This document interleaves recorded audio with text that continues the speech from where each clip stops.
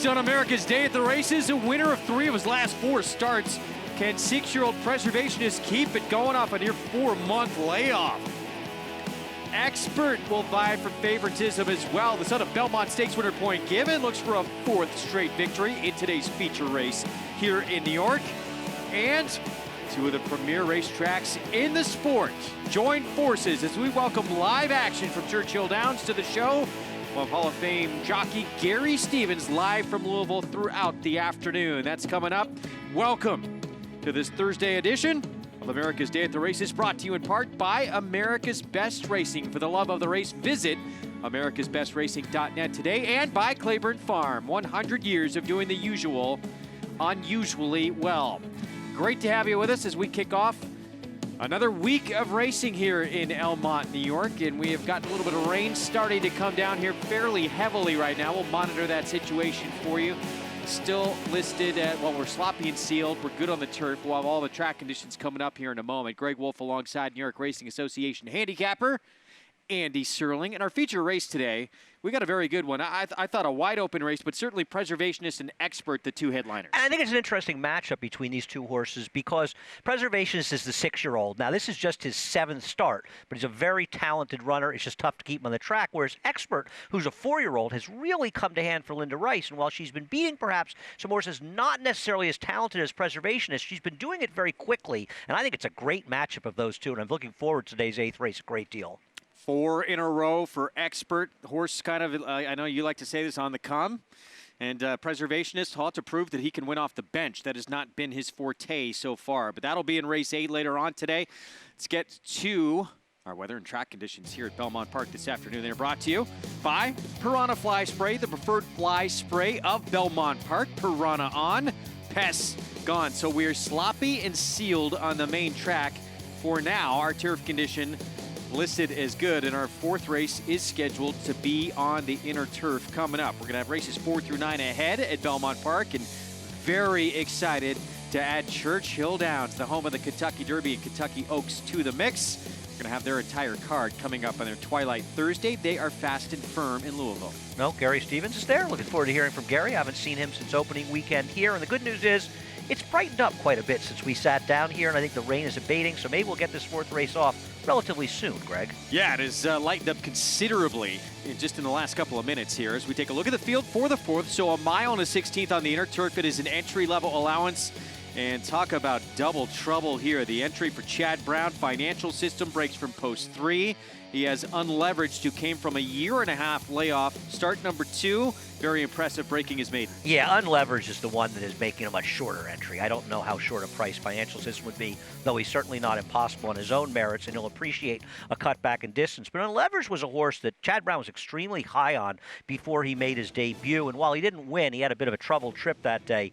Comes back off a near 1.5-year layoff and was dominant in his victory. Get signed up, get started. You can play along. It's pick 6. It starts right here. Of course, race 5 will kick off the NYRA Bets Late Pick 5. Bet $200. And you'll get $200 in your account. You got to use the promo code LIVE at sign up to get started. And you can bet any track, anywhere, anytime. Go to NYRABets.com to get signed up and started. Let's head downstairs for a paddock report and check in with Maggie Wolfendale. Hi, Maggie.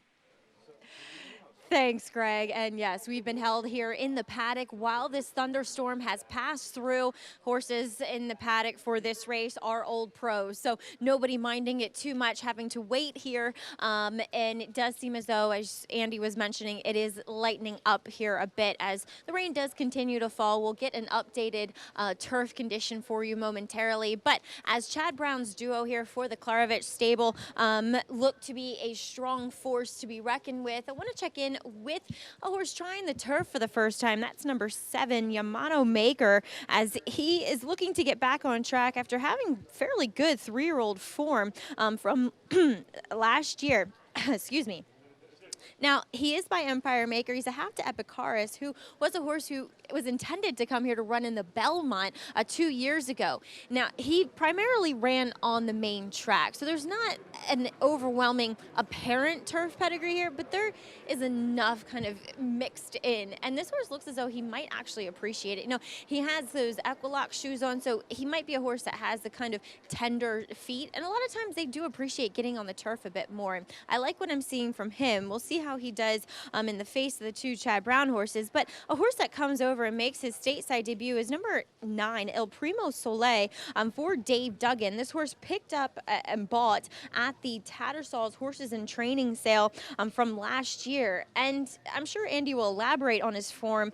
It's pretty good, to be honest, especially in the face of the rest of the field here. And he comes in as a new gelding and gets Lasix, obviously probably needing the Lasix, and he looks pretty fit, considering that's a sizable layoff of over 10 months. I like what I'm seeing from him, to be honest. He looks as though he's ready to get back here to the races, as he will go the mile and a 16th here. I know he's run shorter over in England, but for him physically, it looks as though this distance should not be a problem. Excited to see what this horse may bring to the table. And Greg, Andy, it's kind of a feather in his cap might be the fact that he might be able to handle a turf with some give in it.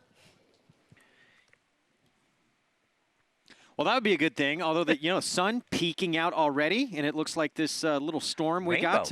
Yeah, we have a rainbow in the distance, but it looks like the rain's going to let up here. It's starting to turn very nice. Yeah, that's beautiful. I know. See if we can get a shot of that for you coming up in a moment. There's a pot of gold right up here at the end of this rainbow. You know, it's a funny thing Maggie brings up about the Europeans and soft turf, and it's a general consideration. They run on ground with much more give out much more frequently than we do, though in the last 6 months, or for turf racing, we've done nothing but run on ground with giving it. Yeah. But sometimes they send horses over from Europe. A couple reasons they'll send them. Sometimes they want to use Lasix, but sometimes because they actually want firmer turf. Now, I think that 9 Il Primo Soleil is an interesting player. He was well regarded and didn't run badly in the French Guineas 3 races back. Good trainer in David Duggan, new gelding, first time's Lasix. I think he's the real wild card, the potential fly in the ointment, Greg. Yeah, he is. He's 6-1 on the board. There he is, and he won first time out, so you wouldn't think layoff would be a huge problem with him. No, that's a great point. And he comes over. He hasn't run since the end of July, so it's been a good 10 months since we've seen him. But in reading up about him in Timeform, and I look at Timeform US and I read up the European Timeform write-ups, they were very high on this horse. I mean, he was only 16-1 in the French Guineas, which is a pretty short price in one of the premier races for 3-year-olds. We will see how he fares in his States debut. He's not been in action since July of 2018. Meanwhile, this is the horse that everybody's got to beat in here. 3-5 of the entry right now. So unleveraged, he debuted November 2017, went to the sidelines for a year and a half, and he came back and he won with an 86 buyer as the favorite back at Aqueduct. Well, you know, the best turf horse right now in the country, the leading turf horse, a horse named Bricks and Mortar, for the same connections, Chad and Clarvich Stables, and they waited almost a year and a half with an injury for him, and he's come back and he's the best horse in the country, so they just took their time to come back. It was a pace that held together, to be fair, and he was right on top of it. But the horse who finished second is a solid runner in Chantry Flats, and that might not necessarily even be his most preferred running style, and he was still a dominant winner of that race with a fast figure. The question with him is now with a little rain and the give in the ground, will he be as effective on that course? I think that's the biggest question, Greg. Obviously, from what you saw there, he's got a ton of talent. But you're taking on horses, obviously, who are older, more experienced, or multiple winner. You have a horse here who's a big price, double digits. We'll talk about eventually, but the 2 Vincento, he's won 7 times in his career. How about the 5 Hobo? You know, it was 4 for 13. He showed that he could win off a long layoff, and he, too, comes off a near 6-month layoff in this race. So he's a player. Maggie mentioned Yamano Maker, the half to Epicarus, who we think is still racing. So there's a lot going on here, and even Mint's trying the turf for the first time. Who, by the way, there was a picture of him. Was that last year he was here? Epicarus? Or was that 2 years ago? I think it was 2 years. I think Greg, it might have been. Brain just the turns to coolest mush shin guards I have ever seen on a horse. The gear that he had was pretty incredible. Well, we'll have the Japanese runner in this year's Derby, Master Builder. Who was back at work at Keeneland. Here's a look at what we saw Hobo briefly there, but here's the entry mate of Unleveraged. Financial System, he has races that are better than Unleveraged what he ran last time out. And his last race was coming off of an 6-month layoff at 1.25 miles. And even I remember Chad Brown saying to me, I am concerned that the distance could be a little far, especially coming off the layoff. And I remember we watched that race together up here, and it just felt like he kind of hit the wall in the late stages. So he is very good insurance for the 1A, and that's why the entry is such a prohibitive favorite. There's the two riders. Jose Lizcano on the left. Jose Ortiz on the right are going to be riding the entry here for trainer Chad Brown. Lizcano having a tremendous meet. And, you know, we brought this up a lot. Obviously, some of the big names were gone. Derby Day, Preakness Day, but can't take away the way Lizcano's been riding. I won a race already today, and he's just having an absolutely fabulous meet. He made a very wise personal choice in staying in New York over the winter, and he had a terrific winter, just a huge winter, and he's really carried it forward. He's riding with incredible confidence. Here is a look at Yamano Maker. So Bill Mott with the son of Empire Maker, and they get this one on the turf for the first time. Tried to get him on the turf in his second start, and actually worked out that it came off. Broke his maiden impressively. Yeah, he was very good, especially in his second start, and even his debut was okay. And he just completely fell apart in those last two races. So Bill Mott is obviously thinking, I've got to try something new with this horse and put him on the turf. The problem, of course, is now he's getting the rain. So if he doesn't run well, Bill's going to have to say, well, maybe it was the soft turf he didn't like. We'll give him a chance on firmer turf later on. But he has ability somewhere. Speaking of Bill Mott getting horses on the turf, he's going to have Mucho, Paradise Creek, try the turf for the first time this weekend. I am very interested in Mucho this weekend. We're going to take a break. We will be back, race 4, when we return as we get to live action on America's Day at the Races next.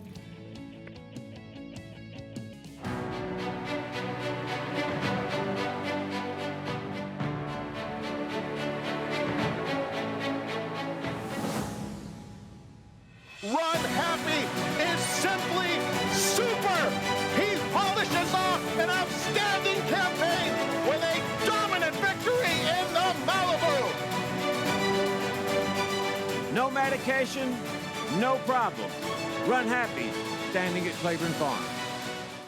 Warfront, a leading sire on all surfaces and all fronts. His recent Grade 1 winners include Omaha Beach, Homesman, Fog of War, Lancaster Bomber, and European champion U.S. Navy Flag, plus graded stakes winner War of Will, and these recent group and graded winners.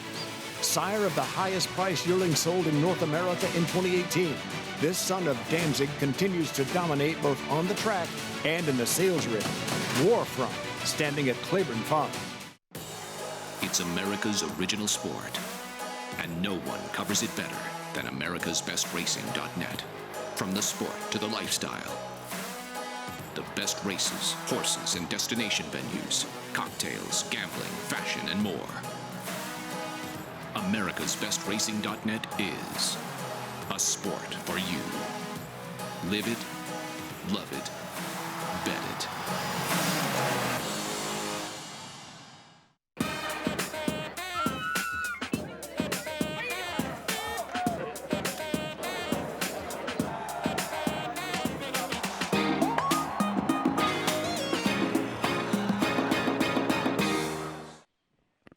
We are back on America's Day at the Races, brought to you in part by America's Best Racing. For the love of the race, visit americasbestracing.net today.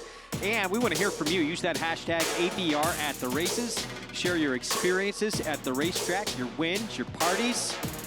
Get together for Belmont Stakes Day, whatever it may be. Use that hashtag. Share it all. Hashtag ABR at the races. We're getting set for the fourth race here coming up. It kicks off our pick 6 here on this Thursday afternoon in Elmont, New York. There's Jose Ortiz. He'll be on Financial System, but again, it's that other half of the entry that has this price of the 1 and 1A down to 1 to 2. And I'm going to tell you something. Jose Ortiz is going to catch fire at some point soon. He is struggling to start the meet, just 2 for 40. Now, keep in mind, a lot of these riders have been going back and forth with the Derby and the Preakness, not riding as much here. But Jose is not going to be riding at 5% for long. One of the best riders in the country, Eclipse Award-winning rider. And, yeah, it's going to be tough to build momentum when you're going back and forth like that. Well, I mean, agents and riders talk about it all the time, especially at Saratoga, a short meet. You get up there. It's so important to get off to a good start because when you look at the room around here, even a guy like Jose Ortiz, I mean, they're not going to give up on him. But, you know, you want to do as well as you can because you've got 8 guys in there that are Hall of Fame quality. If they're not already in, they're going to be in. He's had some monster wins when he has gone out of town. That is, he'll be just fine. I think Jose will be just fine. I don't think he's overly worried. But you listen, I think these guys are highly competitive, and I'm sure every race they want to win every race, a big stake or a cheaper, lower level claiming race. So our post parade coming up here for this fourth race. So there's some intriguing storylines as you look beyond the entry in here. Certainly, we talked about the horse making his state's debut outside. Yamano Maker as well, trying turf for the first time.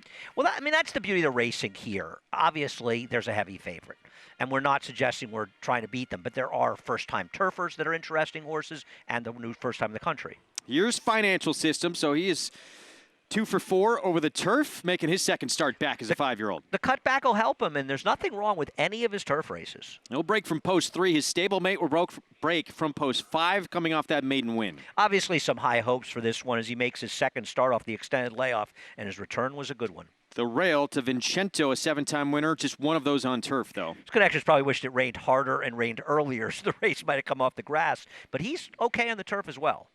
Blinkers go on for this one. 27-1 King Cause for Dermot Magner. One of a number of horses who are trying the turf for the first time, and he is a half to a turf winner. Jimmy Jerkins, he sends out Mints on a Candy Ride. He gets on the grass for the first time. Candy Ride will give him some grass on the top side, but on the dam side, it's not really much turf. You don't see those Petrandos as lawnmowers. Here's a 4-time winner on turf for David Donk, Hobo. A Hobo's a really neat horse, a nice New York bred, and he's won off layoffs before. Leave him at the gate. Rajiv Mirage rides for Leah Giaramatti. I tell you something about this horse, Greg. He will move up with giving the ground. The rain was very helpful to leave him at the gate. Yamano Maker, there is the son of Empire Maker for Bill Mott, turf debut. Bill Mott's going to try the turf for the first time with a horse that was good the first 2 starts and bad the second 2. And Il Primo Soleil, David Duggan, now training the son of Ravens Pass for his state's debut. For the Claim Gang. I like that. Yeah. A horse who showed some real talent overseas. Very curious to see what this one does. Yeah, and we talked about Jose Lezcano having a great meet. That's the man who's been chasing him here. He's having a tremendous meet as well, Kendrick Carmouche. No, I agree. I mean, Kendrick has been riding sensationally. I think a lot of people get the mistaken idea that he's a one-way speed rider, and that's just not fair to Kendrick. He is aggressive, but he knows how to ride horses from all places. 5-1 on Kendrick's mount here. Il Primo Soleil. Let's head downstairs to Maggie.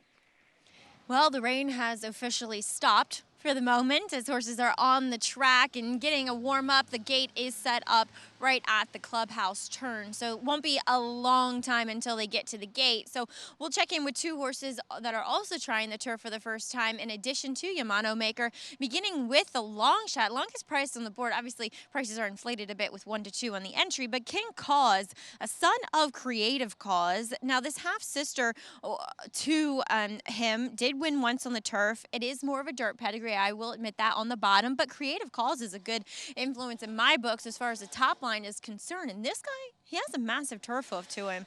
And I mean, I wish he showed a little bit more energy, to be honest, in the preliminaries here, as he is second off of a layoff. You couldn't ask him, though, to look any more fit here for Dermot Magner. Moving on to number 4, Mints. This is one for Jimmy Jerkins trying the turf for the first time. And I like the fact that he gets more distance again. I really think this is a horse that wants to run longer. I don't know about the turf, to be honest. Maybe he handles it actually with some give in it, as he did improve on he didn't improve on a fast track. What am I talking about? Just because he has those narrow feet. Sometimes that translates well to a turf course that is wet, but sometimes it doesn't. I'll be honest, though, guys, he's probably the least convincing physically in taking to this new surface, but it is Jimmy Jerkins. Greg? All right, Maggie, thank you. So 16-1 on Mints. Before they load up here, I want to remind you real quick, you could bet evening racing from 2 of the country's best tracks today. You get a $10 bonus. Bet $50 at Belmont, $50 at Churchill as you look at our analyst selections here for this 4th. And you'll earn a $10 bonus if you bet it through the NYRA Bets app. Your bets don't even have to win to earn that bonus. Go to NYRABets.com to get it all started. I'm going to call an audible here. I'm not betting against the entry Omaha. here.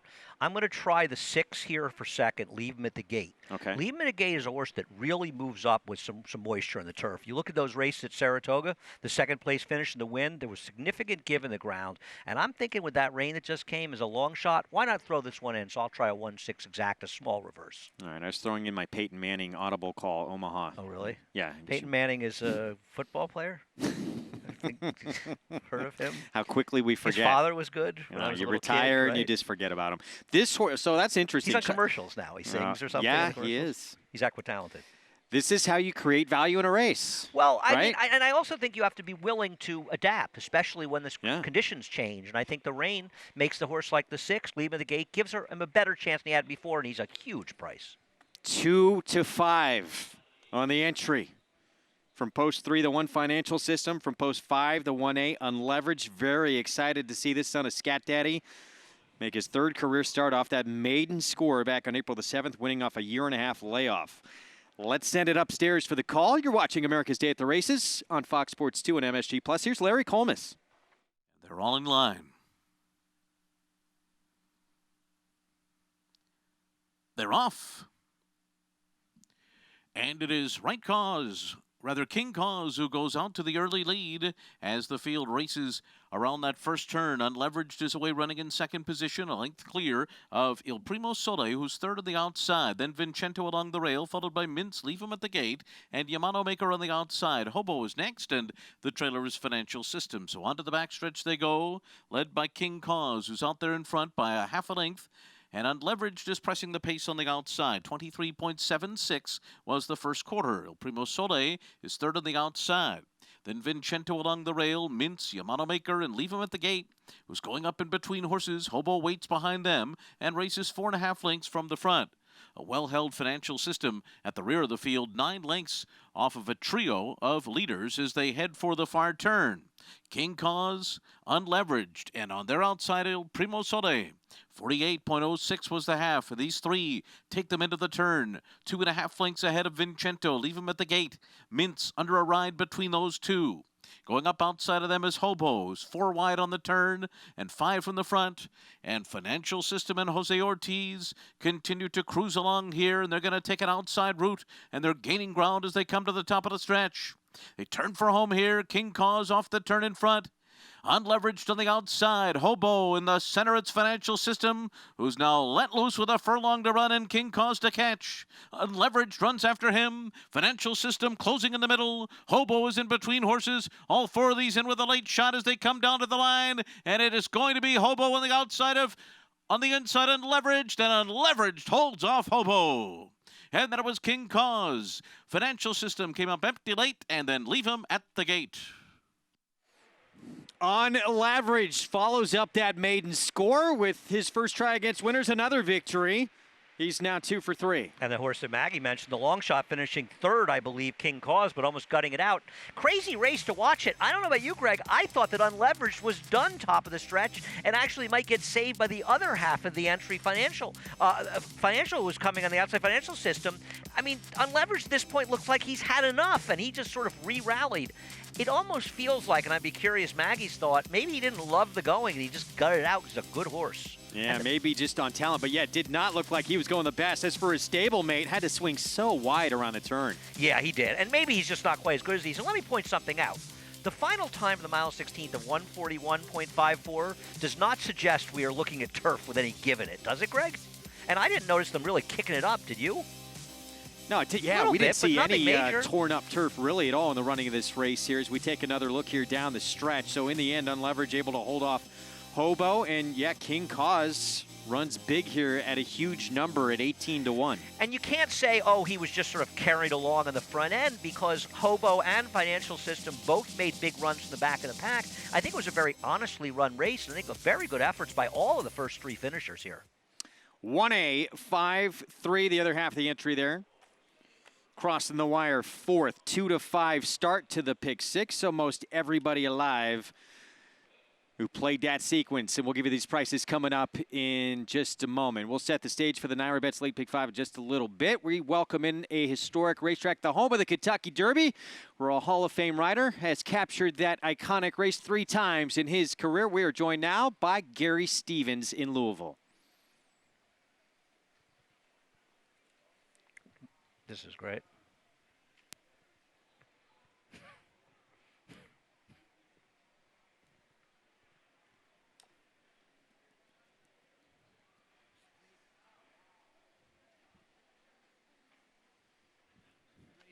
First race tonight, 1 mile.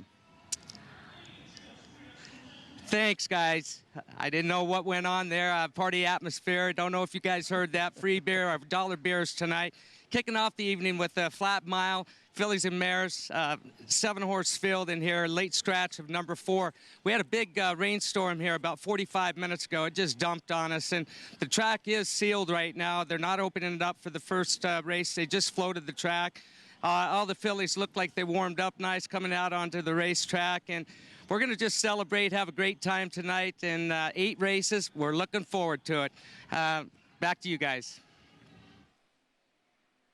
Gary Stevens, thank you very much. Great to have the Hall of Famer back on the show. Minor technical difficulties. We got it sorted out as we get set for the first race coming up at Churchill Downs. They are fast and firm. And blue. For today's card. We'll get back to their feed there in just a moment. The first race, 7,500 claiming event. 1-turn mile in the opener. And who do you like here in this first race? Well, you know, when you've got it narrowed down to 2, and I like the 4 Lucy's Revenge, the 5 Grace's Drama, and one of them scratches, I'm stuck with the favorite, Grace's Drama. But she is a very cool horse, Greg. I mean, you're talking about a horse that's won 4 straight races by over 13 lengths combined, doing them all, though, at Gulfstream Park. Can she bring that form for Charles Dickey, who's had her down in Florida and has her back at Churchill Downs? Yeah, trying Churchill for the first time, 3-2. So the short price there on the man who just broke through and won his first Triple Crown event. Tyler Gaffleone, Little Revenge, getting it done after being impeded in the Kentucky Derby. Just 24 years old. He is a young rider on the rise. He is a terrific kid and a terrific rider. He's got a great attitude. His agent, Matt Musiker, doing a tremendous job with him and bring him along slowly. He's riding at Churchill now. We'll see him hopefully in Saratoga maybe this summer taking a shot. But Tyler is a name you're going to be hearing for a long time. Let's go back to Belmont, bring you prices from the race that we just showed you in the 4th that kicked off the pick 6. The entry, unleveraged, gets it done. And, yeah, stretch-wise, the kick didn't look that impressive from him, but he got the job done. I tell you what, I don't think that's winning like a 2-5 shot should. Maybe not. You had to work for your 290. An interesting race, and once again, very interested in how well these courses are maintained. Now, we haven't done a ton of racing. We haven't run for 4 days, Greg, but did you think this race would go in 141 and 2? No shot. Maybe for a mile. Yeah. So maybe better than looked, right? Well, I think that means that we'll be able to hopefully stay on the grass for our remaining 3 races on the turf today, and that's obviously great news for everybody. So unleveraged follows up that maiden score that was a long time in the waiting for it. It was worth the wait. Now goes back to back. 5th race.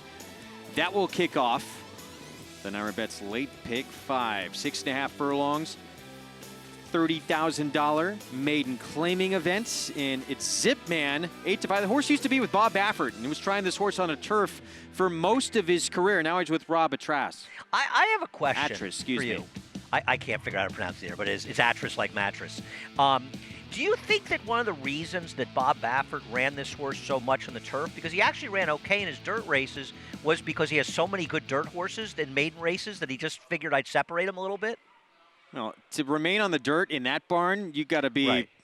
you got to be pretty darn good. I guess that's the problem. So we'll see how that one fares. 7-5 favorite as we get back to Churchill Downs, getting set to load up for their first race. And their first race with us here on America's Day at the Races as we check in again with Hall of Fame rider Gary Stevens. Gary, we got it all sorted out here. So we have Grace's Drama here, the 5-horse trying to win 5 races in a row.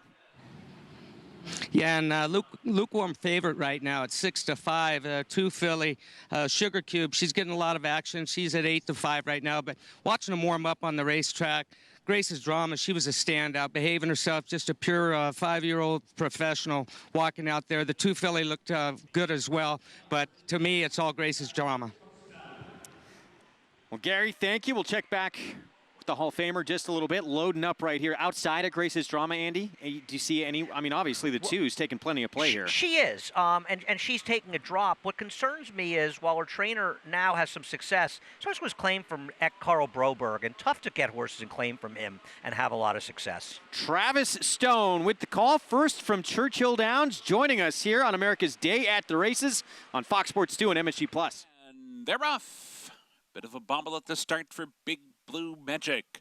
Lyrian of the far outside is away well, and so is Perfect Paradise. Perfect Paradise a little bit quicker early, goes out to set the pace with 1 furlong behind them. Lyrian keeping pace at the inside second. Stina angles outside to be third down the backstretch run. Farther back in the field comes Grace's Drama alongside of Harbor Jedi. 3 more lengths back to Big Blue Magic, who's out of last. The trailer is Sugar Cube, 6 lengths from top to bottom. 22 and 3 for the opening quarter. And it's Lurie Ann and Perfect Paradise, and now they're joined by Stina on the outside to make it 3 across the track from third. 2 lengths back to Grace's Drama, who's waiting while fourth. Big Blue Magic advancing inside from fifth. Harbor Jedi and Sugar Cube. Onto the far turn, Stina's coming after Perfect Paradise. They're head and head on the far turn together as Lurie Ann backs out of it. Grace's Drama's on the move, and Big Blue Magic finds a seam and comes on to be fourth, and Sugar Cube is following that one. Harbor Jedi is under pressure well wide, racing for the top of the stretch. Stina comes away with a narrow lead, off the turn in front by half a length. Perfect Paradise trying to keep pace. Big Blue Magic is bottled up in behind. Stina's got a shot, and Sugar Cube is let loose down the center of the track, racing for the 8th pole. Grace's Drama comes away with the lead and kicks away by 2. Sugar Cube on the outside. Big Blue Magic wanders to the rail. Then it's Perfect Paradise down to the final 16th. Grace's Drama tenuous lead. Big Blue Magic continues to close down inside, and she gets there. Big Blue Magic runs down Grace's Drama. Sugar Cube was third. Perfect Paradise was fourth. Wow, it looked like Grace's Drama was clear, going to have her 5th in a row. All of a sudden, up the fence, Big Blue Magic nails her for the win. No, it really did look like Grace's Drama was home free, but a very patient ride and coming through on the inside. Horse claimed for $5,000 last time out, and she really looked like she did her best running in some turf races, but she loved the going today. Big Blue Magic, she was just claimed for $5,000 last time out off of trainer Greg Foley. Now for Waylon Cundiff, and 3rd time a charm at Churchill gets her first victory at this racetrack. Daughter it is now, and that's beaten a pretty good one in sharp form as well. I agree. This was a very well-earned win. She lost last time in a $5,000 claiming race at 4-5 and gets it done at 9-2 today off the claim. And not familiar with this trainer who I think it owns and trains this horse. I looked him up. It's at least his first starter in at least 5 years. So I'm kind of wondering, and don't know if Gary will know, if he even ever trained a horse before, or at least in his own name. But he gets the win with Big Blue Magic in an upset. At 9-2 as well, because Grace's Drama took so much money in this opener at Churchill Downs. So we officially have Churchill in the books here on our show. We're going to bring you their entire card here this afternoon for their Twilight Racing. We're going to take a quick break in the action. When we return, Grade 1 winner on dirt and turf. He's a superstar. Catholic boy off a 6.5-month layoff, victorious in the Dixie. We'll have some news on him and where he's headed to stud next. It's America's original sport, and no one covers it better than americasbestracing.net. From the sport to the lifestyle, the best races, horses, and destination venues, cocktails, gambling, fashion, and more. americasbestracing.net is a sport for you. Live it, love it, bet it. I think the WIN program is a very positive and important thing for breeders, because if a stud farm supports the breeders that support their stallions, that's an important thing to me. I want to know that the stud farm also has the breeder's interests in their mind. This year we had a mare that we wanted to breed to a stallion that we thought might be a little bit over her budget, but when we realized that we had the WIN awards for our business plan, it worked perfectly into getting that mare to that stallion at WinStar. It's America's original sport, and no one covers it better than americasbestracing.net. From the sport to the lifestyle, the best races, horses, and destination venues, cocktails, gambling, fashion, and more. americasbestracing.net is a sport for you. Live it, love it, bet it. So my name is Robbie Herzl. I'm the yearly manager here at Claiborne Farm, and we've got the first crop of Runhappies this year. Overall, I'm very, very pleased with them. So we have a colt out of Queen of America. He's really nice, looks just like his dad. Very pleased with how he's coming along. So there was a lot of demand for the weanlings last year. They sold for over 6 times their stud fee, and we're really excited for the yearlings to come through the sales, and we're expecting big things from them. Runhappy, standing at Claiborne Farm.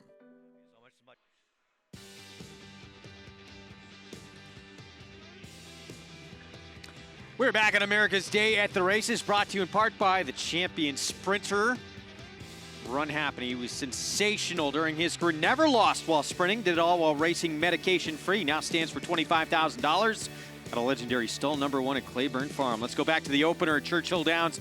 Big Blue Magic slipping down to the fence and scoring the upset in the opener. There's some irony in somebody slipping down inside, beating Tyler Gaffleone, who came down the inside with more will.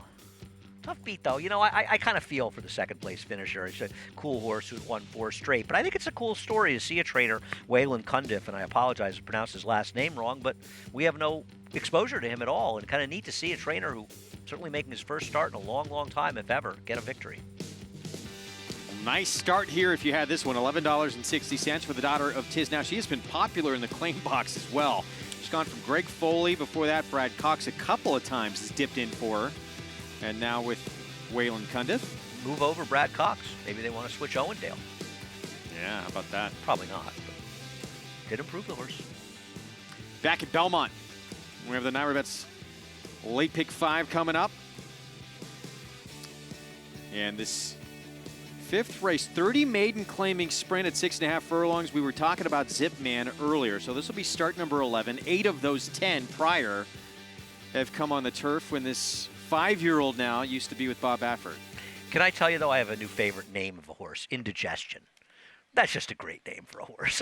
I love that, the number 4, Indigestion. You know, Zip Man, the 8, was actually claimed by Paddy Gallagher out of his last race at Del Mar back in August, and the claim was voided. I don't know why. I couldn't find out.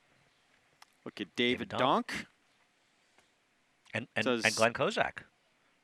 That's like, what a credible meeting. You've got the greatest track superintendent of all time and one of the greatest guys of all time, and David Donk, and a great trainer as well. Yeah, David Donk, of course. He sent out Hobo in that previous race, who managed to finish second, but part of his tremendous career was doing some great work as an assistant with some multiple Belmont Stakes winners. 4 in a row? 5 in a row. 5 in a row, sorry. Was here for, actually did not go to all of them. Did not see Swale and Conquista Cielo. The only 2 Belmonts I've missed in 43 years. You still wagered on them, though, right? Of course. It'd be ridiculous. What kind of question was that? Sorry, my mistake. So here's a look at your new favorite horse for James Ferraro, and has every right to improve here second time out. Kendrick Carmouche on board for the second start. That first came for 40 maiden claiming. Yeah, you know, he's probably the speed, right? Wouldn't you think that Kendrick is going to be sending him out there? Yes. Whether that's going to mean he's going to get the money is another question. But he looks to be winging out front early. Just indigestion. It's a clever name. What is it? I don't think it's just one of those names. He was 28-1 in that debut. And certainly much shorter price here this afternoon. As you look at Zip Man, still favored, 6-5. It's tough because you got a couple of horses who are taking big drops. Certainly Zip Man's one of them. I thought the 3 I preferred over those 2. But Zip Man, you can make a big case for. He's not been on the racetrack since Del Mar on turf last summer. But the problem I have with him is turf or dirt, he's 0 for 10 for Bob Baffert with 7 in the money finishes. And as good as Rob Atras is, and here he is finishing second last time at Del Mar at even money, I don't want a horse at a short price that Bob Baffert had 10 chances to get the winner's circle. And this is no disrespect to Rob Atras, who's done a sensational job since going on his own. But I think Rob would say, I'm kind of a little still in the shadow of Bob Baffert. And, I don't know the story. And people should avoided claims can happen for a lot of reasons. Don't think it has to be a physical. Sometimes it's a financial situation. Somebody doesn't have enough money in their account. They make the claim. I don't know. I looked at the CHRB. I don't know why the claim was voided. Well, I took the same approach with you here. Why I backed away. Public, though, has not been scared away with Zip Man. He's the 6-5 favorite. We're going to head downstairs for a Paddock report and go to Maggie Wolfendale. Well, guys, I don't think any trainer wants to take a horse that Bob Baffert couldn't win with, as that is exactly what Rob Atras is doing here, with number 8, Zip Man. Now, he, like the other layoff horse in here, who I'll get to into the breach, they're both turning back in distance and switching surfaces. I know this horse is a son of City Zip, but to be honest, he doesn't look like a really fast horse. He's also very laid back here in the paddock, so I'm a little bit dubious about him turning back in distance. Now, it does seem as though Rob has him very fine-tuned as far as fitness is concerned, and he does have that vascular appearance to him as well, but he does come in here wearing front bandages, and I'll be honest, I'm not convinced here. We'll see how he does, though. Maybe he ends up liking a sloppy seal track if he does prefer a turf. Moving on to number 3, Into the Breach. I think he looks very fit here, actually. For a heavier body type of horse, obviously he's a 5-year-old that has remained a horse who's still a maiden. Both of these horses kind of wondering about that. But anyway, Into the Breach for Charlie Baker. Yeah, he looks ready to go here. He does have much more of a turf hoof to him. I'm not going to lie. I'm a little bit scared of the surface change with him and the cutback in distance. I don't know if it really suits him, to be honest. As I said, with Zip Man in here, maybe they like tracks that are sealed because they're definitely getting a sealed wet track for this 5th race. He looks fit. I just don't know about the conditions for either of these horses turning back to the 6.5 furlong, guys. All right, Maggie, thank you. So some negatives with both the big class droppers here in this field as we take a look here at Bronxville for Ray Handel. 2-1 on the board. This horse taking a slight drop down. I like the fact he's shortening up, though. Yeah, you know, Ray Handel actually has great numbers cutting back in general in the dirt, going from routes to sprints, but he's 0 for 8 with maidens, cutting back from routes to sprints with 3 horses losing at odds on. I did not like that, but it's a small sample. My problem is he's just not that fast. He's going to need both the 3 and 8 not to show up to win, isn't he? Which is possible. When you're saying he's not that fast, his speed figures just aren't that high. It just feels like Zip Man and Into the Breach are faster. And it's interesting, Maggie was talking about the turf foot on the 3 Into the Breach. I still maintain that he ran very well in the dirt also, and I'm not sure that he necessarily belonged in the turf. We'll see. Talk about a young man, too, that you said you're waiting for Jose Ortiz to bust out, and we're maybe waiting to see this young man bust out as well. He did last year big time, Manny Franco. He'll be on board the 6. Manny had an unbelievable winter, and he's been a little slow. I think he was serving a suspension at one point, so that's why he hasn't had as many mounts. Manny will be winning a lot of races. Here's Into the Breach. So this one moving to the barn from Kieran McLaughlin to Charlie Baker as Luis Reyes gets a leg up. I think it's a lateral trainer change in that both Kieran McLaughlin and Charlie Baker are exceptional trainers. So I don't care one way or the other. I think if you look at him, it's hard to figure out, is he really that much better on the turf? He ran some pretty good dirt races. He did. And I know the distance may be a bit of a question, but I want him. I'm betting him. Yeah, and I thought you can make the argument, one of his best races anyway was on and off track as we take another look here at Bronxville. That's a good point. He actually ran fine in a wet track, took some moisture. Oh, you're talking about now. You know, I'm going to take Into the Breach in here. We'll see. You wanted to make a point to me, Greg, about Zip Man. Well, here's the thing. Go back and forth. Yeah, as we take a look here at Into the Breach. So he's the big class dropper along with Zip Man on the outside. There's the concern, well, everyone's going to look at that and say, well, Bob Baffert couldn't win with him. Bob Baffert has some of the best horses in the world. This horse probably was not highest on his priority list. A 5-year-old who's taken 10 starts to break through. It's like my parents, they gave my sister more attention than they gave me growing up. It's I'm fine. Sorry, Greg. But, no, look, this horse moves to a different barn, maybe a little more high priority, right? Yeah, I mean, that's a reasonable argument. In other words, yeah, I think that's a very fair argument. I still think it's frustrating. I mean, this horse has been an awfully short price throughout his entire career and had a lot of chances. Do I want to go down at another short price with him? That's my problem. Listen, I'm not. To me, though, I want the 3 or 8 and a little. I actually think the 5 is a little bit live at a price. I'm going to go with the number 3 at a bigger price Into the Breach. I'm with you. I'm like that, and I'm surprised we're getting that. You think might stay there, huh? I'd have to Third look at the choice doubles. He's a much bigger price in pick threes. Actually, yeah. third choice in pick threes. Yeah. Well, they're just giving it away here, aren't they? Have we found something here? Getting a NYRA wheelbarrow Bets for late pick money. 5 pool 25,000 and growing. It starts here. Here's Crissetto. He will cut back in distance for Nick Zito. Always happy to see my friend Nick Zito in the entries, but he is one that will have to improve. Into the breach. Moving to the Charlie Baker barn. 5-year-old making his 12th start. Coming back off a 10-month layoff as well. He is running for a tag for the first time, but he did not change connections off the layoff. Indigestion, start number 2, and he's got the speedy rider Kendrick Carmouche aboard. He should be setting the pace. Gotta think he'll be winging it out there early. Whether or not he's good enough remains to be seen. Cool Boy, here is the 5, second off the claim. I don't think he's impossible. He was put in over his head off the claim, and his race 2 back on a muddy sealed track is good enough to give him a chance. Bronxville, Ray Handel. He's shown some ability to be close to the pace early. He'll cut back in distance. You have to think he'll, though, be stalking indigestion early, maybe try to take over on that one. We'll see. And he is at 5-2 on the board. Here's the 7 at 25-1. No Noah, whose last effort on turf and even prior on dirt. Yikes. Nobody's going to hit the pick 6 if Noah wins. Zip Man. So start number 11, but start number 1 with Rob Atras. Well, one Bob couldn't get it done. Can this Rob get it done? We'll see. An awfully short price off the layoff as well. Yeah, from Bob to Rob. So 6-5 favorite. Zip Man, the one to beat right now in this first leg of the NYRA Bets late pick 5 sequence. You can make the argument who had the best Preakness day? Claiborne Farm. Yeah. Warfront gets first classic victory with War of Will, and then it was also announced Catholic Boy, who comes back to win off a 6.5-month layoff, wins the Dixie. Even surprised Jonathan Thomas, his trainer, said he would have been happy with just an in-the-money finish and a strong gallop out. Horse just wants to win, though, and now this horse has been announced going to stand at stud at Claiborne Farm. They have purchased an interest in Catholic Boy. He'll stand at Paris, Kentucky upon his retirement from racing. I mean, you have to think that he would be a very attractive stallion. The fact that he's shown the ability to not only win on dirt and turf, he's shown the ability to win going classic distances on the dirt.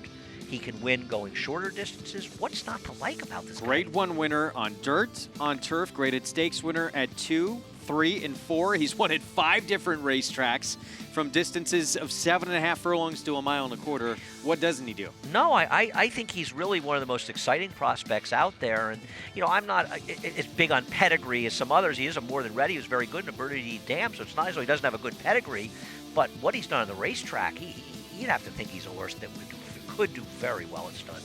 When his career is a wrap, he will be standing at stud at Claiborne Farm. And, of course, the goal for him later this year, we're going to see him likely next start July 6th right here at Belmont. That would be in the Suburban, but they want to get him to the Whitney at Saratoga. Well, we've seen some pretty good horses. Actually, Diversify won them both last year. It's kind of cool. Jonathan trains him now. Yeah. Javier Castellano, of course, was aboard for that victory on Catholic Boy in the Dixie, and he's just named the Mike Venezia Award winner. So congratulations. That's from a public online vote. Well-deserved from Javier, and a tremendous career that he's had. Oh. And even probably a nicer guy than he is a tremendous rider. No, I mean, Javier is a terrific guy and a sensational rider and incredible real longevity. I mean, I think some of us forget just how long he's been on top. Awarded year in and year out to jockeys who exemplify extraordinary sportsmanship and citizenship. It'll be presented May 27th in a ceremony right here at Belmont Park. Other riders that he beat out, the Ortiz brothers, Florent Giroux, Ricardo Santana Jr., they were all up for this award as well. But it goes to well-deserving Javier Castellano. And what a career he's had.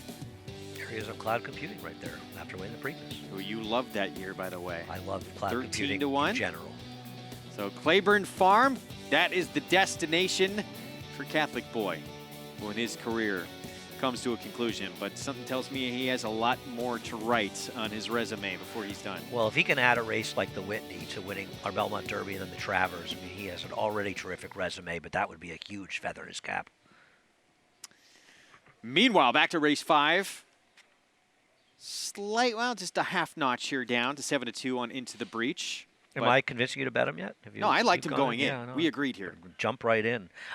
Listen, he's going to have to be effective going shorter, but I think the pace should be fair enough. And one thing we've seen on these wet tracks here is they played very fairly, and the tracks seem to be playing fairly earlier before the rains came. There was a little moisture in it, so I'm not that concerned. But he will need some pace. But there is the 8 Zip Man. You guys, they're showing Zip Man so much. I think the guys in the truck love Zip Man. Still favored 3-2 on the board. So not only moving to a new barn from Bob Baffert to Rob Atras, taking a massive dive in class, but off the bench as well, a 5-year-old who is not 1 in 10 starts as we look at the 6-year Bronxville for Ray Handel. Yeah, I have mixed feelings about Bronxville in here. I just feel like he really completely needs both the 3 and 8 not to show up. And even then, I'm not 100% sure he's going to beat the 5, who's a much bigger price. I don't want him to stick 5-2. Not that he can't win.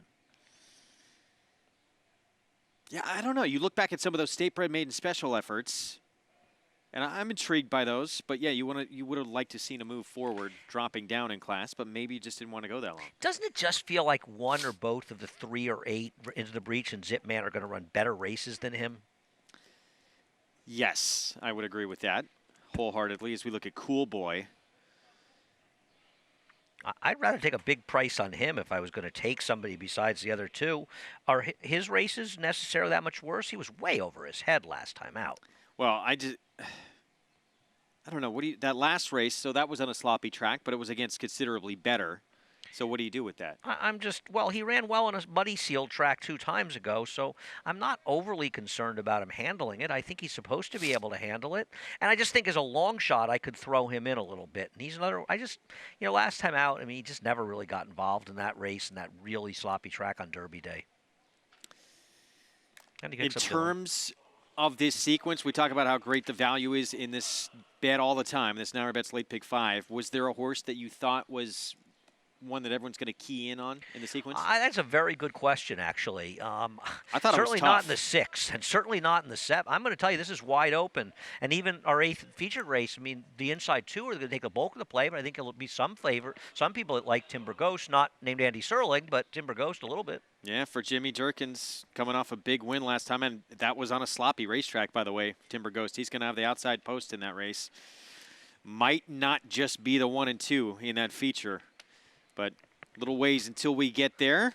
Good luck here, kicking it off in race 5. Even money now on Zip Man. It just continues to get hammered at the windows. So we'll see if he can come through here. From Bob Baffert to Rob Atras. Big drop down in class from the outside post here for Zip Man on the shift to the East Coast.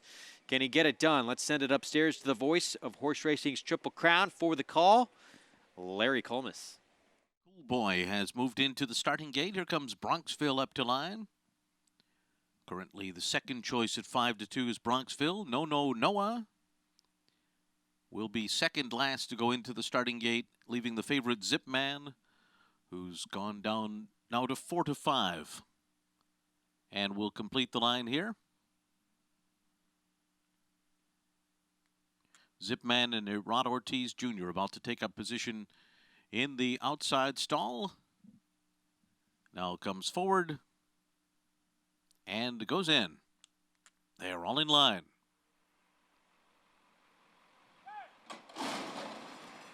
They're off. And it's Bronxville and Grissetto out for the lead together, with Zip Man away running in third. Cool Boy is fourth. Into the breach is fifth.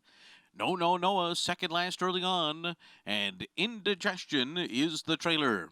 It's Bronxville in front, sent to the lead by Manny Franco, opening up a 2-length lead on the favorite Zip Man, racing into the far turn.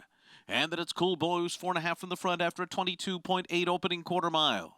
After that comes Grissetto, racing on the inside of Indigestion, who's coming up in between horses. And then No Noah to the outside, and now Into the Breach has been left behind to trail the field around the far turn. And Bronxville's opened up 3.5 on Zip Man here as they arrive at the top of the stretch. Cool Boy is third, and the others have been left behind at this stage. 46.34 was the half, and they're into the stretch, and it's Bronxville to catch. The lead is still 2.5. Zipman is cutting into it, though, on the outside. Second, Cool Boy is third. A ways back to Indigestion and Grassetto. Down to the 16th pole. Still have to catch Bronxville. Bronxville by 2. Zipman full out. Cool Boy third on the outside. It is Bronxville. Bronxville's going to do it here by 2.5 on the wire. Zipman held off the challenge of Cool Boy for second, and Indigestion was fourth. Well, this race was basically over. A few jumps out of the gate. Bronxville, a terrific start. Nobody went with him, and he keeps on going. Yeah, nobody else wanted to show any speed. I don't know what happened to Indigestion early in this race. He broke very cleanly in this race. He showed no speed at all, but Manny Franco had a plan with Bronxville, and he and Ray Handel pulled it off perfectly. Bronxville never in doubt. Zipman, he doesn't want to pass, Greg. No, he does not. And he wound up going off, I should say, at 4-5, and then you saw Manny Franco took a look back there as he crossed over. But 2-1 in Bronxville. The money came in on him, too, huh? He took a lot of late money in here. Goes off as the second choice in the race. Manny Franco, Bronxville, Ray Handel, Cut Air Racing with the win. We're going to check in back with Gary Stevens at Churchill Downs when we return.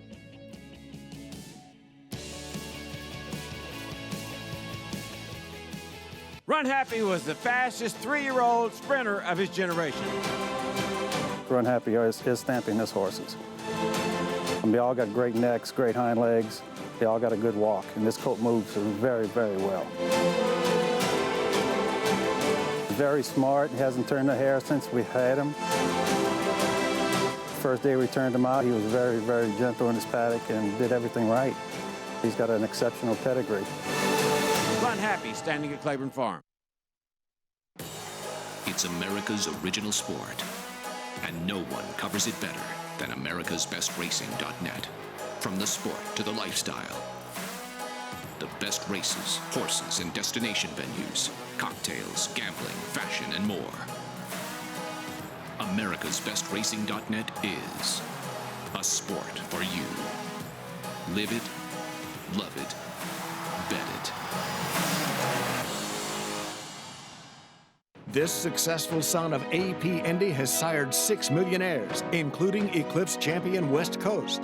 This year, Flatter is adding even more stakes winners to his outstanding record at stud. In the auction ring, Flatter topped the 2018 Fasig-Tipton July sale with a $520,000 yearling. And this year, his juveniles have sold up to $375,000. Success on the track, success in the ring. Flatter, standing at Claiborne Farm.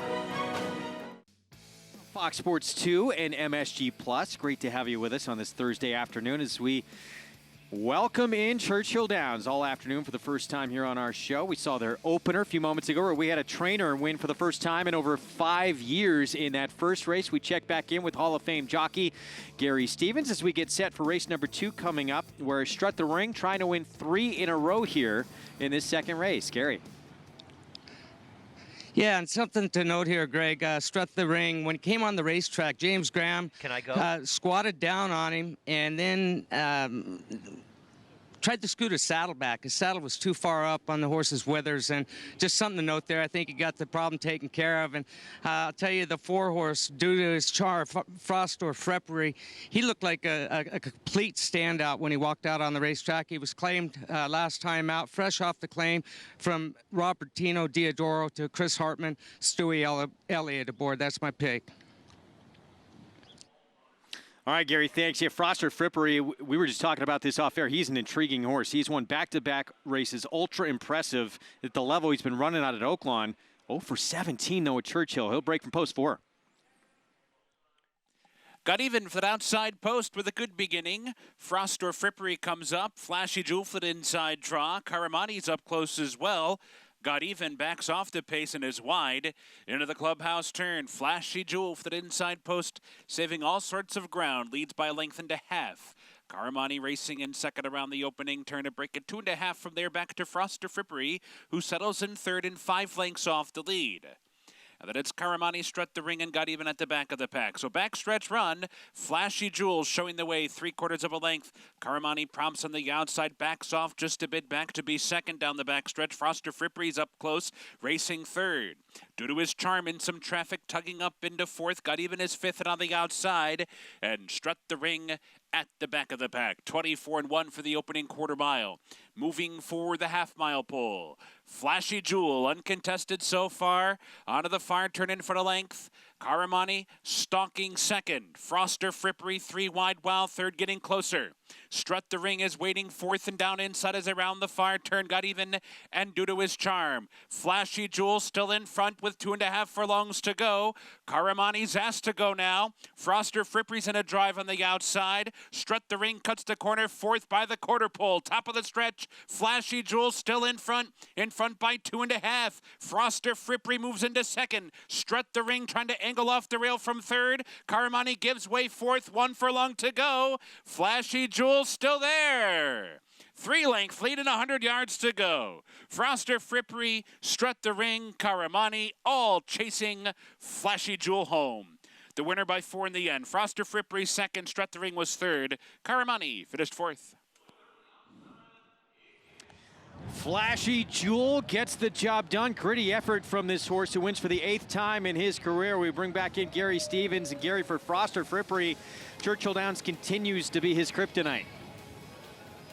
Yeah, and I tell you what, this race was won under the finish line the first time out. Corey Lannery at his best, just put him to sleep on the lead. Extremely slow fractions, and Froster Frippery, he needs fractions to run at. Didn't get those, and as you mentioned, 0 for 17 on this racetrack. The same could be said for Strut the Ring. Just no pace at all up in front of him, and when Corey pushed the button at the head of the stretch, it was all over with. He was widening at the end. 7-year-old comes up with his 8th win of his career. This is his first time visiting the winner's circle in quite a while here for Flashy Jewel. Corey Lannery, well done on the front end here. Wins for trainer Eddie Keneally. Owns this horse as well. Son of Flashy Bull. We're going to take a break in the action. We'll have the prices from the second at Churchill and return to Belmont Park when we come back here on America's Day at the Races. Stay tuned.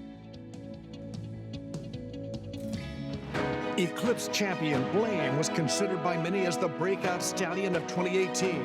His top runners included Grade 1 winner and Eclipse Award finalist Marley's Freedom, plus Grade 1 winner Fault and graded stakes winners Maraud, Beyond Blame, Miss Kentucky, and Blamed. His yearlings sold up to $500,000, and his sensational daughter Fault brought $1.2 million at the November sale. Outstanding results, outstanding value. Blame, standing at Claiborne Farm.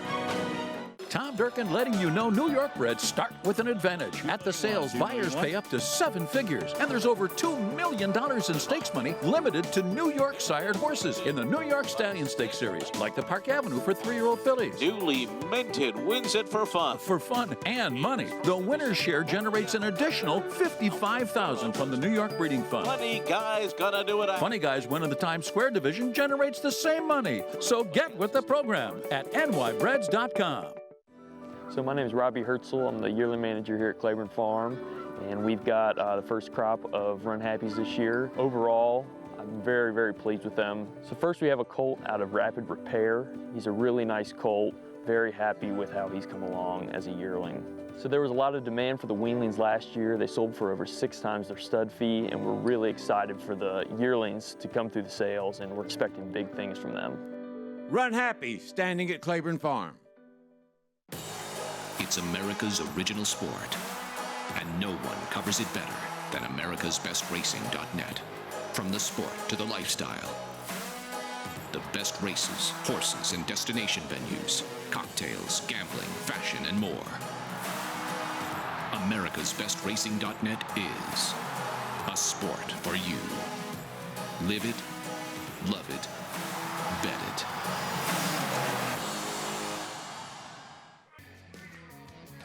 We're back on America's Day at the Races, and on June the 8th, it's time again for the third and final leg of the Triple Crown, where Justify made history last year in those silks. Looking forward to that coming up. Back here at Belmont, kicking off the NYRA Bets Late Pick 5, Bronxville. It looked like he was going to get swallowed up by the favorite in this race, to be honest with you. We both thought for a second Zip Man, but Zip Man doesn't want to pass. I think Zip Man's a horse you want to look forward to betting against in the future. Bronxville gets the job done. Manny Franco. Ray Handel. Cut Air Racing. Career start number 8 breaks through. $6.60 for the win. And the early pick 5 ending here in this spot.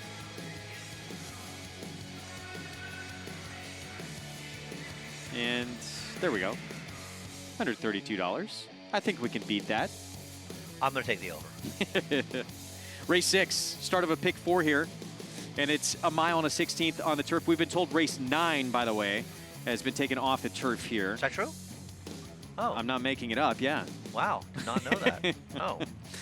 This one stays on the turf, though, 50,000 starter allowance. When did it come off? Because I'm wondering if it's an all for the pick 5. Do you want the exact time? Well, it matters for the pick 5. Did it come off just a few moments ago? Then I guess it's an all race for the NYRA Bet Slate pick 5, as well as an all race for the pick 6. Okay. So back at Churchill, Flashy Jewel, $16.20 for the win. Wired the field off a less than stellar effort, but got to the front. They could not catch Flashy Jewel. Corey Lannery struck the ring a little, pinned down. Frost and Frippery, that's the first second in 18 starts now at Churchill, right? But does not want to win at Churchill Downs, but terrific everywhere else. Second. But still, ship that horse to New York, right? Yeah, it does not want, doesn't seem to want to win everywhere at Churchill. It's incredible. It's remarkable. 10 for lifetime wins, but yeah, 0 for 18 at Louisville under the Twin Spires. So that is not his A game for sure. Weird. This next race coming up in here, I thought this race completely wide open. Where's Rudy, though, the 2? Got on the turf last time out, was claimed out of that race, but first try on the turf, got the job done. But there was a horse who was impeded in that race as well, and that horse might be taking a lot of attention. Well, I think the 8, Here Comes Your Man, might well have won that race if he hadn't been bothered between horses. He certainly took the worst of it. Where's Rudy had that clean run on the outside. I don't know if we're going to be able to show that race or not, but Where's Rudy was on the outside. Bootlegger came out, and Here Comes Your Man was between horses. Where's Rudy, I'm shocked to see, is not favored in doubles while favored the board right now. Belgrano is the favorite in doubles. Did you see that one coming, Greg? The 4. Oh, there's Belgrano. I thought it was intriguing in this race. But the favorite? Not the favorite, no. We'll talk more about this 6 to kick off the late pick 4 when we return. Javier Castellano will have his story when we come back, and he will tell it to us. 4 consecutive Eclipse Awards as outstanding rider in his career, and he's a Hall of Famer to boot. We'll be back.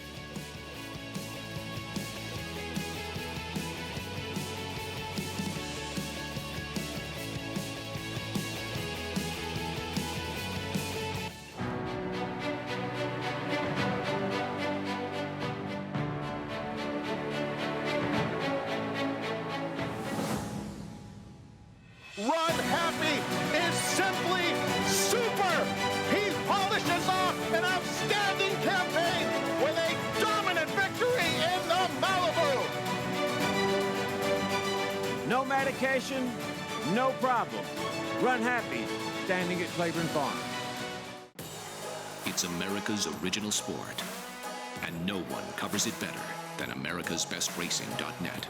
From the sport to the lifestyle, the best races, horses, and destination venues, cocktails, gambling, fashion, and more. americasbestracing.net is a sport for you. Live it, love it, bet it. Kentucky Derby winner Orb. On the track, his runners have scored on both dirt and turf, including multiple stakes winner Autumn Warrior, stakes performers Scrapper and Malocchio, and Sipacan Harbor, winner of the Grade 1 Spinaway Stakes at Saratoga.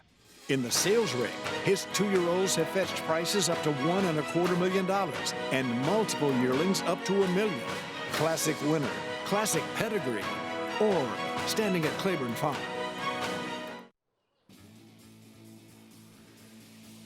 Welcome back to America's Day at the Races, and yes, that's a Mets catcher, not me. That's Wilson Ramos, who came here right after the Mets beat Steven Strasburg and the Washington Nationals in a day game. His buddy actually claimed the 4-horse. He's big into horse racing. A lot of Venezuelan guys, actually, Yorvi Torrealba, Kelvin Escobar, as well, are into horses. So Wilson came out with his buddy today. He says he's thinking about maybe claiming one a little bit later. But let's get to this race, race number 6 here. And I want to take a look at the charcoal gray here, the 8 in here. Right now, currently, about 6-1, 5-1, somewhere in that area. And here's the issue that you have with the 8 is that 6 seconds from 9 starts and does not really like to pass horses. But I still think with a horse to beat on figures and the numbers, and I thought made a great appearance in the paddock. When you get to the 2-horse, Where's Rudy? Good race last time out, claimed out of that race with Linda Rice. I thought it was a very good race, guys. You know, with 6 wide on the turn, made a pretty strong move. And this is a horse now 3 for 4 lifetime. Maybe they thought he had higher hopes for, but it just did not happen. Of the horses, of the long shots at least, here, Elisa's board is wide open. The one Zap Daddy made a great appearance for me. Those races fit, but again, these are all horses that are basically coming from so far off the pace. I understand why the public has gone to the 2 because of the tactability of the 2, I guess, and maybe the 9 All Go has some speed. And then the last horse is the 11 Bootlegger. Who goes to the front end in here? Is it All Go? Is it Bootlegger? I'll leave that up to the man upstairs, Andy Serling. Well, what do you think? He's coming out of that Where's Rudy race, and he just got nailed at the wire and got DQ'd because he's the one who caused the interference with Here Comes Your Man, but he ran a good race on the front end. He did. He was benefited from the fact the other speed was kind of hopeless in there and sort of backed up, so he kind of controlled the race. I happen to agree with Paul about Here Comes Your Man maybe being one of the horses to beat. And I'll say something. Obviously, he's a horse doesn't like to win. He's got those 7 seconds, and Paul's absolutely right about that. I think he's turning it around. He won 2 back, and I think he was going to win last time if he wasn't fouled, the 8 Here Comes Your Man. I believe he was the real victim, and I prefer him in a wide-open race. Greg, you can make a case for everybody in this race. Everybody. You can. I agree with you with Here Comes Your Man. I thought he might have won that race as well as we look at the horse who caused that interference with him. So there's Bootlegger, and he is going to be forwardly placed. We would expect to see that from this horse. But All Go, you have right next door to him with Kendrick Carmouche aboard. We know that horse wants to go, but he's coming out of a 1.25 mile race. So do they duel each other into submission? You know, it's a very good question, Greg. I wonder here. Bootlegger can go. I thought All Go might be in front. Bootlegger may have a little more natural speed, but I think that's one of the big questions in this race. Which one's going to be in front? Now, I think All Go's a little interesting. I'm not quite sure he's good enough. He's the 9 horse. He's on the board at 9-1. He tried to go gate to wire, again, at a much longer distance last time out at a 1.25 miles. Meanwhile, there's a look at Rajiv Mirage. You're talking about making a case for anybody. And this horse, he can make one for as well. 12-1 morning line. He's getting played at 7-1. And his trainer, John Kimmel's having an exceptional year. He hasn't had a win in 7 starts at Belmont so far, but he's got 4 seconds, so his horses are all running well. I wonder if this is a little tougher than last time, but once again, as you say, there isn't that much difference. I'm going to tell you something. There's going to be a lot of horses near each other at the wire in this race. I can't believe this will be a blowout. There's Willing to Speed's trainer, John Kimmel, just leaving our screen. I want to see a matchup of selections between Mets catchers in here. Who picks better, Wilson Ramos or Paul LoDuca? I'm not getting involved in that conversation. I have nothing to gain. Paul would really be on the spot with that one, wouldn't he? I think Paul would have everything to lose and nothing to gain. He's competitive. Should we bring him up to the challenge? Probably dying to come up here. Well, you know, Paul seemed to like that performance from Where's Rudy last time out. He was so far back. He's tactical on dirt, and then he gets on the turf, and he showed no speed whatsoever. And he's off the claim from Linda Rice, and Linda Rice has incredible numbers off the claim with turf routers, over 25%, an ROI of over $3, so she's winning with 5-1 shots. Here's Zap Daddy, 7-1. Luis Reyes aboard. Listen, I agree with what Paul said. This horse is a player in here at a big price right now. Here's the favorite. So here's Where's Rudy got on the turf, just got up to win last start. You know, I picked him. I regret picking him at a short price. It never occurred to me he'd be this short. I wonder if he'll be favored at post time, but Linda off the claim. Skip ahead to the 4 here, Belgrano. He's at 5-1, Jorge Abreu. I'm betting you $1 he'll be favored by post time Belgrano. I just don't see it. He lost at even money last time out, and I couldn't make an excuse for him. Willing to Speed, the John Kimmel runner. Senna will take charge. He's going to have to step forward a little bit, but maybe he's moving in the right direction and ready to take another step forward. He's 7-1 on the board. Here's Heroes Welcome, Gary Contessa, Jose Lizcano. It's a talented dirt runner with a smidgen of turf pedigree, the damn one on the grass, and this is first time in the grass. 9-1. Here Comes Your Man. He was interfered with by Bootlegger last start. If not, might have won that race.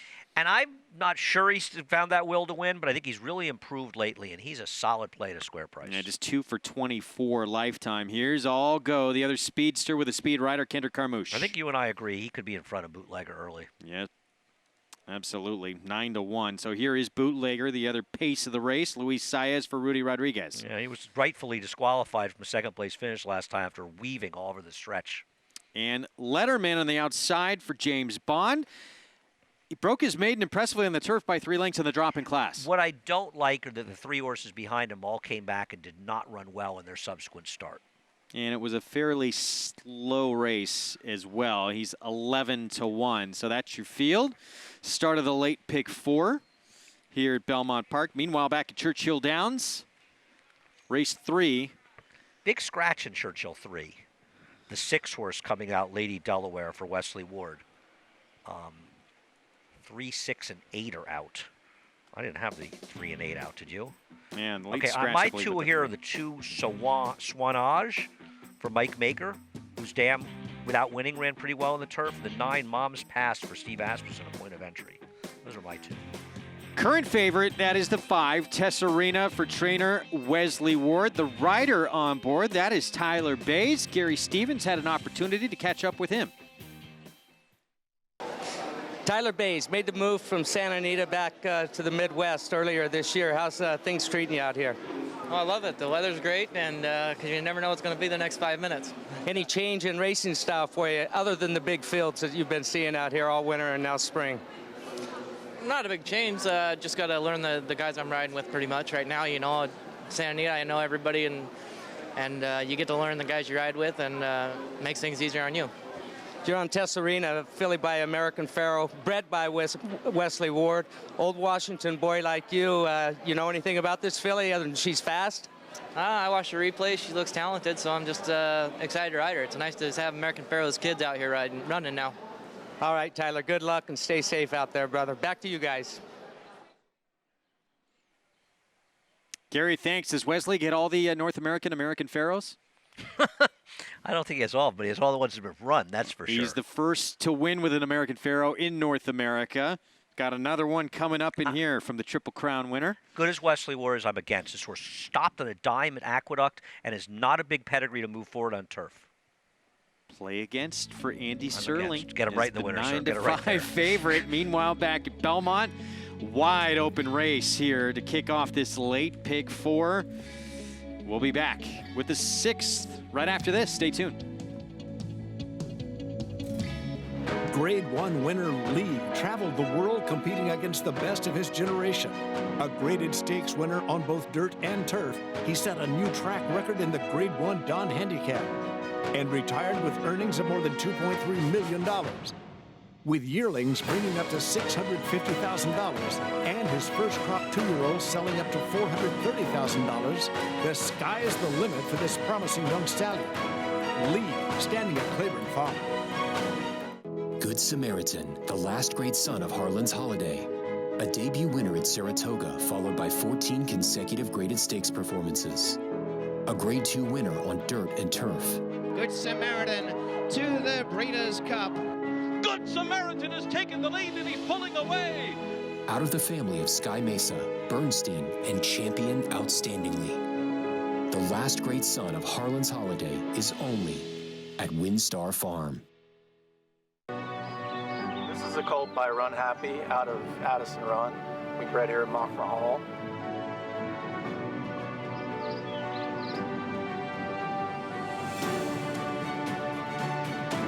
Well, he's a big, strong, good bone, big old hip on him. Moves really well. Has that kind of big cat-like walk when he just relaxes and gets rolling up and down the lane. Runhappy, standing at Claiborne Farms. It's America's original sport, and no one covers it better than americasbestracing.net. From the sport to the lifestyle, the best races, horses, and destination venues, cocktails, gambling, fashion, and more. americasbestracing.net is a sport for you. Live it, love it, bet it.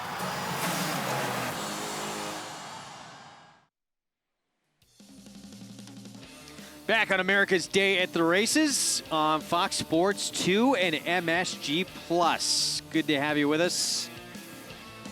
Greg Wolf, Andy Serling, four-time Major League All-Star Paul LoDuca has joined us as well as we get set for the start of the late pick four here at Belmont. So on the turf, mile and a 16th, $50,000 starter allowance. And for those playing this sequence, as you see our analyst selections here, keep in mind race 9 at Belmont today. It's been taken off the turf. It is off the turf, but races 6 and 7 remain on the grass, and they are real puzzles. We've got 10-horse fields in each race, and I'm going to tell you, I don't think I've seen two back-to-back more wide-open races back-to-back than these two, Greg.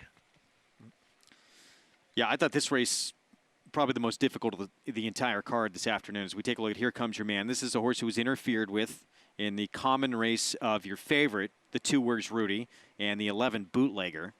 And if not for that, might have broke through, might have won. Yeah. We'll see today. You mentioned earlier a horse that doesn't love to win, though. But he's also improved. He's really improved his last couple of starts, and maybe he's turned things around. But he still does have those 7 seconds, and Paul talked about it earlier. That's always a concern. We saw it in the race before with the maiden that piles up those seconds and thirds. They're knocks against horses because frequently, if you're second and third frequently, it means you're in races where you could have won, and for whatever reason, you don't seal the deal. Look right there at Javier Castellano. And Paul LoDuca, you mentioned you like this horse a little bit. You like that turf debut. He did get up to win from a wide trip. And there's something to be said for horses who do just seem to find the wire, and this is one of those horses. Yeah, you know, he is. I get it. But I don't know about 3-1 in a field like this is so wide open, like Andy was saying. We know that the 8 really doesn't have the winning punch. But I also agree with your guys' assessment that I really think he was going to win last time, too. I mean, he had a good trip, and he seems like he's getting tactically faster his last 2 starts. And maybe, you know, the trip to Fairgrounds didn't help after a muddy effort, and he just needed some time off. Again, guys, I think the one Zap Daddy is the one that's going to outrun his odds. He looked good on the racetrack. I just don't know if there's a ton of pace in here. There is some. I don't know how far he's going to be back, but he looked the best to me on the racetrack. So 7-1 from the inside post, Zap Daddy. Making a nice appearance to Paul LoDuca in here. Yeah, we expect to see the 9 and 11 go at each other in here. Who will grab the lead? And, you know, where's Rudy, the 2? He used to be quick on dirt, even sprinting, but he showed none of that speed on turf last time out. Well, that changed today. We're about to find out. From post 2, where's Rudy, the one to beat? Let's send it upstairs. Voice of the Triple Crown with the call, Larry Collmus. Here's race 6 from Belmont Park. And here's Letterman coming up to the outside stall to go in. They're all in line. They're off. Belgrano started the quickest and goes out to the early lead with Bootlegger on the outside and Hero's Welcome between those two. So it's these 3 to set the pace. And right behind them is Letterman, 4th on the far outside and moving up. Then it's All Go. Zap Daddy is down on the rail, 5.5 lengths off the lead, and then it's back to Willing to Speed. At the back of the pack earlier, Here Comes Your Man, and Where's Rudy, who trails the field up the backstretch. And on the far outside, Letterman has gone up to grab the lead after a sharp 23.39 first quarter and scampers off by 2.5 while well off the rail. And then it's Bootlegger running in second. Hero's Welcome is third. Belgrano was 4th on the outside. Then All Go on the outside of Zap Daddy. There's 6 lengths from front-running Letterman up the backstretch. After that, it's back to Willing to Speed. Here Comes Your Man, 9 lengths from the front. Where's Rudy trails the field, 47.17 the half mile for Junior Alvarado and Letterman, who continue to lead the way by 3.5 lengths, racing for the far turn. Bootlegger is second. Belgrano is third on the outside. All Go still 5 lengths behind while 3 wide on the turn. Here Comes Your Man sent along on the outside along with Willing to Speed as they move up alongside of Zap Daddy, who's down toward the inside. Then it's 3 lengths more back to Hero's Welcome. Where's Rudy still at the back of the field? 3/4, 111.63. They're into the stretch. Belgrano grabs the lead on the outside. And storming down the center, both All Go and Here Comes Your Man, who are both gaining ground late. In behind them is Willing to Speed, who dives to the inside. Belgrano to catch. Jose Ortiz trying to get another 16th, and they're going to hold on here and win. Belgrano to score by 1.5 lengths over Willing to Speed. Here Comes Your Man was third. All Go was 4th. Belgrano, Jose Ortiz, Jorge Abreu coming in from Gulfstream, winds up going off the favorite and hangs on for the win. I mean, you just can't fool the public, right? This horse is favored in multis. He ends up favored at the end.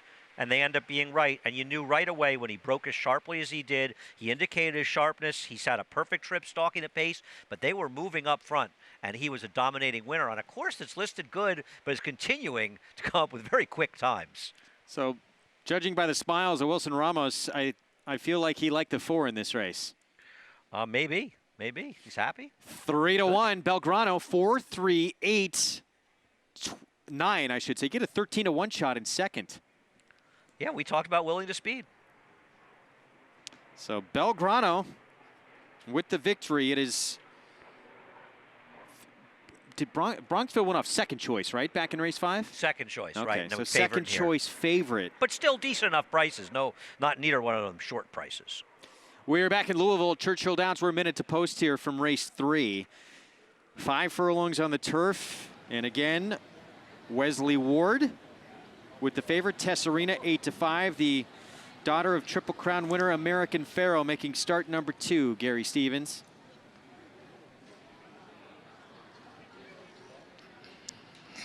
Yeah, Greg, guys, all the action coming in late right now on Wesley Ward's filly, Tesserina. A lot of action on Mom's Pass for Ricardo Santana, Steve Asmussen. Good-looking fillies. The 3 was scratched late down in the paddock. She looked fine. Also, the 8 is out of the race, late scratch. But all the action right now on Tesserina and Mom's Pass. Guys, back to you. All right, Gary, thanks. So, yeah, I mean, we'll see. Getting on the turf here, what do you think? You know, Tesserina's after named Britta's Boy, a horse who was entered here for Wesley Ward the other day, who ran off behind the post and tried the turf once and ran an okay race down at Jockey Downs. But 0 for 4 from the Dams production. I think it's just sort of a desperation play. I did not like this horse's dirt race here. I'm more interested in the 2 Swanage and the 9 Mom's Pass. Well, Swanage, you just saw stepping in. Julian Leperoux will be aboard there, the daughter of English Channel, for trainer Mike Maker. Been training actually at Indiana for the debut here at Churchill Downs. As we look at Mom's Pass, point of entry filly, Steve Asmussen. And the long shot, English Toffee last to load. Travis Stone the call. Here's race 3 from Churchill Downs.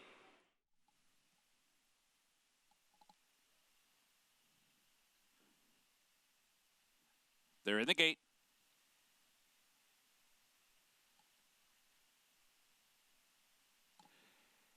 And they're off. Spartanka off that inside post, driven hard for the lead. Well spent, splits rifles and comes up on through. 2 Mom's Passes there on the far outside as Spartanka backs out of it. Tesserina picks up the chase, advances up on through between horses to be 3rd. Swanage comes on to be 4th. Spartanka's back into 5th. The back 2 are Quiet Dawn and English Toffee. Round the far turn, Mom's Pass builds a 3-length lead for the run to the quarter pole. Now 3.5, 2.5 furlongs out. Well spent down inside, trying to hold 2nd from Tesserina, who drops back into 3rd. Spartanka finding stride inside, now outside. Swanage is also there. Then it's Quiet Dawn. They're off the turn. They're in the stretch. Mom's Pass has got a 5-length lead and 1 furlong to go. Well spent, and Spartanka and Swanage and Quiet Dawn and everybody else. 16th pole. Mom's Pass down to 3 lengths. Well spent is finishing fast. Time running out. Here comes Well Spent, surging late to nail it on the wire. Well Spent gets up over Mom's Pass. Spartanka and Swanage. Wow, the final strides. It is a first-time starter, Well Spent, who gets the victory. Got a very nice ride to get the money as well. Source, not a ton of turf pedigree I could know about. An Australian sire as well. Mom's Pass looked home free. Wow, 5-length lead in the stretch for the first-time starter for the Steve Asmussen barn, and unable to seal the deal. That is a tough beat. No, I don't want her stretching out to 5.5 furlongs either. I don't know where she goes from here. I thought my 2, Swanage, was going to make a run. She was a little green, but she had no finish in this race. And Tesserina, the Wesley Ward horse, she was brutal. Yeah, disappointing effort right there for the daughter of Triple Crown champion American Pharoah. As we're back here at Belmont Park, we have that start of the pick 4 in the books. Of course, Javier Castellano we were talking about earlier. He came here native of Venezuela, and a big breakthrough horse for him when he came to the United States was back in 2004, a horse named Ghost Sapper that sort of changed things for him. He would go on to win 4 consecutive Eclipse Awards as the top rider in the country, along with an induction into Horse Racing's Hall of Fame.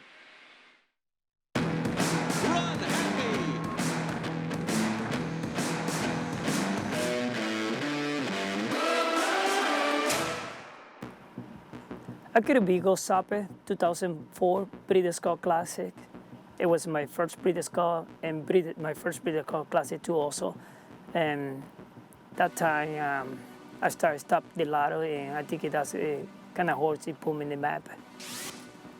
My favorite part be jockey is the routine. I love the sport, I love the horses, I love the fan, I love the daily races. If you're born to be jockey, I love the sport, I like to ride it, I like to races.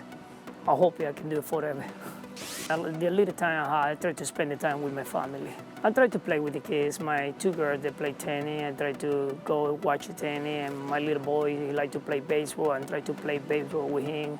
And try to take it to the school and pick it all and do activities. And those are little time I try to enjoy with the family. I like to eat healthy. And I like to have a good dinner. And I like to have a good breakfast. I like to have a good lunch.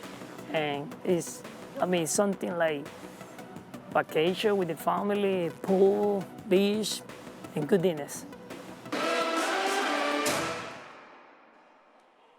Wow, what a resume Javier has compiled in a Hall of Fame career. And Gary Stevens, he is a Mike Venezia Award recipient for 2019 as well.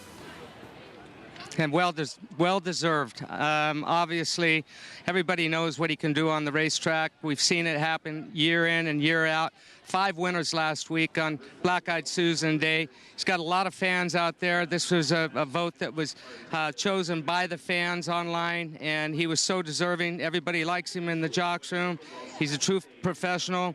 When he gets out on the racetrack, it's all business. When he's in the jocks room, personable guy, fun to be around, and congratulations, Javier. Well-deserved, and that is going to be presented to him in a ceremony on May 27th right here at Belmont Park. But tremendous rider and a great person as well. No, I agree. Javier are pretty good friends, and he's a just terrific rider as well. I really enjoy Javier, and he's a real thinking man's rider. He's very, very thoughtful, and there are a number of times after races that Chad Brown has said to me, that race was won by Javier because he really had a plan. We're close to fielding a full Mets team right now. Let's head downstairs to Paul LoDuca. Thanks, Craig. We got the second baseman, a couple catchers that Wilson and I would have to DH over here. We'll get to Wilson in a little bit so Jose can get to his next mount. Belgrano here sat very nicely for you. Couple things. How's the ground out there? Is there any cut in the ground, or is it okay? It is soft. It is a little soft out there, but he handled it well, and we have a perfect trip, to be honest. I know you're a diehard Mets fan. You showed me your Jose Reyes glove, and now you get to ride a horse for Wilson. And what does that feel like? It feels great, and to have the win too. It feels great. The other day I went to a ballpark, and he told me about the horse, and I told Jorge about it, and they gave me the shot to ride him, and I'm happy that I got the win for him, you know. You can see the smile on Jose's face. Okay, go get it. By the way, this is Wilson's first win in the United States as the owner, as Jose's giving him a little flack. You claimed this horse for $35,000, and you thought you had a big shot today, no? Yeah, I'm excited for this victory. You know, I saw Jose in the stadium the other day, and you know he's a friend of Sugar, the Dia. Yeah. So he told me he rides horses. So I told TT and TT that hey, he's one of my best jockeys. So he put Jose in the horse, and I say, okay, we got a chance to win. It's a question I always want to ask people. You played today, by the way. Congratulations on sweeping the Nationals. Is this more nerve-wracking watching your horse run, or going up to an at bat? You know, right now I'm more nervous here because you know, not too many times on this you know scenario. But you know, go to home play and here is more relaxed. Like come to here and see the horse racing. Guys, listen, he said when he saw the schedule today at 12 and he knew that this race was going to go off at 5:30, he told his agent, I'm going to watch my horse run. A lot of times with guys that own horses in baseball, they don't get to be in the winner's circle, and this is pretty awesome. Well, Mets rolling right now, too. They've coming off a sweep of the Nats. They went 4 in a row. Ramos, by the way, 2 for 3 RBI in that win yesterday. Well, I think he's motivated by his horse, and I'm just wondering if Paul LoDuca ever made any wagers from the clubhouse while he was playing for the Mets. What do you think? Well, there's a long history of guys. Yeah. Managers used to do that. Joe Torre was a big racing fan. Yeah. Don Zimmer. I used to see, when I first started going to Belmont in the 70s, Mickey Rivers was out here all the time. They'd keep their eyes on the races, too. The Yankees would be playing at home. Mickey was on the injured list, and he'd be at Belmont. True. So Belgrano winning for Wilson Ramos. Well done. Not going to keep him away from the racetrack when his horse is lining up at the starting gate. $8.30 for the victory. Jose Ortiz, Jorge Abreu. Jose at the Mets game recently, Jose Ortiz. A lot of good pictures coming out of the Mets. Jose was on the field, so that was pretty cool. 4-3-8 finish as we take a look at the NYRA Bets Late Pick 5 follow-along. We're at 43,000 plus in the pool. Formful so far. Bronxville went off second choice. Belgrano wound up going off your favorite. Formful, but open races. Yes. And I mean, I don't think you're looking at a small payoff because of that.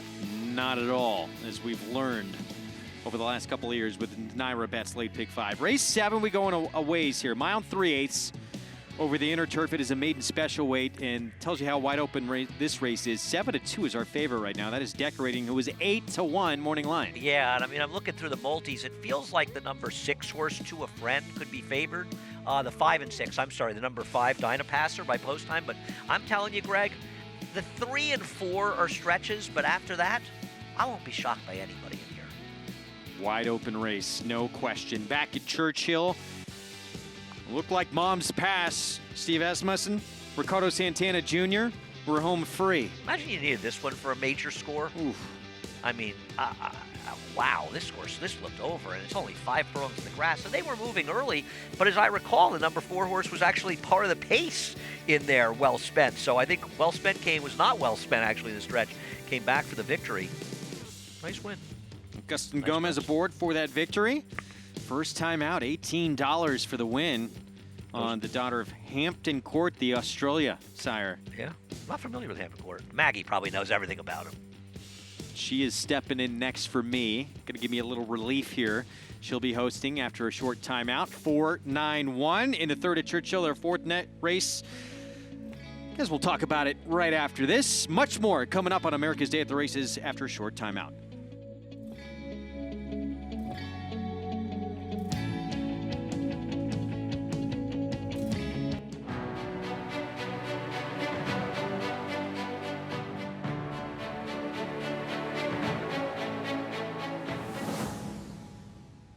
Runhappy is simply super. He polishes off an outstanding campaign with a dominant victory in the Malibu. No medication, no problem. Runhappy, standing at Claiborne Farm. It's America's original sport, and no one covers it better than americasbestracing.net. From the sport to the lifestyle, the best races, horses, and destination venues, cocktails, gambling, fashion, and more.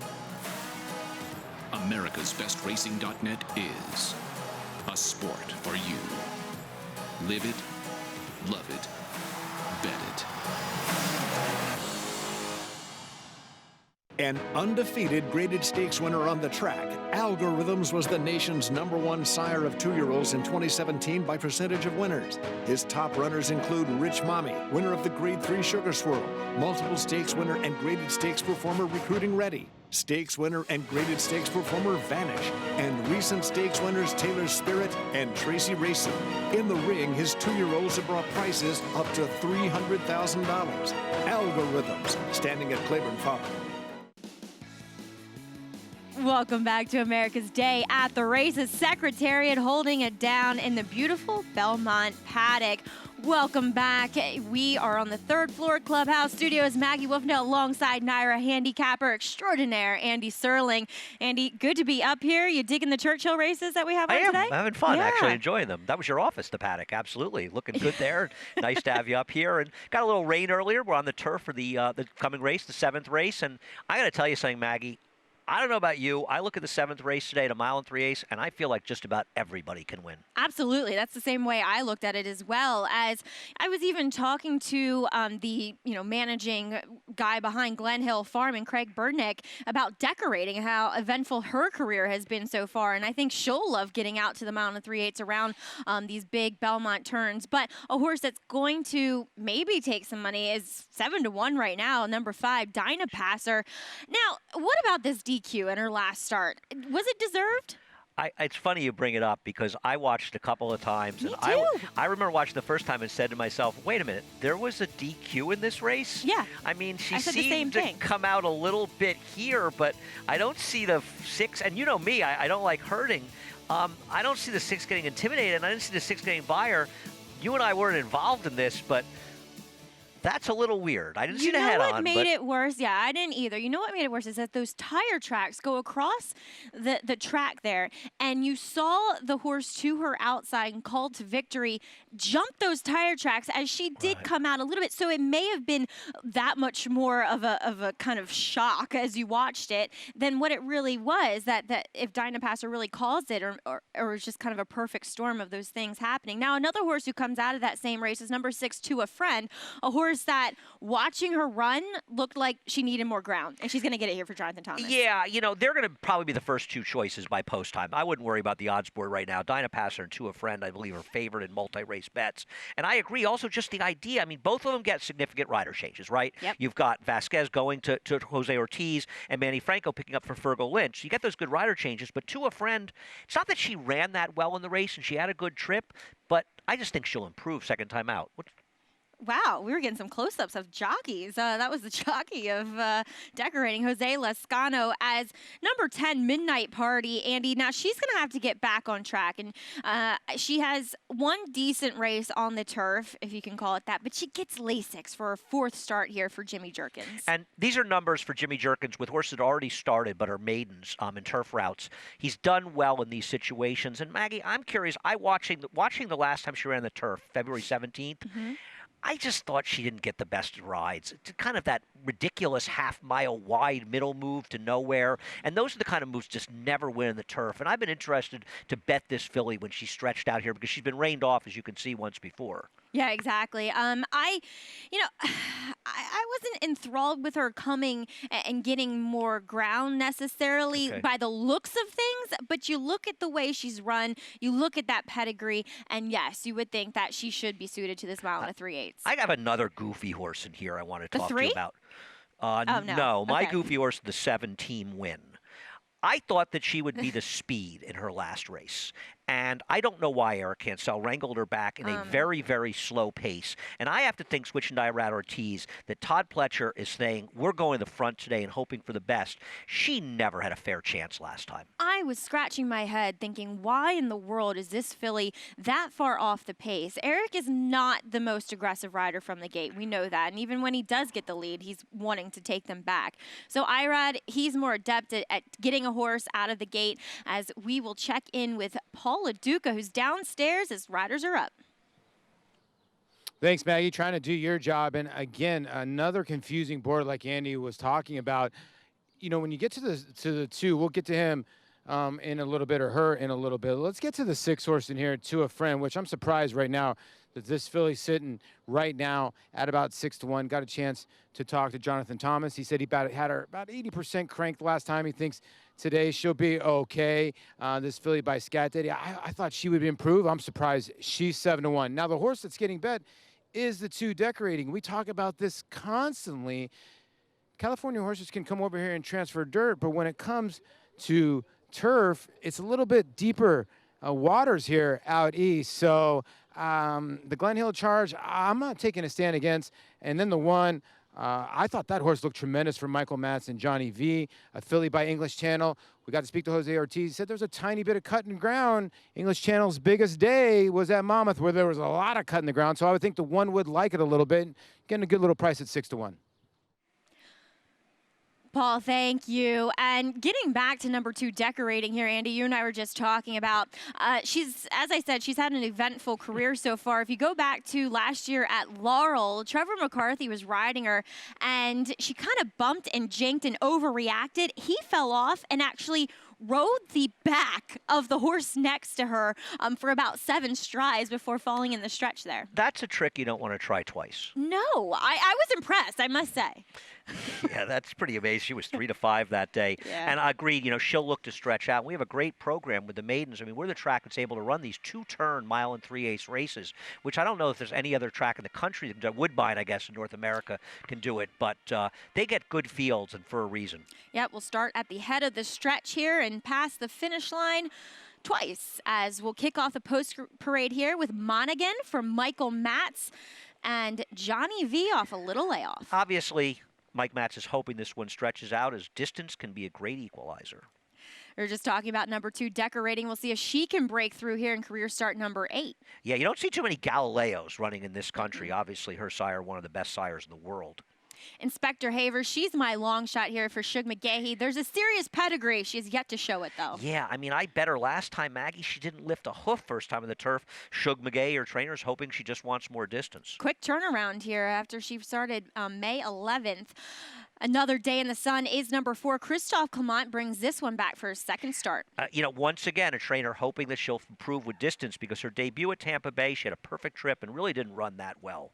Odd DQ from 2nd to 3rd for number 5, Dinah Passer, and Tom Albatrani and Jose Ortiz. And, of course, a half to one of our favorite Saddler's Joy, a terrific router who improved dramatically with distance for this trainer, Tom Albatrani. And number 6, Tua Friend, the infamous Augustin Stables with Jonathan Thomas and Manny Franco. This one's supposed to improve in her second start, and she didn't run badly in her debut. Daughter of Malibu Moon is number 7, Team Win. I think she's a possible upsetter in here. I'm looking for Irad Ortiz to go right to the front. More likely than not is more likely than not a turf horse as she gets to it here for Chad Brown and Javier. Right, you can disregard her last, but when Chad Brown horses have had 4 chances to break their maidens as the favorite every time and don't get it done, I just feel like you're supposed to look elsewhere. Tom Albatrani's other runner in here is Bo Bell, career start 13. Will it be the lucky one? Well, we know she loves the distance. I mean, she finished 4th in the stake race going 1.5 miles at Belmont, and some given the ground won't hurt either. Midnight Party is at 1 for Jimmy Jerkins, who gets Lasix. Dylan Davis aboard. Hoping the Lasix improves her, and I think she ran sneaky okay in her last turf race.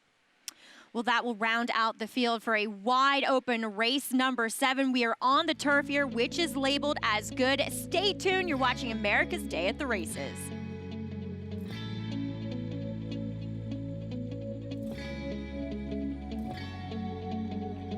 Runhappy was the fastest 3-year-old sprinter of his generation.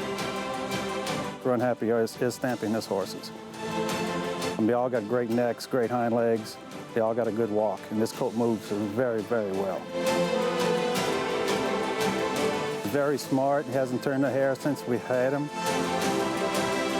First day we turned him out, he was very, very gentle in his paddock and did everything right. He's got an exceptional pedigree. Runhappy, standing at Claiborne Farm. It's America's original sport, and no one covers it better than americasbestracing.net. From the sport to the lifestyle, the best races, horses, and destination venues, cocktails, gambling, fashion, and more. americasbestracing.net is a sport for you. Live it, love it, bet it. Mastery retired undefeated, winning his 4 starts by a combined 20 lengths. A 6-figure September sale purchase he won impressively in his 2-year-old debut at Santa Anita. From there, he captured the Grade 3 Bob Hope Stakes and completed his juvenile campaign with a dominant performance in the Grade 1 Los Alamitos Futurity. At 3, the top-rated son of Candy Ride sizzled in the San Felipe. Now his much-anticipated first crop arrives in 2019. Mastery, standing at Claiborne Farm. It's America's original sport, And no one covers it better than americasbestracing.net. From the sport to the lifestyle. The best races, horses, and destination venues, cocktails, gambling, fashion, and more. americasbestracing.net is a sport for you. Live it, love it, bet it. Welcome back. A beautiful shot of the Belmont Park Grandstand as you're watching America's Day at the Races, brought to you by America's Best Racing. Check them out, americasbestracing.net, as horses are approaching the gate here for this maiden special weight on the turf, labeled as good, as we have currently a really lukewarm favorite, number 2 decorating. But Andy, that's probably all going to shift out as we approach post time. I mean, that's what's beautiful, though, about this race. The 2 favorites right now are 9-2, and as you say, that horse is going to drift up, the number 2. But how short is the favorite going to be? Or 7-2, 4-1, and it is that kind of race, Maggie. I mean, you know, one of the 2 horses I don't even like, you actually think has a chance here. So it's just wide open to everybody. Which is which one? You're a long shot here. Not that you love Inspector Havers. No, I just can't get over that pedigree, and I can't believe that Shug would be running this filly back off a little over a week's rest if he didn't think that it was a non-effort, that maybe there was a logical explanation for the poor effort, and 2, that she just needed more ground. Yeah, maybe that's the case. She did not lift a hoof last time. She didn't. I liked her. She's got plenty of pedigree. She's supposed to be okay. I mean, I guess at the end of the day, they're going to use her as a broodmare if she can't be successful on the track, but Shug wants to take another tack and try to run longer.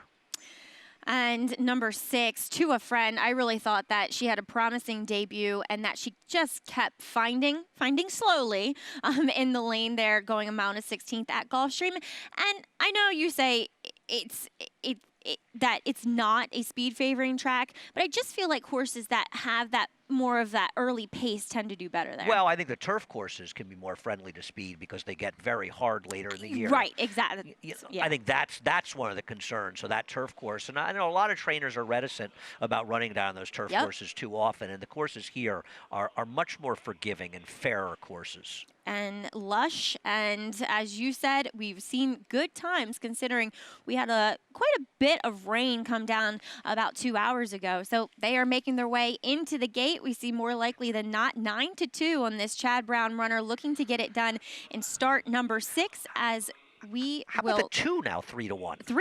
She keeps taking She's like money. 6th choice in the multis. It's weird. That's very odd. Very strange. Maybe they like the story about her that Craig Bernick shared. That's got to be it, Maggie. Definitely that has to be it. Twitterverse is betting in full force as we will throw it up to Larry Collmus for the call of race number 7. Dinah Passer has moved into the starting gate, and here comes Midnight Party to complete the line. Goes in. They're all in line.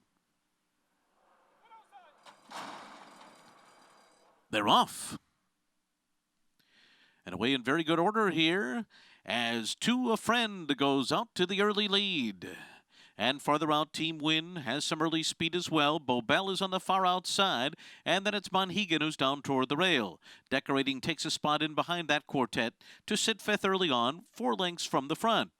Clear of Dinah Passer, Inspector Havers on the outside, and more likely than not is right in behind them. The trailers are Another Day of Sun and Midnight Party. So to the first turn they go, and through a 23.76. Very solid opening fraction here set by To a Friend and Manny Franco, who lead the way by 1 3/4 lengths on that turn. Team Win on the outside, running along in 2nd. Monhegan is 3rd at the inside. Bobel alongside in 4th, 2 from the top. And then it's back to Decorating Inspector Havers. 2 lengths more back to Dinah Passer, more likely than not to the outside. Another Day of Sun and Midnight Party, 49.21. A slower second fraction there as they settle up for their run up the backstretch. With To a Friend continuing to lead the way, 3/4 of a length over Team Win in 2nd. Bobel is 3rd on the outside. Monhegan continues to sit on the rail and 2 lengths from the front. And then it's Decorating in behind them, Inspector Havers and Dinah Passer. More likely than not is 11 lengths off the lead and just ahead of Another Day of Sun and Midnight Party. 3/4 up in 114.69. Racing for the far turn, To a Friend 3/4 of a length ahead. with Team Win edging up a bit closer now, cutting the gap to a neck as they race on that far turn. Bobel just behind them in third, Monhegan fourth on the inside. Decorating continues to keep close company. Fifth and racing in between horses, needs a way through there. And now Dinah Passer's going to swing up on the far outside with plenty of run too, but is forced to go wide. To a Friend turns for home with Team Win. These two have been setting the pace.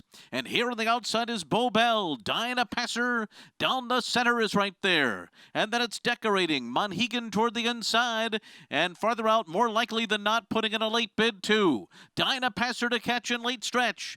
Bobel and Decorating on the outside. It is Dinah Passer and Jose Ortiz, and they're going to win it. Tight second there. Heads were up and down between Decorating and Bobel, and Monhegan was fourth. It was all Dinah Passer. Boy, Andy, she cruised into this race for Jose Ortiz. About the 3/8 pole, you kind of knew she was going to win. You know, you can just see how much she relished the distance, right? She was just finishing so well in this race, and as Larry Collmus pointed out, she did make that wide move on the turn, but it just didn't matter. She leveled off, and you know, we saw with her brother, Sadler's Joy, he was a horse that took a while to break his maiden, but he really blossomed in these route races, and she feels like one that could move forward, going forward in the route race, because this was a very solid maiden field. She looks like her brother, too, as Yeah. she kind of ran like him today as well. It may have been an Albertrani Exacta, though Decorating, she is a bit of an oddball. It looked like she was going nowhere, then suddenly she kicked it in, then she switches back to her inside lead. Heads up and down between the 2 and 9 for second, but no doubt about the winner. Number 5, Dinah Passer, daughter of Lemon Drop Kid, as Andy said, a half to Sadler's Joy. I think it might have been an Albertrani Exacta. I think the inside horse did hold on there, Bobel. We got some action at Churchill, Mag. Oh, yeah, with 2 New York breds in it as well. I thought that was interesting as they were making their way back to the gate. You know, Andy, the New York bred that's probably a shorter price in here is number 8, We Did. Goes out for trainer Mike Johnson and comes off those Oaklawn Park races and actually takes another drop in class here. Yeah, an odd drop bringing this horse in from Oaklawn. Thought he ran well in those races, and I'm with you. I think he's kind of the horse to beat. I've got the race 8, 10, and thought the entry. They're the 3 horses taking most of the play here. Yeah, we saw 2 horses, the one that won, Midnight Las Vegas, and Mr. Ben's a third-place finisher, come back to win. What do you think about the 10, Greeley's Charm? As you said, you had him in the Exacta. I like the job that Jason Barkley does, is he'll go off the claim. I do, and he has good numbers, Jason Barkley, off the claim. The problem is this horse is claimed from Carl Broberg. Yeah. And overall, horses claimed from the dirt from Carl Broberg, they win at just about a 14% clip, a lot of starters, and a $1.33 ROI. He is a tough trainer to claim from. That's my biggest concern with Greeley's Charm. Absolutely, as we'll see a Luch entry here with number 1, Solar Maximus, breaking from the inside, and the 1A, Springmeyer. And they're a great entry, right? Because the 1A figures to be out in front in this race, and that's Springmeyer. Yep. And the 1, Solar Maximus, could be last early. So they form a good team. Definitely right? last. Turning back from mile and a 16th races, showed some speed last time, but before that was nowhere near the early pace. It was a slow pace in that claiming 5. As we are about set for a full load, as we'll throw it out to track announcer Travis Stone for the call of Churchill's 4th. Waiting for Born and Nixa. They're in the gate.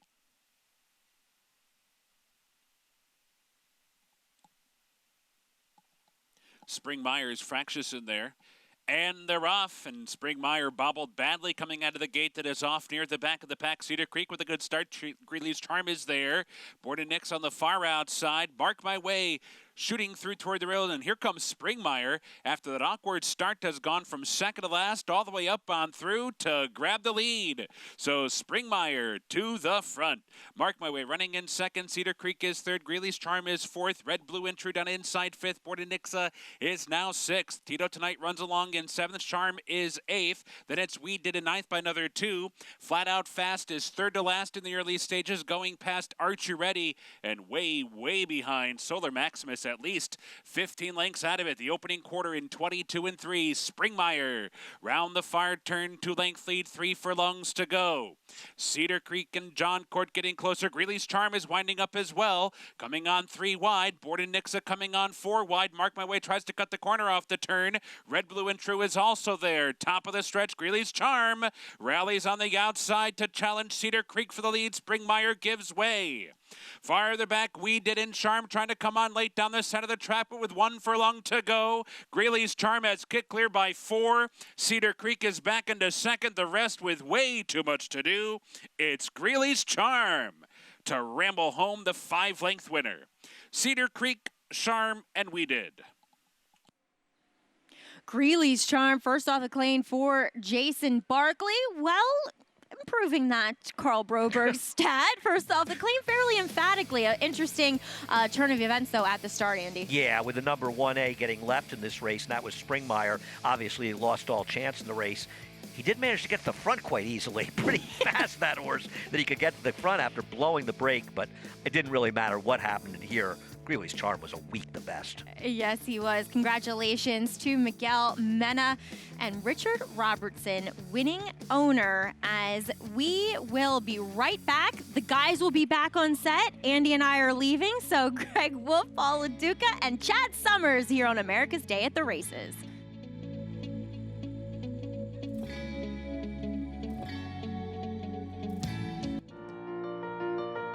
Our summer cruise is here at Spruce Lane Farm, and he's been a really intelligent horse since he got on the farm. He's just got great balance and presence. He's got a really good mind, and he does everything that we like to do so far. Our plans with this colt are probably to take him to Saratoga or to Keeneland Book 1 or 2. He fits those. We paid $250,000 for him, so he was an expensive horse, but that's where he belongs. Runhappy, standing at Claiborne Farm. It's America's original sport, and no one covers it better than americasbestracing.net. From the sport to the lifestyle, the best races, horses, and destination venues, cocktails, gambling, fashion, and more. americasbestracing.net is a sport for you. Live it, love it, bet it. This graded stakes winner and multiple Grade 1 performer by Tappet has become one of the nation's leading sires of 2-year-olds. Ranked number 1 in his crop by number of winners, he sired 11 stakes horses in 2017, including graded stakes winners Wild Shot and Oklahoma Derby winner Untrapped. At the sales, his yearlings have sold up to $480,000. Trap Shot, standing at Claiborne Farm.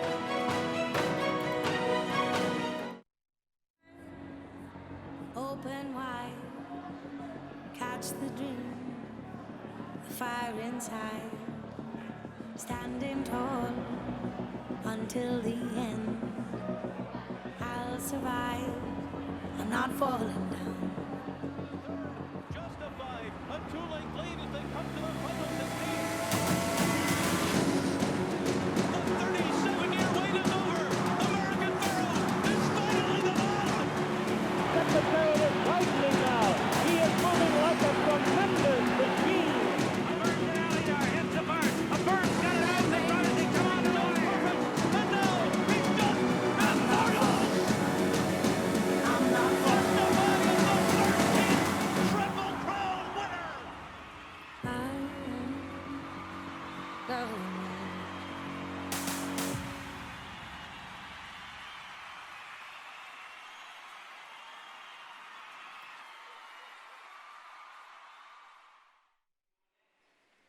We're back on America's Day at the Races on Fox Sports 2 and MSG Plus, brought to you in part by America's Best Racing. For the love of the race, visit americasbestracing.net today. Great to have you with us on this Thursday afternoon. Greg Wolf alongside 4-time Major League All-Star and former Met, It's Met Day today here at Belmont Park. Paul LoDuca, we have our feature race coming up here at Belmont in the 8th race. Looks like it's going to be a fascinating showdown between the top 2 horses in there. Horses won 4 in a row, and the 6-year-old, of course, who was on a roll but has never been as strong off the bench. That's Preservationist. Yeah, very good 8th race today. It really is. A lot of sharp geldings and older horses in there. And when you look at the one in there, you know, one bad break, 2 starts to go over a sloppy racetrack, which we've gotten some rain, or the horse would have won that race as well. But you mentioned Expert, the 2's looking for 5 in a row. I even think Bon Razon, the 5 and the 6 Timber Ghost are very, very dangerous. Very good little feature race at Belmont. And yeah, I just realized that I was a pretty small guy after looking at Wilson He's Ramos. a big dude. He is a big human being, and it could not have been even better. He was a sweetheart. Talking about Kelvin Escobar, Yorva Torrealba, a lot of guys that are into horse racing, and he said that he wanted to buy a horse when he came here to New York, and then he never. I owned about 8 in my lifetime, so I never got to see him run. And he said when he saw the 12 o'clock post and then, or 3 o'clock post, 12 o'clock game, he played in the game today, and they beat Steven Strasburg. So it was a win-win for the Mets. So pretty cool stuff. Yeah, they put together 4 in a row. Yeah, Pretty good for the Mets. Yeah. Race 7 in the books. We had a dead heat for second in this race. Dynapasser winds up getting the victory. We'll take another look at it here, but the 2 of the 9 wind up dead heating for second. But Dynapasser, career start number 5, breaks through, and Jose Ortiz having a nice day. Yeah, enjoying the Met family as well. Jose Ortiz is just a giant Met fan. He had the biggest smile on his face when he crossed the line first. And this horse got to the front end and switched to his wrong lead or her wrong lead. She got a little green, but I like the way he stayed with her left-handed and got her to the finish line. You can see your favorite was just never getting there for Glen Hill Farm, but dead heat for second. So 5-9-2 or 5-2-9. I know how good your eyes are, too. Did you know that? Did you call that dead heat for second? No, I didn't call it. I wasn't on, but I probably would have been close. Okay. You never know. Always right with photos. Jose Ortiz show, by the business. way. Dynapasser is affiliated by Lemon Drive. The Dyna former mare, Dynair. This one for Woodlands Farm. And how about this? Jose Ortiz was 2 for 40 going in today, which is unreal. So you know that these wins are going to start piling up here pretty soon. Yep. Couple already this afternoon. Opportunity to get some more, although not in this race coming up, as we take a look at the NYRA Bets Late Pick 5 follow along. So Dynapasser, $9.70. No massive prices, but these have not been easy races to come up with. Well, when you look at Dynapasser, a horse that was overlay, now Belgrano was actually bad. Bronxville was your second choice. I think a lot of people were going deep in here and trying to beat the 1. I'm surprised the 1 is 5-1. I'm not surprised the 2 is your favorite Expert, though. Yeah, that price will come down. But yeah, Expert trying to win 5 consecutive races, 6 for 12 lifetime, and has actually beat some nice horses. The horse he beat last time, the horse named Vici, that's a horse who's better on turf. It was a race that came off the turf, but a horse who was great at stakes placed on turf. Beat a horse named Potomac as well a few starts back. That's a horse who came back to win a stakes race, the More to Tell, with a 100 buyer speed figure. Yeah, what makes this race even more confusing is that it's obviously an even field, and you can see the board tells you that. But then the rain comes, right? So what do we have, a sloppy racetrack? Look at all these horses' records on a sloppy racetrack. The 1 has a win, the 2 has 2 wins, the 3 has 3 wins. They all love it. So competitive race at Belmont. Back at Churchill Downs in Louisville. 5,000 claiming race in here, and it was Greeley's Charm. Jason Barkley off the claim, getting the job done. Career win number 7 for this 6-year-old. Yeah, and Miguel Mena getting this one home. Jason Barkley's really done a good job since he's gone out on his own. Him and Tommy Drury, they're very, very good horsemen. They were together. Now he's on his own. He's doing his own thing. He's doing very, very well. $8 in Greeley's Charm. The 5 Cedar Creek checks in second for Johnny Court. And Monica gets there. And look at Charm, rounds out a giant trifecta there. Charm was 63-1 there for Ricky Short.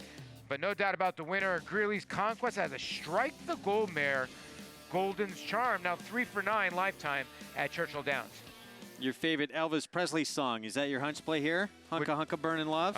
It's up there. It's probably, yeah, I'm going to say Hunka Hunka Burnin' Love, definitely up there to my favorite Elvis song. Raising the flag, favorite right now, Mike Maker. This horse was 5-1 morning line. We have a 1 mile event here, $40,000 claiming race. Tyler Gaffleone, Preakness champion.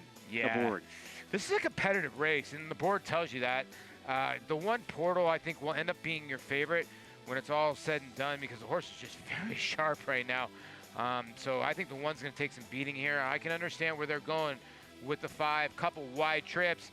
And when you get wide trips, that means they got nice numbers on the sheet. So I think that the 5 is getting played because of those wide trips. Big drop for the 3 as well, Summer Revolution, but coming in from Oaklawn. We'll see how that one does for Steve Asmussen and Ricardo Santana Jr. as we transition back to Belmont Park in our feature race here in New York coming up. And here's Preservationist. So he was the 8-5 morning line favorite for trainer Jimmy Jerkins, 3 for 6 lifetime. He's not won off the layoff before he comes in off about a 4-month rest here. Let's get a Paddock report. Head downstairs to Maggie Wolfendale. Thanks, Greg. And we'll check in with the 2 Jimmy Jerkins horses who actually bookend this field. Now, number 1, Preservationist. He'll be coming in off of that layoff, as you were mentioning, Greg. A horse that I honestly haven't seen in quite a while. I am usually not here during the wintertime, and that seems to be the only time he runs. So I don't have anything to necessarily go back on in regards to his February 2nd effort, but he looks fit to me. Now, Jimmy's horses tend to be those big, burly types, and he is just that. I'll actually check in with Don Little Jr. of Centennial Farms in just a couple minutes in regards to how he thinks that Preservationist is doing here. But he looks happy to be here. Yes, probably 90% fit, but still this horse has been able to run well fresh in the past, as we'll check in with the one that has recency. And I've kind of become a big fan of this horse, and number 6, Timber Ghost. I liked him stretching out last time out over the sloppy sealed track. He gets the same type of conditions here. I don't think the extra half a furlong is going to bother him. He looks ultra fit to me, probably more fit than I've ever seen him look. So I think Timber Ghost here, I think that the situation is right for him, Greg. All right, Maggie, thank you. So the other Jimmy Jerkins runner in this spot, who is taking play and is the much shorter price of Preservationist, is the one that Maggie prefers here. Yeah, when you look at this field, okay, who gets to the front end in here? Is it the 3 hit it once more? Does he have enough class anymore like he used to go with Timber Ghost, maybe the little younger 4-year-old, and does have a nice win over a sloppy racetrack last time out? Our feature race coming up. That is Preservationist. That price will come down 9-2 right now, taking on his stablemate among others, Timber Ghost. We'll be back post-parade coming up from the 8th at Belmont. We'll be joined by trainer Chad Summers as well right after a break. Stay tuned. There's a power so selfless, it has the ability to heal, to inspire, to unite, to change your life.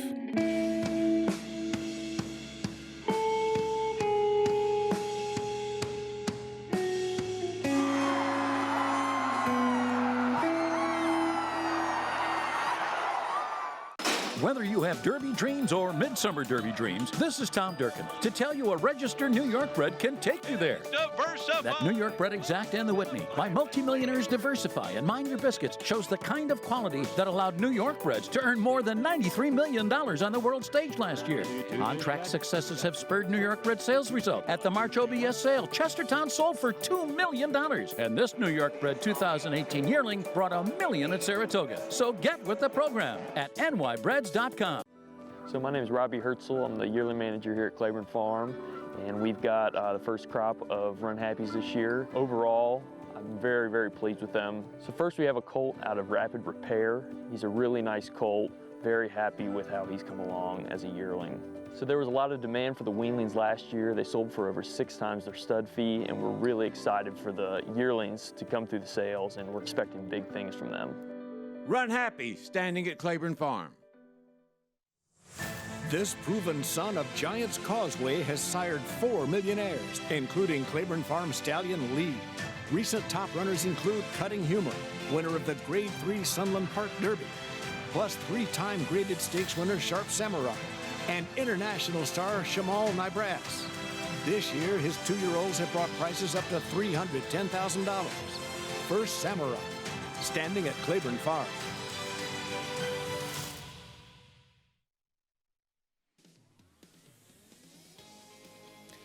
Back on America's Day at the Races, brought to you in part by Claiborne Farm. 100 years of doing the usual unusually well. Feature race coming up next here at Belmont Park. Greg Wolf alongside four-time Major League All-Star Paul LoDuca. We're joined on set by trainer Chad Summers, who won back-to-back runnings of the Dubai Golden Shaheen with Mind Your Biscuits. Good to have you on set. Certainly used to sloppy tracks, that's for sure. Listen, we brought rain to Dubai. We're pretty sure we can bring it to New York. And yeah, Long Island native, you're used to this kind of weather, right? Yeah, absolutely, absolutely. This was more like a Saratoga sun shower, though. Yeah, true. Yeah, we got a crazy thunder and lightning just for a few minutes, and then it went away. It's actually turned into a beautiful day here this afternoon, but it's left us with a sloppy sealed racetrack. 9th race, by the way, is coming off the turf. Yes, but it is. this 8th here, we'll see who takes to this different surface than we started the day with. We'll talk about that as well as we get into our post parade here coming up in a moment. Paul and I, Chad, were just talking about preservationist here and expert in here. Who did you prefer in this race? More wide open than just those two? I'm excited about True Timber. True Okay. Timber's a horse who's shown last year at Saratoga Timber glimpses. goes. Yeah, he's a horse that's shown that he can be maybe a Saturday afternoon stake horse, and this is a good test to see where he fits as the summer progresses. So 2-1. Javier Castellano will be on Timber Ghost here to the outside.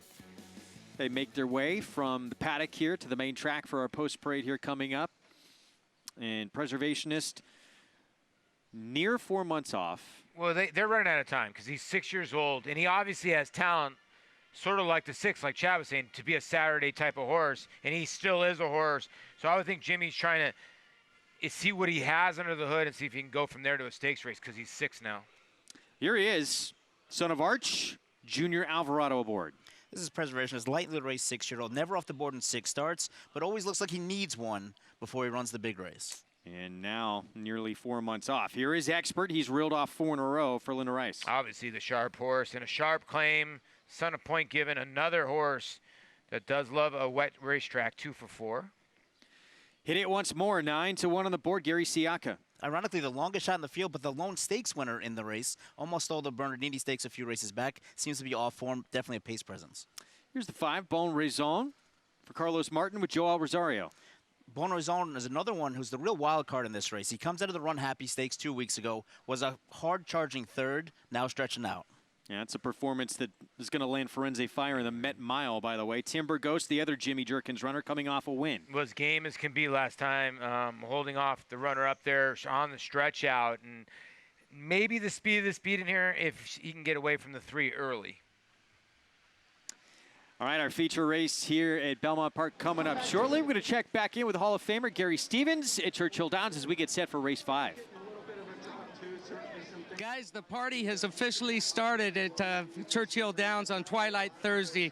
It's pretty quiet around here. The first few races were just start of the second inning here of 2 halves at Churchill Downs. 5th race coming up in about 10 minutes or so, but it's gotten crowded. And I'm here with a couple of local boys here, Pat and Scott. You guys come out here often on these Twilight Thursdays? Yeah, we've been coming out since they opened. We've been coming on the Thursdays. We enjoy coming out here and drinking them dollar beers and get back. Most of the time we took home money. So. Scott, let me ask you, how many derbies have you been to, actual derbies? Oh, how many was it? 3? You've probably been to about 3 or 4. 3 of them, yeah. And you guys brothers always come together? I've been to like 20 of them, derbies. I love the derby. In fact, I seen you on Winning Colors. And let me ask you a question. How many dollar beers have you had at this point right now? 3. 3. Yeah. All right. Well, we're halfway through, guys. And let me ask you a question. Who you like this race here, the 5th race coming up? I like the 5 horse. I like the connections. Love the jockey change back to Gaffleon. And yeah. Brother Scott, what about you? You on the same page? 3 horse. Yeah, I like the 3 horse. All right, we got a 3-5 exacta from Pat and Scott. Back to you, Greg. I like the 3 as well. This horse taking a big drop down in class. I was going to ask, I wanted Gary to ask which 3 derbies they've been to, but it sounds like they saw Gary on Winning Colors. I tell you what, those must be 3 tall beers. Yeah. They know they're sharp handicappers here. I think they're on the right 2 horses here. Summer Revolution? I'm not a fan, no, huh? Not a fan. Not a fan. Right. 0 for 6 the last 2 years? We'll talk more. We're taking a big drop, though. Let's get downstairs to Maggie Wolfendale. Great interview. Thanks, Greg. I'm here with owner Don Little Jr. of Centennial Farms. And Don, sending out Preservationist. Again, a horse coming in off a little bit of a layoff, but he's a 6-year-old. You've been very patient with him, and it seems to pay off, though. Yes, I mean, he's so royally bred that, we were going to do everything we can to get him right. And he's had a few quirks and issues with his feet, but we take our time with him. And, he always shows up, so he might need one after this. But, he's doing great now, and he'll put in a good performance. Yeah, historically, you see that he generally takes a start to get going. Any reservations, though? You mentioned his feet about this sloppy track here. No, he's run well over it before, so I don't think that's going to be an issue. And, we're trying to get him black type because with this pedigree, he'll be worth something as a stallion. And that's why we've been so patient with him. And is that something you look into when purchasing horses that may end up being stallions? Well, that's our whole, our whole approach to this business. And since we've been doing it in 1882, we've placed 13 stallions around the world. So I think we're doing okay. Absolutely. As you took the reins from your dad quite a while ago, you've done an excellent job. Best of luck here with Preservationist. Great. Thanks. All right, guys. Don Little Jr. hoping to get Preservationist back on track. Maggie, thank you. Well, everyone in this field is one on and off track. That's what makes it Who confusing. do you think moves up the most? Wow. It's a tough call. Well, they all sort of do, right? I mean, like, the 5 is a horse that comes from way out of it. His last sloppy racetrack wasn't great, but he's improving the Carlos Martin barn. Timber Ghost just won over it. We know Preservationist can win over it. Experts 2 for 4, Chad, and Hit It Once More is probably best race was over it. I mean, so I don't know. That's why I thought it made it a tighter race, the sloppy racetrack. I think if you talk about who moves up the most, though, if that's the thing, who moves up the most, I think it's Timber Ghost. He's a Ghost App out of a Fleet Alex mare. He's a horse that won on the slop last time, and his confidence continues to rise. We heard in the interview there, obviously, some feed issues on this horse. So you kind of want Timber Ghost moving forward. He looks to be the one most informed. 2-1 right now, and the play has remained there Yeah. for this horse that we didn't expect to get, or at least I didn't, to get this kind of attention in here. He's a shorter price than his stablemate. It was the 8-5 morning line favorite, but coming in off an impressive win, do we expect to see him close to the pace as well, I would think, right? I would think him maybe on the front end unless the 5 decides to go, and the 5 has shown speed before. But the Scratch is Super Dude, the 4 who's putting blinkers on, was big here because the 1, the 2, and the 3 are the ones basically going to sit. The 3's the one, the only really the other one with any kind of pace early. I think Hit It Once More has to go. I don't think he has no other chance in the race other than to lead. So you'd think maybe out of the gate, Dylan Davis pushes him forward. There is Dylan Davis on Hit It Once More, so we'll see. He will be sending, it sounds like, 11-1.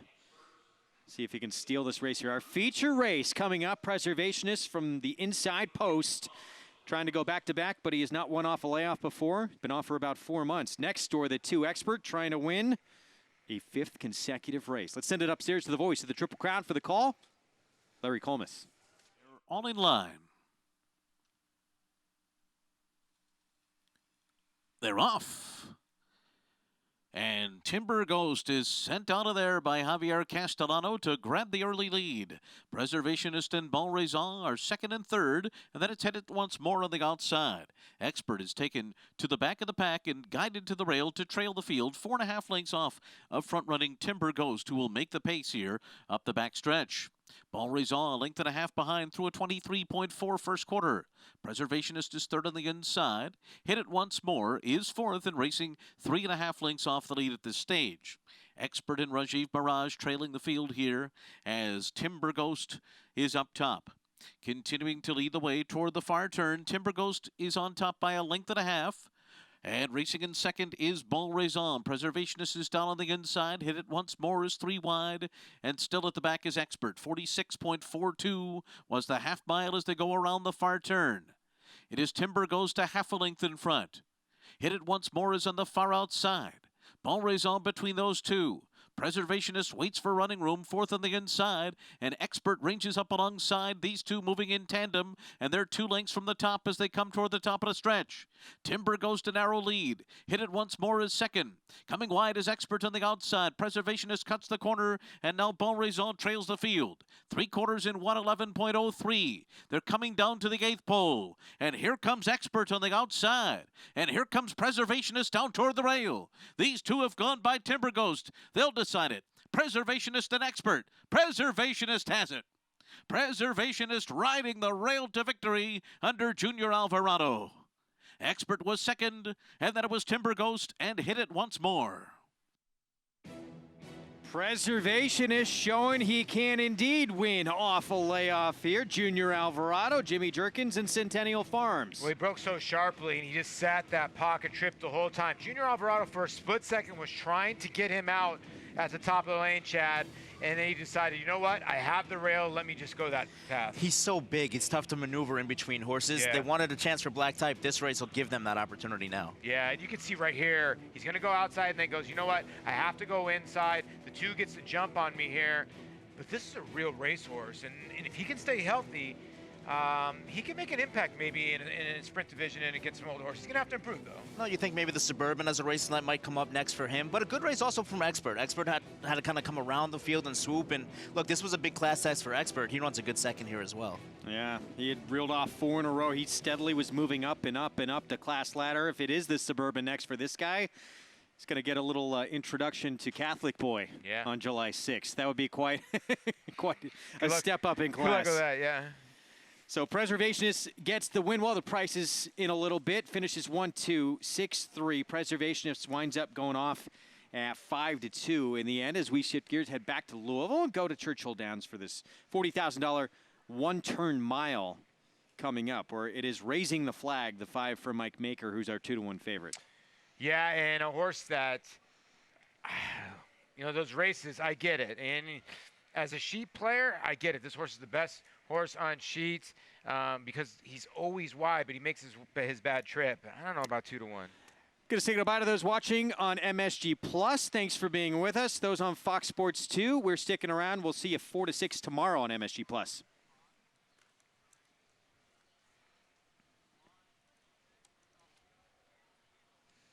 So we're sticking around, not going anywhere. We're going to take you on Fox Sports 2 up until 8:30 tonight, show you the conclusion of this card at Churchill Downs. Let's check in again with Gary Stevens, get his thoughts here on race 5.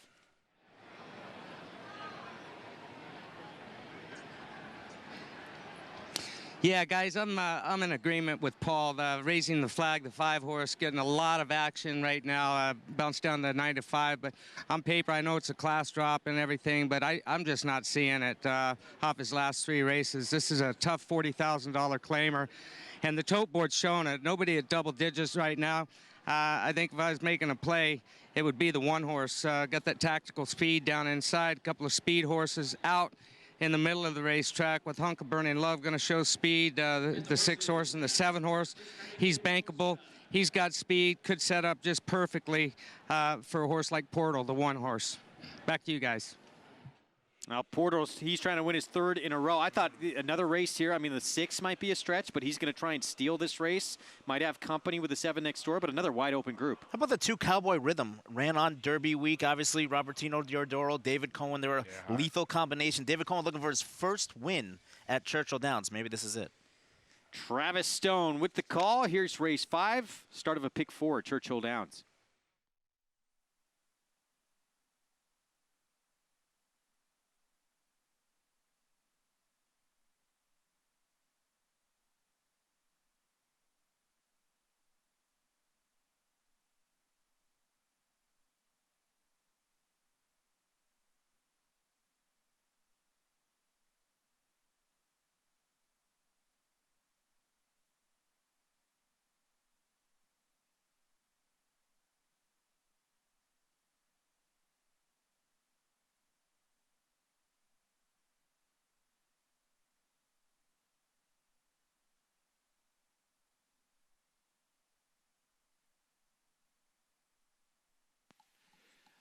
Last one will be Rich Daddy.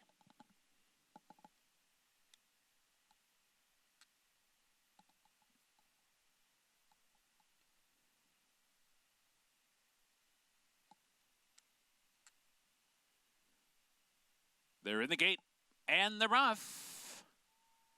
Good beginning for Hunk Burning Love from mid-pack. He's bankable is there. Porto for that inside post comes on. Cowboy Rhythm finds a seam, races up to be 4th in the early stages. Racing the Flag is not far behind, 5th at about 2.5 lengths off the lead. Then it is Rich Daddy and Summer Revolution at the back of the pack. So on to the main track they go. Hunk of Burning Love shows the way. Leads by a length. He's bankable running in 2nd, giving a little nudge to keep up. Portal's down inside, advancing up into 3rd. Raising the Flag in the clear while 4th. Cowboy Rhythm right in the thick of it. Moving along in 5th and 2.5 lengths back, 5 furlongs out. A margin of 3 to Summer Revolution, and Rich Daddy's at the back. 4.5 furlongs to go. Hunk of Burning Love's in front by a length with 4 furlongs left. The opening quarter in 23 and 1, the half in 45 and 3. He's bankable, continues to get nudged along in 2nd on the outside, and 3 wide. Raising the Flag is winding up, 3 furlongs to go. Portal's waiting back 4th and toward the rail. Cowboy Rhythm is 5th. Rich Daddy and Summer Revolution. Round the far turn. Hunk of Burning Love still in front. Raising the Flag, saunters up on the far outside. He's bankable between them. They're off the turn. Hunk of Burning Love repels the initial challenge. Raising the Flag has to go now. Now 2nd furlong out. Rich Daddy closes in on the outside. He's bankable, gives way. Hunk of Burning Love is still in front.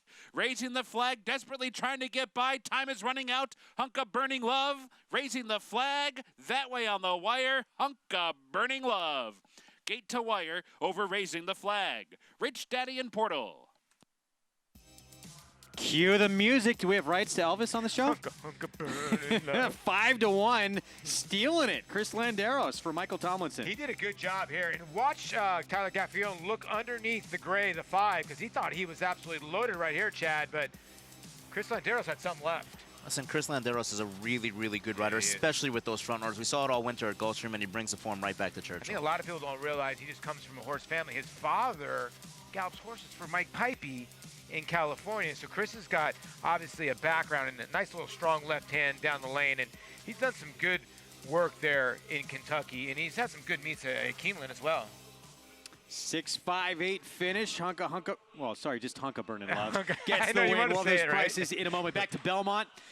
Preservationist comes up with a victory. Back-to-back wins now and has won 4 of his last 5 starts. Let's go to Maggie Wolfendale. And Greg back-to-back with this guy right here, Junior Alvarado aboard Preservationist for his last 2 wins. Junior, what was most interesting today is that despite him being a big horse, he seemed perfectly comfortable down on the inside with you. Yeah, you know, he's an old horse, you know, mentally he's a horse, you know, he knows what to do. You know, he was very sharp today from the break, you know, but like I said, he's a horse, he'll let you do whatever you want, you know, he kind of settled with me what I wanted to be, you know. And, you know, like from the 5/16 pole, you know, he's that kind of horse, he doesn't have a push button.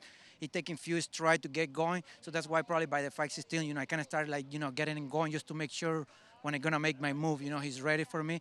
And that's what he showed today. You know, I got, you know, the rail, you know, then we came through it. And, you know, after that, you know, he just finished it very well.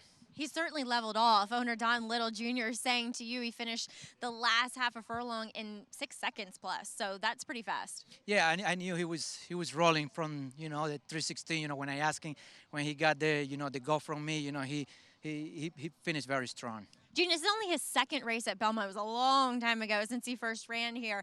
But was he a horse that seemed very comfortable to you around this track and this circumference? Yeah, definitely. You know, I just think, you know, Jimmy has done a great job with him, you know, giving him, you know, the right time for him, you know, and, you know, like today, you know, like he's coming from almost 4 months off, and, I mean, that didn't matter going a mile and his team, you know, he's a horse, you know, like I say, he will respect you on top of you when you're on top of him, and you know, and like I say, he'll do whatever you want. Well, Junior, he certainly looks promising. Congratulations here. Thanks, Maggie. All right, guys, patient trainer, patient jockey, and it pays off with Preservationist.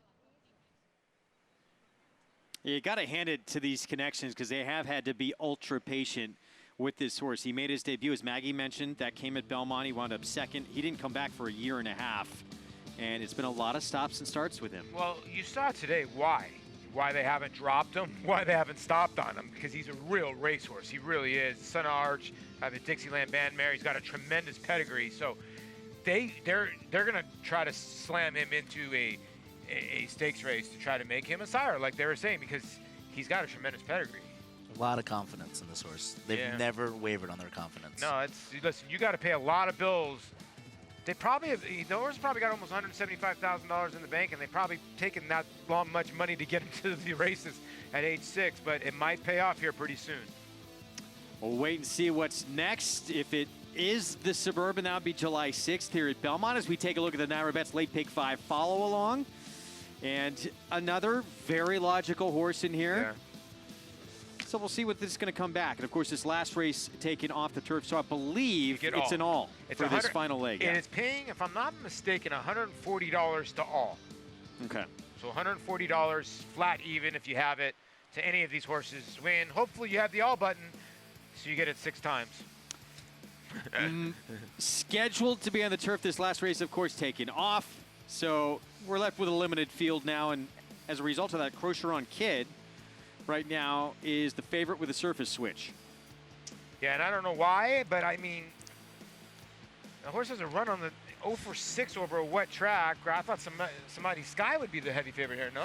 I would have thought Samadhi Sky, or maybe even Kosam Alex. This is a real surprise to me. Yeah.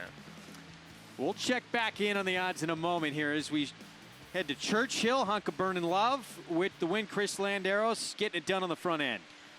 And you see right here, there was a 45-second half, but then he slowed it down to a minute 10. And that breather that he was able to give this horse while Tyler was making his move was what allowed Chris to hold on for the victory. Yeah, you can see he goes right-handed right there a couple times and switched right back to his left hand and try to get something extra.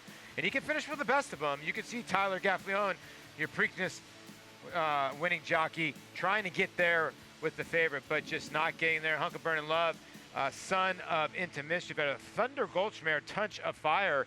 Now 3 for 9 at Churchill Downs in a 10-1 morning line that's going to play a little bit bigger to start maybe that pick 4. And that early pick 5, what? Go buy yourself a new house, my friend. 333 G's. Can you take that in all dimes and quarters? What would you do? That's a $2. Well, if you had it for early pick $2, 5. would you wait for the cash or take the check? No one plays it for $2, but yeah. But it's still a large sum. I know, right? Congrats if you had that one. I'd like to have the pick 4.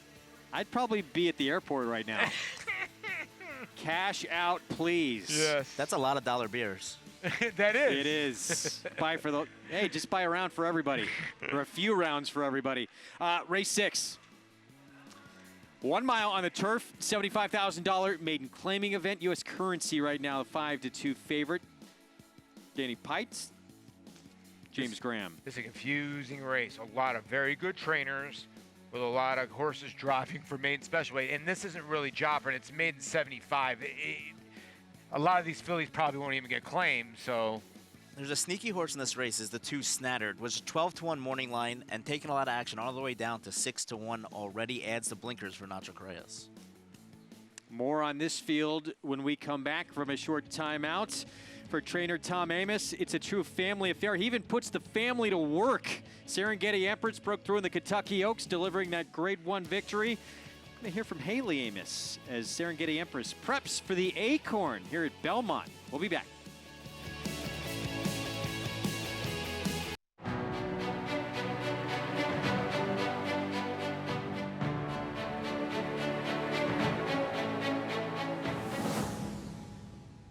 Runhappy is simply super. He polishes off an outstanding campaign with a dominant victory in the Malibu. No medication, no problem. Runhappy, standing at Claiborne Farm. It's America's original sport, and no one covers it better than americasbestracing.net. From the sport to the lifestyle, the best races, horses, and destination venues, cocktails, gambling, fashion, and more. americasbestracing.net is a sport for you. Live it, love it, bet it. Warfront, a leading sire on all surfaces and all fronts. His recent Grade 1 winners include Omaha Beach, Homesman, Fog of War, Lancaster Bomber, and European champion U.S. Navy Flag, plus graded stakes winner War of Will, and these recent group and graded winners. sire of the highest priced yearling sold in North America in 2018. This son of Danzig continues to dominate both on the track and in the sales ring. Warfront, standing at Claiborne Farm.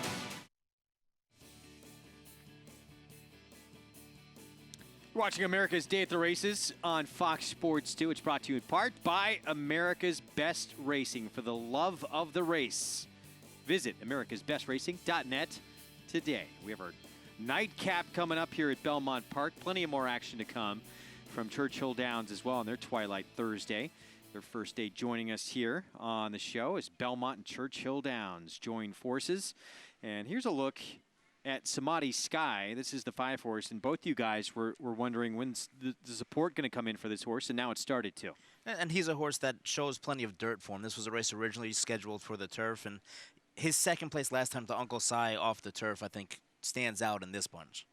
Papa Duke's stable. You got to like that a little bit, considering that's what I call my father every once in a while, Papa Duke's. Yeah, I thought this horse going on the turf was a play, actually. But coming off, it might help him as well. I don't know. This is confusing. I don't know what the board's telling me, to be honest with you. Well, public on board the entry of the 2 and 2B, and 'Cause I'm Alex, the 2B, coming out of a stakes race where he just ran second. That was on dirt. Let's head downstairs for a Paddock report. Go to Maggie Wolfendale. You know, guys, I'm wondering if people are not realizing necessarily that this race is off, but then again, maybe they know something about the Cocheron kid that we don't. But I like the 2B in here, 'Cause I'm Alex. I mean, you look back through this horse's form, and his last win came in this exact same condition and scenario, an off-the-turf state-bred 25. And he's going to get it here. Not to mention, he comes off a fantastic effort behind the venerable Turco Bravo 10-year-old, who is better than most of these horses here. So I think 'Cause I'm Alex makes a lot of sense. He looks healthy, he looks happy, and ready to go. And we'll move on to another horse coming off of a good effort. That's number 6, Too Hot to Even Speak, breaking through at nearly 8-1 last time over a sloppy sealed track. Yes, this distance is a bit further, and I wonder how far he ultimately wants to go. I do think the 7 furlongs is his best distance by a mile. But he looks great here for Carlos Martin. And sometimes when you get these old horses back in the winner's circle, you get their confidence up, and maybe he's just firing on all cylinders here. So those are the 2 I like here in the paddock, guys. All right, Maggie, thank you.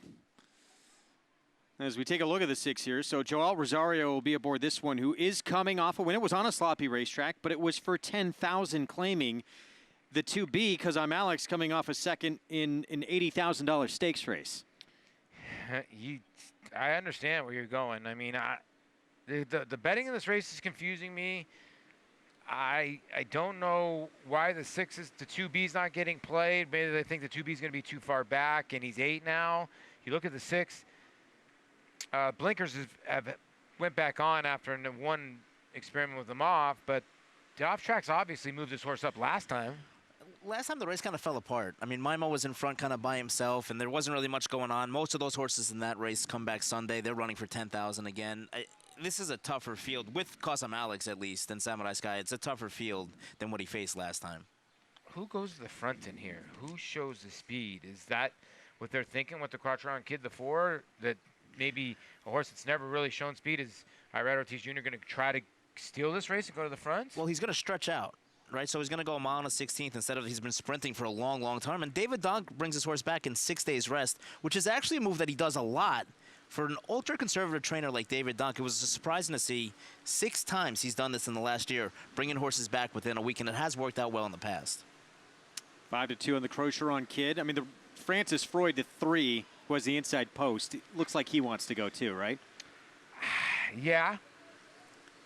There's a big rider switch here. Ruben Silvera is going to ride him. He scratched out of the race on Peculiar Sensation. Ruben Silvera is a very, very aggressive rider. So to see him take over from Sammy Camacho, maybe they're kind of tipping their hand that they are going to send from the rail. 19-1. There is the 3. Form-wise, it seems like a big overstep here in distance as well. Not try to mile anything really over 7 furlongs that we can see on the page here in terms of past performances. Our post parade here coming up in a moment as you get another look here at Too Hot to Even Speak for Carlos Martin, and one of the strongest finishing riders in the game in Joel Rosario. confusing race. It really is, because when you look at the body of this field, a lot of these horses don't really love to win.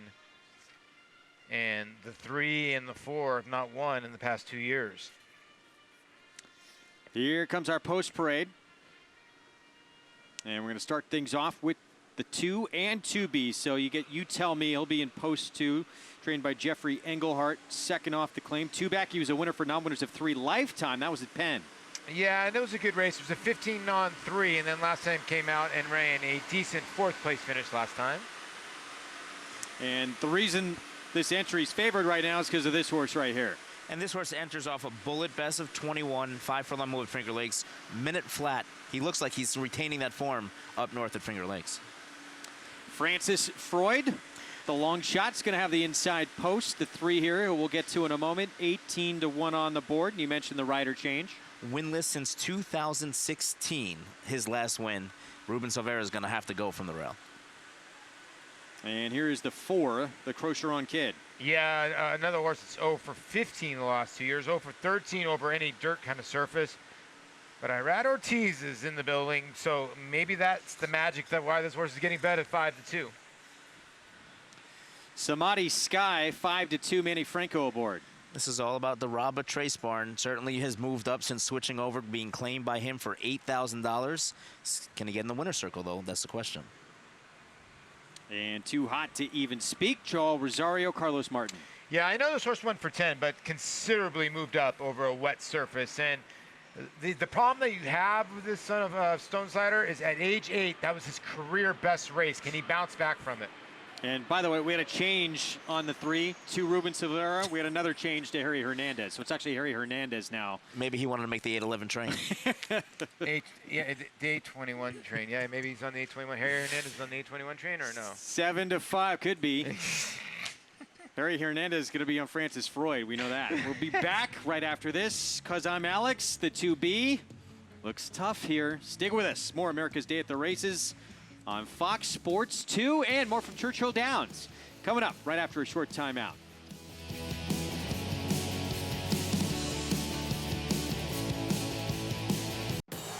It's America's original sport, and no one covers it better than americasbestracing.net.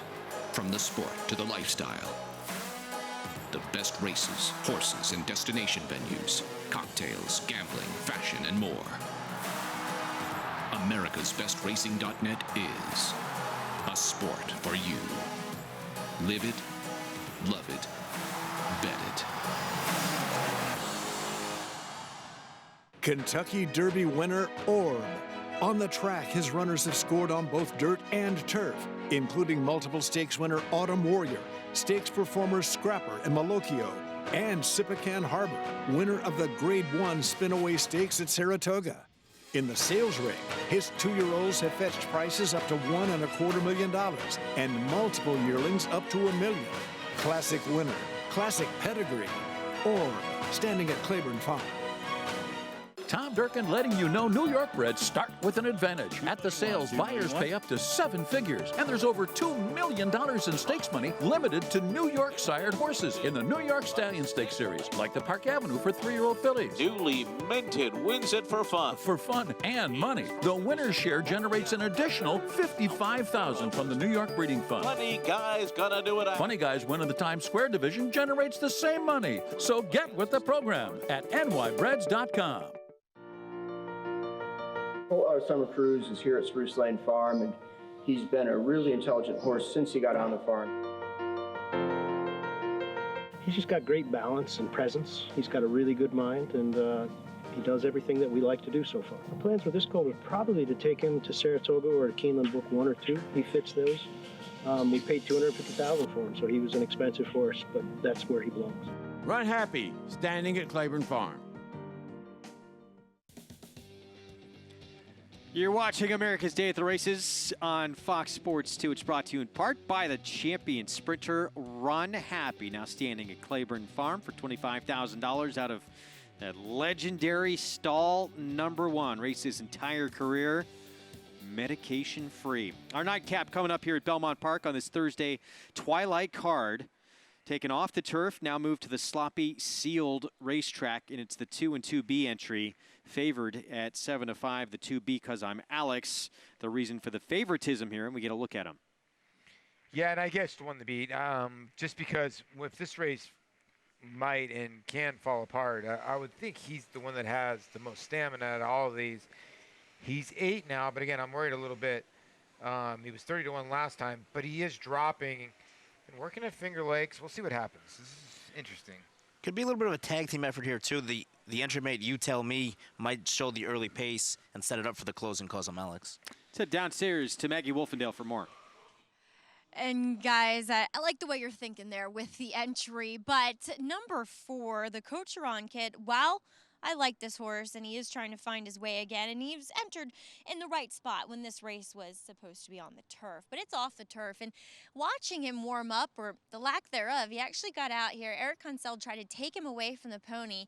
He was refusing to go. Eric gave him a couple slaps on the shoulder to implore him, and he galloped off, and then he propped again. Luckily, Eric had enough time to sit back and kick his feet out of the irons, and he rode him all the way over to the backside with his feet kicked out of the irons. Now, I haven't necessarily seen that from him in the past, but it's not something you necessarily love to see when horses are out on the track. You want to see him show some energy and some enthusiasm, and the Cocheron kid, he didn't have it today. We'll see how the old boy does here getting on the main track, guys. All right, Maggie, thank you. Get a look at the analyst selections right there. Obviously, this race complexion of it changed with the surface switch, bunch of scratches. And as a result, we are left with 6 runners and an entry. Yeah, and a confusing race, as did not know Eric Consell was on the floor. Just got that news. Not a good sign if you are alive to the 4. This race is, I don't know. I really don't know what to do with it. I think it's very confusing. The 2B does look like the horse on paper, but I just think the 6's win was a monster win. And I know the horse is 4 for 48, but when you win by clear lengths and you don't love to win, that means you love the racetrack. And I think the 6 just love the racetrack. But it's like you mentioned before, though. You have that 2-week return. I get it. There's definitely got to be your aggression, fear here. But the Carlos Martin barn certainly warming up. We saw it come dancing, getting ready for the Ogden Phibbs, her big race on Belmont Day. Sometimes when you have that big horse in the barn, the big momentum, all your horses seem to run a little bit better. Yeah. The Marquesi barn's been hot. World Will won, and boom, he started just winning races. So it is contagious. Breakthrough victory for him. He won the first race today with the horse on the turf here at Belmont. So he's hot right now. Got some good karma working. Let's see if Carlos Martin can remain hot as well with Too Hot to Even Speak. With the 6 here at 5-2, Joel Rosario aboard. It's the 2 and 2B though, favored at 7-5. This is the Nightcap from Belmont Park. Let's send it upstairs to the voice of horse racing's Triple Crown for the call. Here's Larry Collmus. Last few going into line here. Here's Samadhi Sky moving into the starting gate, and that's going to leave Too Hot to Even Speak and Cause I'm Alex, part of the favorite entry to complete the line here. Cause I'm Alex and Dylan Davis step forward and in. They're all in line. They're off. And it's Francis Freud for the front with Samadhi Sky out second. And there goes the Cocheron kid splitting those two to grab the front as they leave the chute. You Tell Me came out running in 4th and is right up with the leaders. Gaining ground on the inside. 4.5 lengths back to Too Hot to Even Speak. And Cause I'm Alex, the trailer. The Cocheron kid heads up the backstretch in front. The leader by 3/4 of a length over Francis Freud. 23.5 the quarter. Very hard held You Tell Me is 3rd to the outside. Then comes Samadhi Sky in 4th. 4.5 from the front and 5 clear of Too Hot to Even Speak. Cause I'm Alex lingering along, trailing the field up the backstretch. It is the Cocheron kid in front. You Tell Me strong and moving up on the outside. Now You Tell Me pokes ahead in front. 2 lengths back, and then it's Francis Freud and Samadhi Sky to the outside. 47.07 for a half mile. 4.5 back to Too Hot to Even Speak and Cause I'm Alex.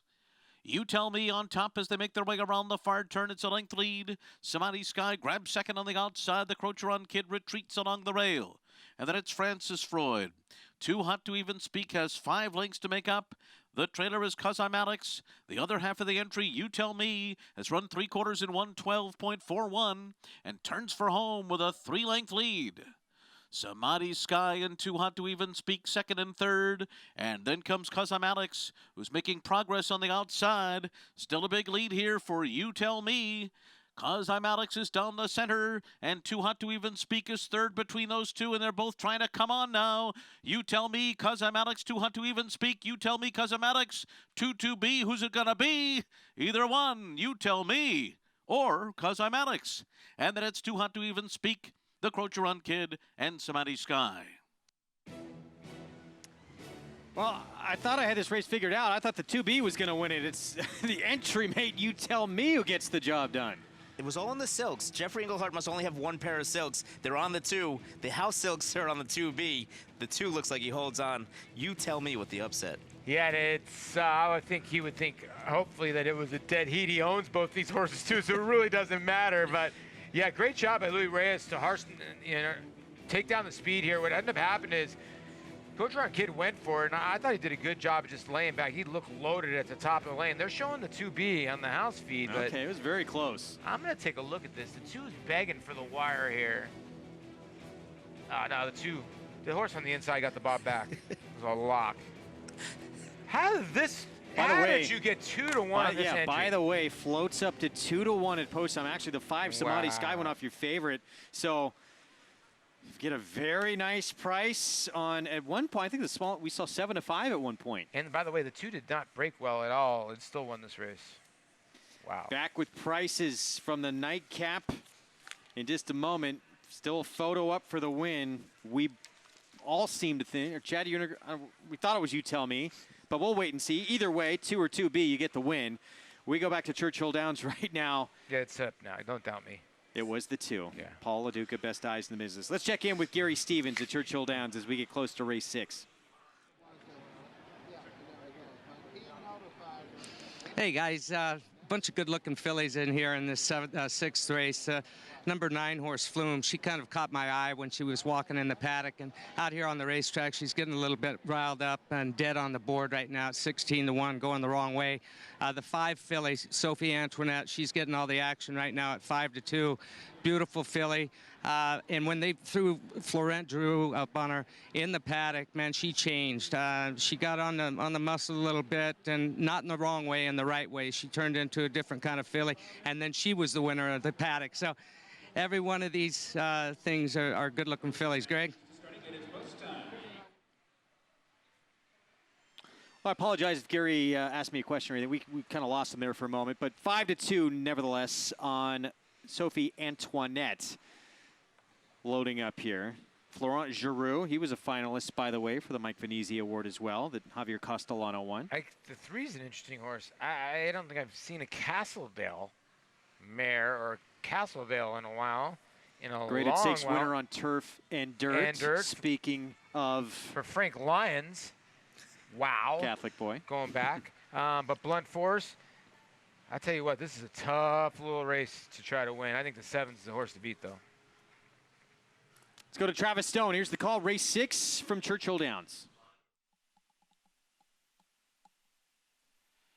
And they're off. Sophie Antoinette was in a little bit tight and is off near the back of the pack. Brassy and Sassy. That inside post is racing for the lead. More Moet Please is also there. U.S. Currency. And on the far outside is Flume. 4 wide into the clubhouse turn. Hung out wide. 2.5 lengths off the early lead. Then it's Snattard who slips through toward the inside to grab 5th to be within 4 lengths around the opening turn. Got a flat Haver. Also a little bit wide. Tries to angle over. Takes over the 6th spot. 5 lengths back heading for the backstretch run. Then it's Holly Molly Dolly, followed by Sophie Antoinette. Near the back are Osprey Court, and the early trailer is Blunt Force, opening quarter in 24 and 1/5 seconds. So it is Brassy and Sassy moving down the backstretch run, leading by 1 length, prompted by More Moet Please on the outside in second. 2 lengths back to U.S. Currency, who's 3 wide past the half-mile pole, has to pick it up now. 3 lengths back, moving on to that far turn. Snattert is covered up inside, racing in 4th. A break of 2 lengths back to Flume in 5th. Got a flat halfer down inside 6th. Sophie Antoinette is 7th with a lot of ground to make up as they round the far turn, and Brassy and Sassy to catch. Brassy and Sassy going by the quarter pole, length and a half in front. More Moet Please is asked to pick it up. Snattert is down inside, needs to find a way out. U.S. Currency, Sophie Antoinette's picking it up. 5th and on the far outside and closing in quickly. But Brassy and Sassy with a 3-length lead and 1 furlong to go. Still there. Sophie Antoinette coming with a resolute rally down the center of the course. Now second and coming after Brassy and Sassy. Brassy and Sassy has to dig down deep. Sophie Antoinette surges past in the final strides. Wins it by half a length. Brassy and Sassy was second. U.S. Currency was third. More Moet Please was 4th. Laurent Giroux for Rudolph Brissett. Sophie Antoinette, daughter of Lemon Drop Kid, with the win. I'll tell you what, the one tried to steal this race, and Sam Dorsey, the trainer, I think is going to finally figure out this great filly is about 10 lengths faster on the turf and almost won this race at a giant price, but Flo the jockey is going to wear down the big long shot here in the lane. It's a very, very confident ride from Laurent Giroux. It looked like he wasn't going to get there for a second, but Yeah, he right? looked like he had it measured the whole way around. Wow. I wonder what the price was in the finishing price. You can see Flo. 18 to 1. 18 to 1. So they bet her actually a little bit because her turf races were better than her dirt races. So you get the favorite over a couple long shots for second and fourth. 5-1-7-6 finish back here at Belmont Park. Cuz, Alex, you tell me it was a photo finish. It went to the 2. You tell me. Let's go to Maggie Wolfendale. The only ones that mattered to really were the jockeys, guys. As owner-trainer, Jeffrey Engelhart runs 1-2. Jeff, congratulations. I guess you picked the right one to put your silks on, though. Yeah, sure did. Now, you tell me, a clever claim by you, picking this horse up, a New York bred who had never run against New York company. Yeah, I had my eyes on this horse for a while. I always thought he would do here. I was just kind of waiting for the right time to buy in on him. It was, he's a neat horse. Now, Alex, now, truth be told, did you prefer him like the rest of us? He ran huge as well. But you tell me, a powerhouse move going into the turn. Yeah, great ride by both riders. Those are 2 nice horses. I was glad to see him run 1-2. Now, obviously, your last name rings a few bells around here. Brother Jeremiah and your dad, Chris. Now, is every single member of the Engelhart family involved in racing? Yes, in one way or another, everybody has been or still is involved in racing. Yeah, the whole family. You share secrets and tips with each other? Yeah. I would say that we're competitive to time, too, but we always root for each other. All right, well, it makes the trip back to Finger Lakes that much sweeter with a win and a very close second, Jeff. Congrats. Thank you, Maggie. Appreciate it. All right, big smile on the road back up north, guys. It's always great when you don't have to sweat out a photo. It's your stablemates. No, and the other part about this is if you like both parts of the horses, look what you get to play. $6 and $5.80 because they run 1-2. Always bet them to win in place if you like an entry to win. And there's all your variables. Like we were talking about, the pick 6 was $4.18 to everybody. It did not matter who you had, and it was $1.40 the pick 5 because it was all in the last race because they took the race off the turf when the pick 5 was already happening. So there's your pick 5 payout. All right, so formful afternoon in terms of the NYRA Bets late pick 5. Paul and I, we're going to stick around for a little bit. We're going to say goodbye to Chad Summers, but it was great having you on set. Absolutely. As always. So hope to see you again here soon. We're going to continue along, of course. We're going to take a quick break. We'll be back with plenty more coming up. We have the conclusion of the card out at Churchill Downs and Serengeti Empress, Kentucky Oaks winner. Take you behind the scenes with her when we come back on America's Day at the Races here on Fox Sports 2. Stick around.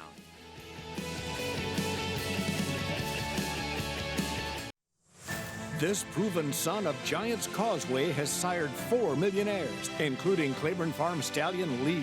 Recent top runners include Cutting Humor, winner of the Grade 3 Sunland Park Derby, plus 3-time graded stakes winner Sharp Samurai, and international star Shamal Nibras. This year, his 2-year-olds have brought prices up to $310,000. First Samurai, standing at Claiborne Farm. It's America's original sport, and no one covers it better than americasbestracing.net. From the sport to the lifestyle, the best races, horses, and destination venues, cocktails, gambling, fashion, and more. americasbestracing.net is a sport for you. Live it, love it, bet it. Runhappy was the fastest 3-year-old sprinter of his generation. Runhappy is stamping his horses. And they all got great necks, great hind legs. They all got a good walk, and this colt moves very, very well. Very smart. He hasn't turned a hair since we had him. First day we turned him out, he was very, very gentle in his paddock and did everything right. He's got an exceptional pedigree. Runhappy, standing at Claiborne Farm. Pratt asking a lot from Bellafina now. She is starting to pick up her stride, but she's got work to do. And here comes Leora. Leora and Channing Hill on the outside of Serengeti Empress, who digs in toward the rail. It's these two, Ladyappolis third, the others with plenty of work to do. It's down to these two and Serengeti Empress, who's holding off the challenge of Leora as they come down to the line. Serengeti Empress has taken the Kentucky Oaks. Well, an incredibly momentous victory for trainer Tom Amoss, our colleague. We work with him every year at Saratoga. Biggest win of his career. He's been doing this for over 30 years to win the Kentucky Oaks. Incredibly special. His daughter Haley Amoss takes us behind the scenes as she gets ready, Serengeti Empress, for coming to the Acorn next.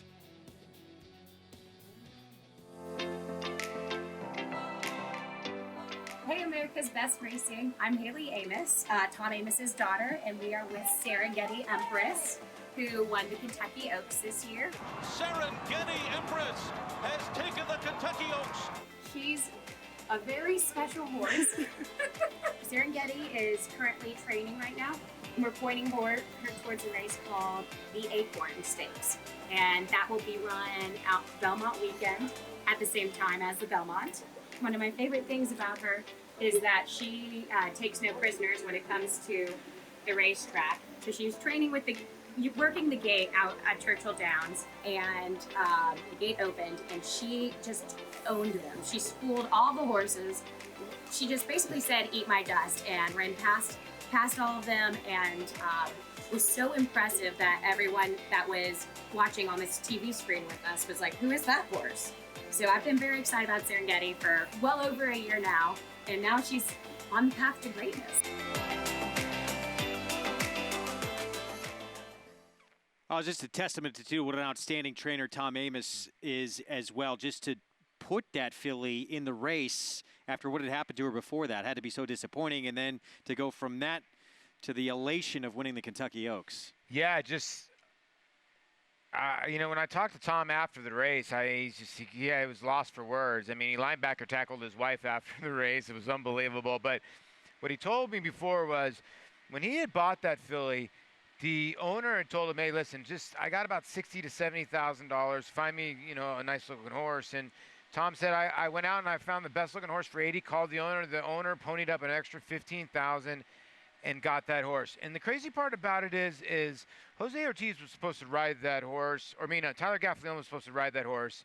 And then Tyler worked the horse before the race, and Jose ended up getting them out and not Tyler because of some kind of technicality. And Tyler got off the horse and told Tom already had his mind made up to run the horse, but I think Tyler gave him the confidence, and then boom, strikes the dynamite. I couldn't be more happy. Listen, I've worked with Tom for so long. He's been like a second father to me, and he's so great on the set, the information that he brings to you guys, the fans.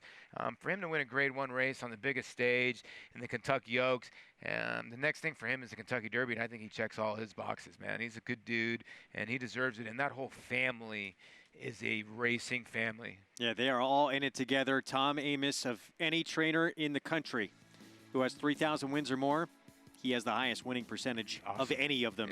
But that was the win of a lifetime for sure. And that owner you keep talking about, that's Joel Politti.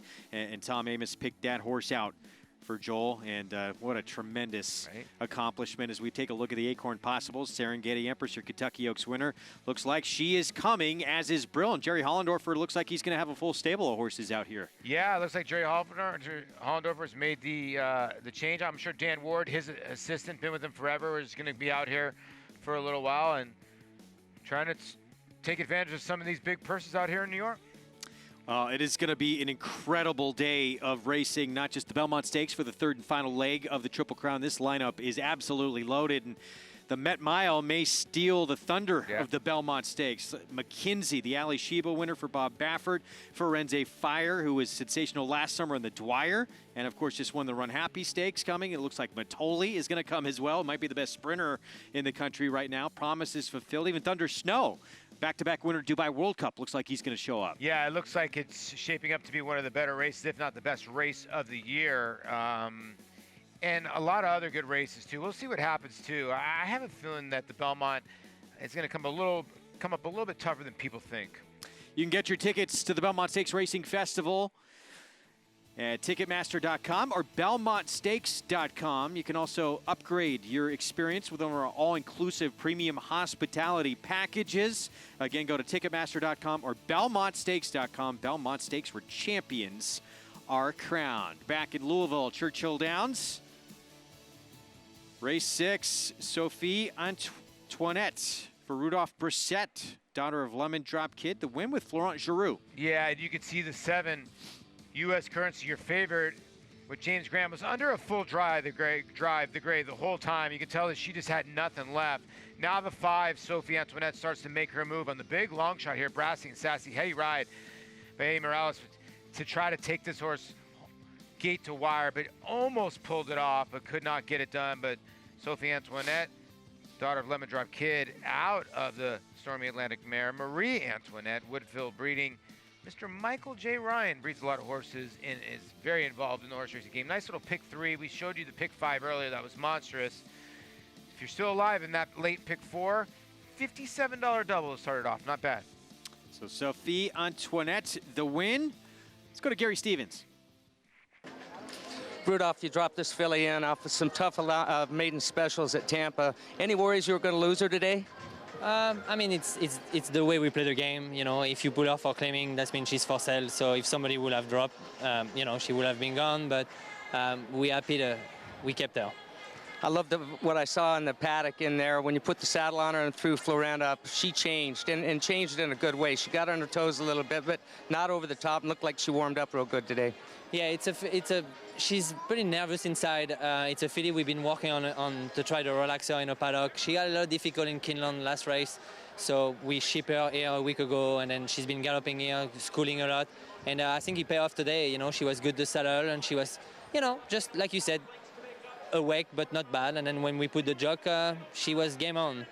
You're getting a reputation for doing this time after time after time, and it's not just fillies, it's colts too. What can we expect from Quip here in the future after winning the Oakland Handicap? Well, as now we're planning to come here for the Stephen Foster. So the race is on June 15. He won over the track, and you know, it's not a great one anymore, but it's a win and you win for the Breeders' Cup Classic. So that will be a big achievement for us, a young barn. But the horse is doing really good. Breeze 2 days ago, and we're hoping big, you know. Rudolph, congratulations on tonight, and we'll look forward to the Stephen Foster. Congratulations. Back to you guys. Gary, thanks, of course, Quip, former Tampa Bay Derby winner. Very nice runner for that barn as we take a look at the field for race 7. Entry level allowance race. It is 7 furlongs. Whoa, Nelly, 3-2, the favorite right now for Larry Jones. Don't you miss him? One of the, arguably the greatest of all time. Stumbling, rumbling, and rolling. But yeah, whoa, Nelly and Calvin Burrell, there he is. Right there. Mr. Jackson, man. Those were fun days watching the SEC.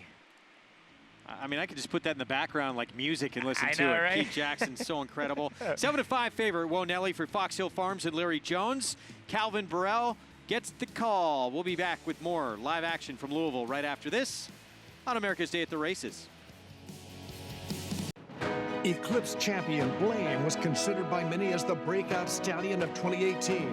His top runners included Grade 1 winner and Eclipse Award finalist Marley's Freedom, plus Grade 1 winner Fault and graded stakes winners Maraud, Beyond Blame, Miss Kentucky, and Blamed.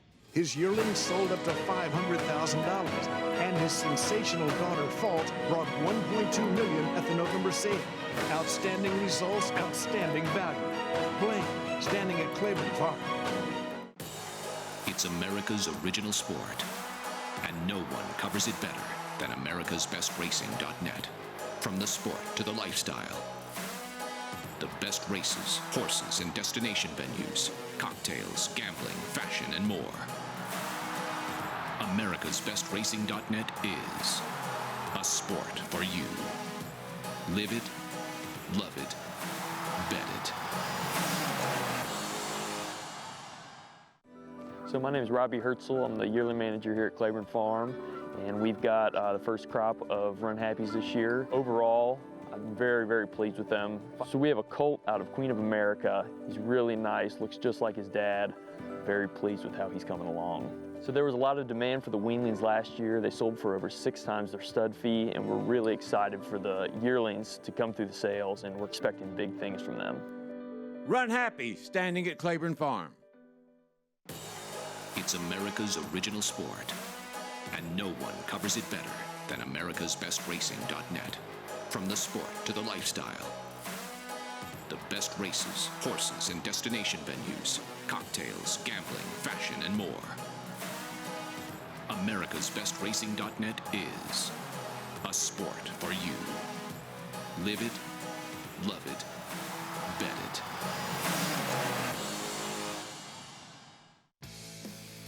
You're watching America's Day at the Races, brought to you in part by legendary Claiborne Farm. 100 years of doing the usual, unusually well. Got more live action coming up from out in Louisville, Churchill Downs, home of the Kentucky Derby. As New York Racing Association and Churchill Downs have joined forces to bring you live action from both tracks here on the program. We'll be doing an all-spring meet for Churchill. This is a look at the current odds for the 7th race here. We talked about Wonelli, 3-2 for Larry Jones. Second time in against winners after winning her debut, daughter of Kentucky Derby winner Orb. Obviously, she showed talent right out of the box. Yeah, she's had a couple of races where she's hopped at the start and sort of broke a little bit flat-footed and then showed speed. Now, the first time she was able to get away with it. The second time, she just can't because it was against winners. So if she can get away cleanly, she's probably the speed. Now she's got to go 7 furlongs. But there's some horses in here with a little bit of lick. So maybe a horse from off a pace, we could maybe search for a price in here. Crowd taking in the festivities on a Twilight Thursday. Let's check in with our Hall of Fame jockey, Gary Stevens.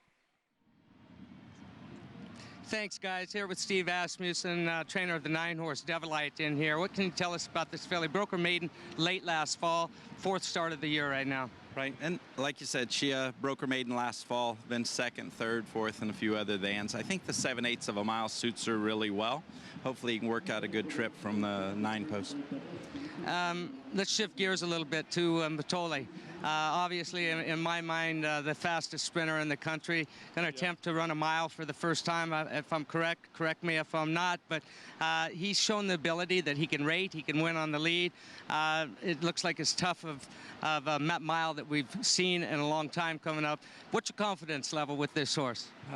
He's a very special horse. He's got an elite talent level. To have him win here on Derby Day, going 7/8 of a mile the way that he did it, I thought he went through the wire with good energy. Sheets guy runs a 2 on the sheets at his first time going 7/8. Came out of the race in good shape. Nothing but respect for who's going into the Met Mile, but it is an opportunity of a lifetime. Well, Steve, good luck here and good luck in the future. Thanks for your time. And there you have it, boys. So glad Gary asked about Matoli. We'll talk more about him in a moment. He looks like an absolute superstar, pointing to the Met Mile, and he handled that stretch out to 7/8 just fine. Here's East Moon, Tyler Gaffleone for Rusty Arnold. After a good second at Keeneland, and a horse that's got 5 seconds in 10 starts. The favorite, Wonelli, 3-2. Needs a better break, this filly by Orb, and she'll be part of that early pace. Chuck Lepresti sends out Urban Insight. This horse is a nose away from a couple wins and just got up last time when in for a maiden 100,000. Blinkers on Mo Gale.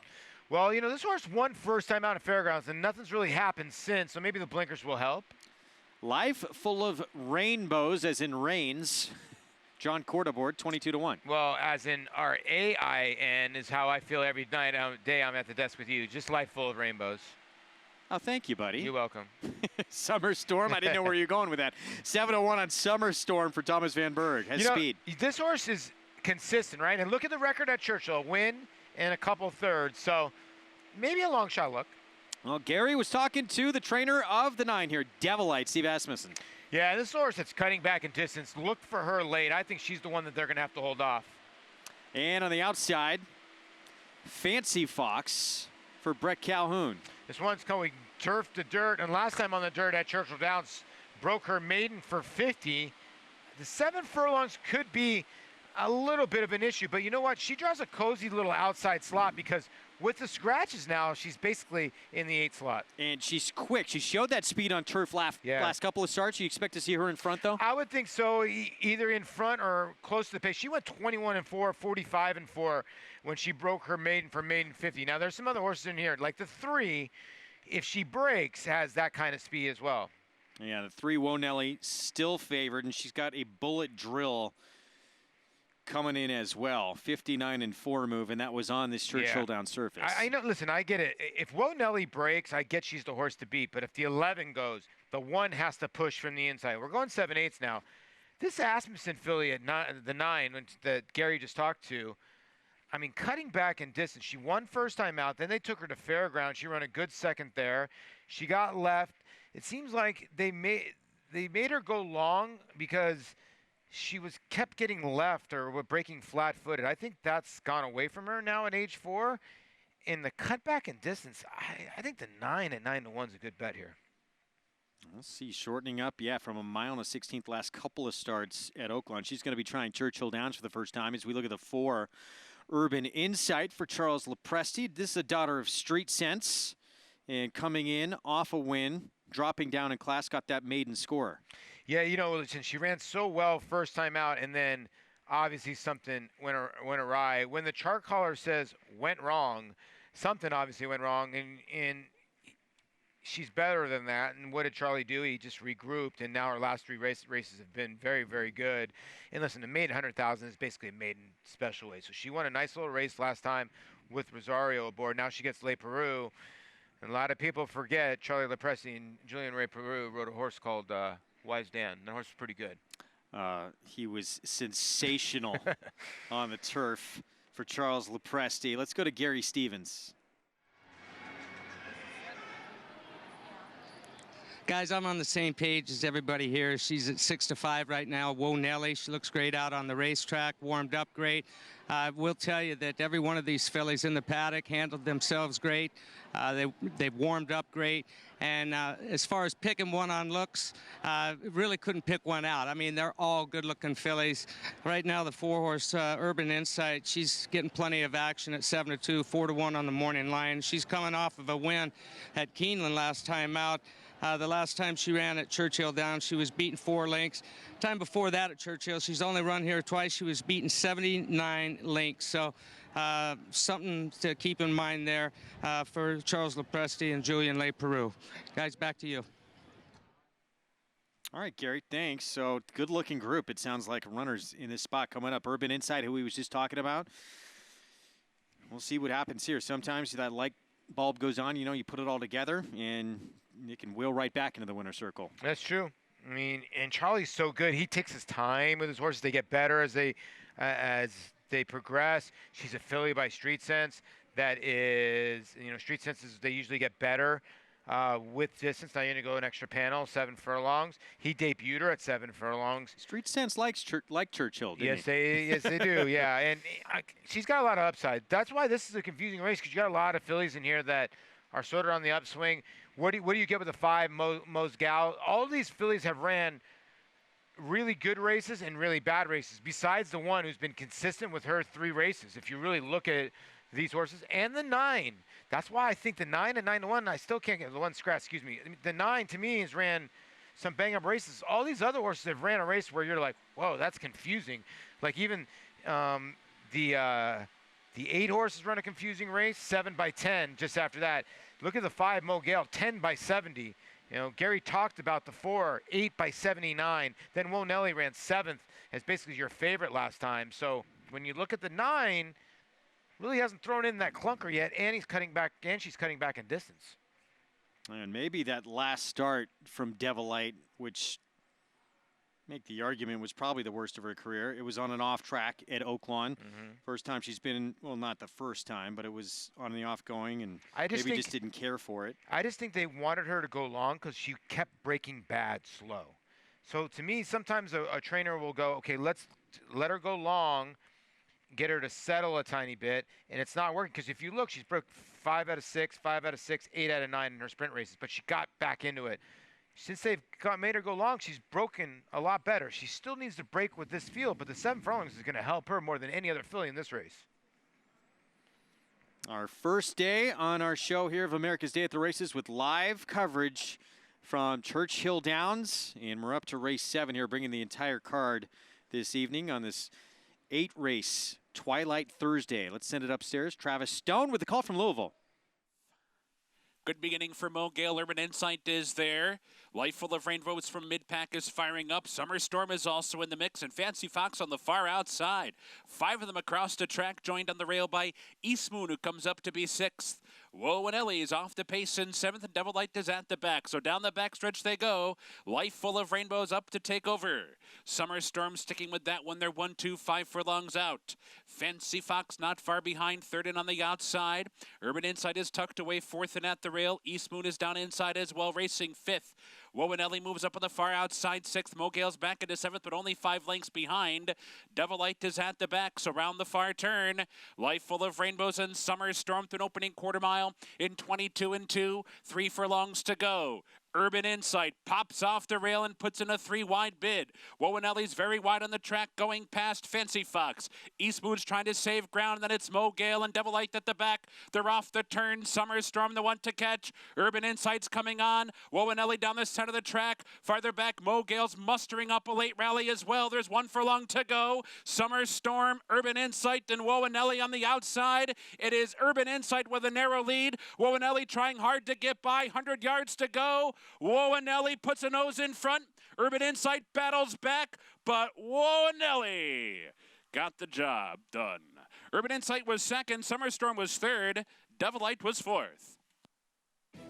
That was a determined stretch drive from Woe Nelly, going further than she'd ever raced before, just the 3rd start of her career. Yeah, Cal Burrell did a great job of just sitting there and waiting a little bit. Great call by Gary. He basically gave it to you 3-4. He was right there, and nobody was really making up ground. I thought the 9 was in perfect position. They went after each other. The 9 starts making up ground gradually, but just not getting there. No punch there. The 8 starts fighting Summer Storm from the inside, but Woe Nelly's just going to wear down Urban Insight just late here, but Gary was dead on the 4 improving, and Woe Nelly just got out of the gate and was able to rate. So I would think Larry Jones got to be very happy.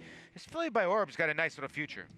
Well, we're going to take a break in the action when we come back. Former jockey Rosie Napravnik, a 2-time Kentucky Oaks winning rider, helps a former Kentucky Derby contender transition to his life away from the races through the Retired Racehorse Project. We'll have that when we come back. For a commercial farm like us in Frankfurt Park, you have to get value for money.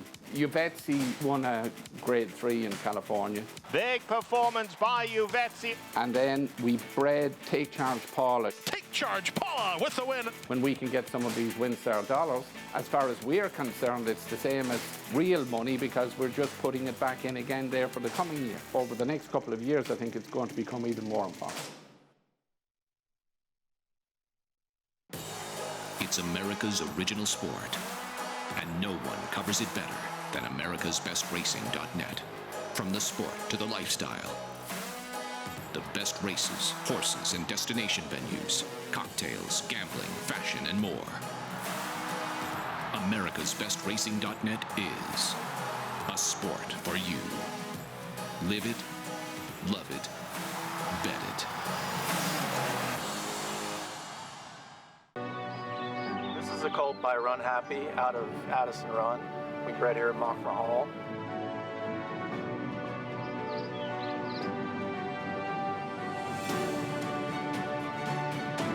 Well, he's a big, strong, good bone, big old hip on him.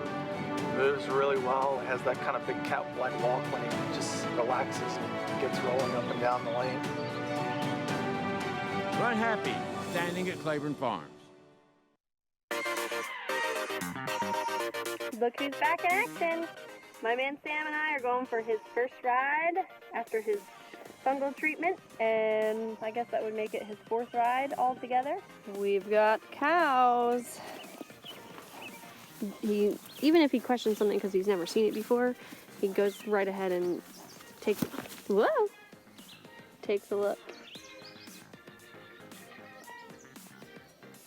And then carries on. He really trusts it. So one of the things that I really insist on is being able to hack on the buckle. Sam barely needs a lesson in this department. He's pretty chilled out. Loves this horse. Coming up to a somewhat challenging water entrance because it's like really down a bank. A lot of horses are kind of nervous about it. I'm really just curious to see how Sam does because he's so solid with water and pretty much everything I've asked him to do. What a cool freaking horse.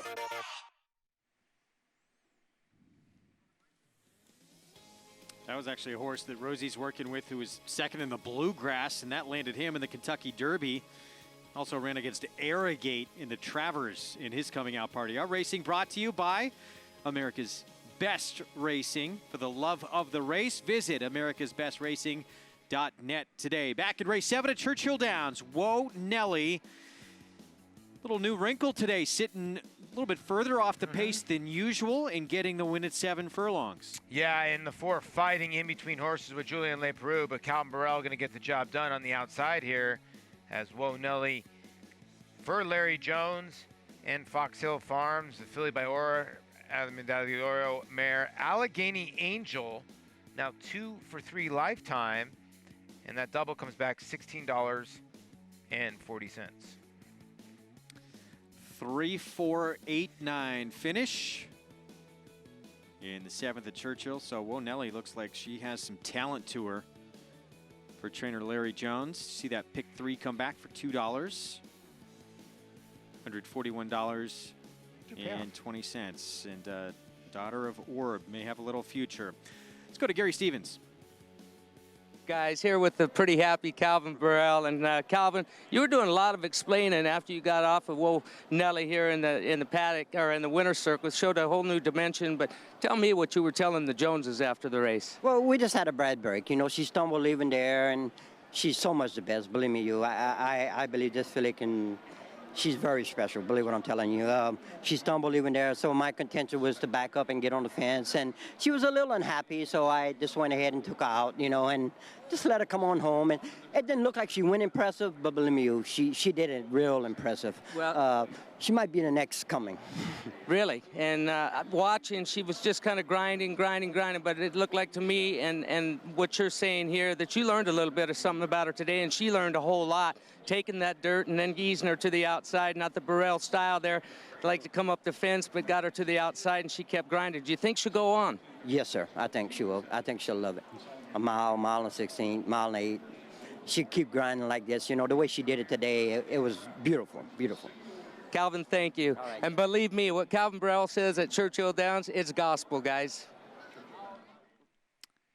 The next coming. Wow, is that a little reference to Rachel Alexandra? I gotta see the break again. If she stumbled that bad, she needs to get out of the gate. But he's high on this filly. Yeah, she was impressive again today.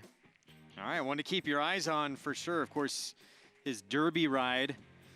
I'll mind that bird. One of the great rides in the history of that race. Yeah, I know, it really was. And I still remember Durkin going, "Mind that bird?" Yeah, just flying up the fence. And that overhead view of how much faster he was moving than everybody else is like, it was unbelievable. And actually, Calvin's boot scraping the rail. Sparks flew up. That was crazy. That 8th race we just showed you there, 30 maiden claiming event. It's 6.5 furlongs. We'll have more on that coming up. That's the Nightcap out at Churchill Downs. You know, we touched on it a little bit. Gary Stevens asked Steve Asmussen leading into that 7th race about his superstar sprinter, Matoli, who just was sensational, winning the Churchill Downs on the undercard on Kentucky Derby weekend, I should say. But this horse now going to be trying a mile, but this field just absolutely loaded coming up. The entire card loaded as well on Belmont Stakes Day. And if you can get out here at all, Belmont Stakes Racing Festival is a tremendous 3 days of racing. Well, it just brings you a little bit of everything. Long on the turf, short on the turf, 2-year-olds, 3-year-olds, 4-year-olds. It just brings everything you want. Woody Stevens, Collie, 3-year-olds cutting back in distance. And then the Met Mile. I mean, it just doesn't get any better than this. You're looking at just freaks right here. Firenze Fire, Mackenzie Matoli, and Thunder Snow. Yes, Thunder Snow, the 2-time Dubai World Cup winner in. Who would have ever thought this was the horse that everybody was gifting and making fun of, bucking out of the starting gate, and everybody making all kinds of jokes. In the Kentucky Derby, In the Kentucky Derby. And now a 2-time Dubai World Cup winner as he just wears down or holds off, if I'm not mistaken, or wears down Mendelssohn, or holds off Mendelssohn, excuse me. Back-to-back wins in the Dubai World Cup and some unfinished business here in the States. McKinsey, of course, he was one of Bob Baffert's most talented 2-year-olds early on in his career. He got injured before he got a chance to prove himself on the Triple Crown Trail, but now he's developed into a top older horse. Yeah, this was a freaky effort because Mike actually eased the horse back and broke, never even raised the whip to him. And then eased him back. He looked like it was done. No, he was just trying to get him outside. And if he gets an outside draw, he's going to be very, very dangerous. And we already know Bob Baffert's track record when he comes to Belmont. Matoli, Steve Asmussen and company had high expectations for this horse, and he got him a grade 1 in the Churchill Downs Stakes on Derby Day. And going 7 furlongs, that extra furlong than he'd ever traveled before, he looked like he was even better. So maybe the mile's right up his alley. Yeah, everybody wants to talk about the Golden Rail. He was in the middle of the racetrack the whole way around. And look at him stride forward. That's what Steve Asmussen was referencing to. And you could see his main rider there, Ricardo Santana Jr., with a little bit of I got the real deal. This is a race that's going to be a race for the ages. All these horses show up. We're looking at a monumental type of Met Mile here. With the horse Thunder Snow, it's won 2 classic races. Matoli might be the fastest sprinter, stretching out. And we didn't even show you Firenze Fire, who's thrown over, I think, 5 buyers over 100. Never lost here at Belmont. I mean, what he did in the Dwyer at a mile here last year had everybody talking in horse racing at the time. And Mendelssohn was the talk coming into that race, but it was Firenze Fire stole the show, and he did it again in the Runhappy Stakes with his incredible performance sprinting. Freaky. It's going to be a tremendous race, so we can't wait for it. That entire weekend is going to be awesome. You can put your handicapping skills to the test in the biggest New York handicapping contest of the year. It's the Belmont Stakes Challenge. All 15 stakes of that Belmont Racing Stakes Festival, they're included in the 2-day contest, June 7th and 8th. $60,000 guaranteed first place prize, $10,000 buy-in, play on track, or online at NYRA Bets. Go to get all your details and register at NYRA.com/challenge and play for $60,000 first place prize. Well, he was injured. He was on the sidelines for 3.5 years, and he has come back with a vengeance. It's the story of David Cohen and his return. He'll be on a long shot in the finale at Churchill Downs. We'll have his story when we come back. It's America's original sport, and no one covers it better than americasbestracing.net. From the sport to the lifestyle, the best races, horses, and destination venues, cocktails, gambling, fashion, and more. americasbestracing.net is a sport for you. Live it, love it, bet it. This successful son of A.P. Indy has sired 6 millionaires, including Eclipse champion West Coast. This year, Flatter is adding even more stakes winners to his outstanding record at stud. In the auction ring, Flatter topped the 2018 Fasig-Tipton July sale with a $520,000 yearling. And this year, his juveniles have sold up to $375,000. Success on the track, success in the ring. Flatter, standing at Claiborne Farm. It's America's original sport, and no one covers it better than americasbestracing.net. From the sport to the lifestyle. The best races, horses, and destination venues, cocktails, gambling, fashion, and more. America's Best Racing.net is a sport for you. Live it, love it, bet it.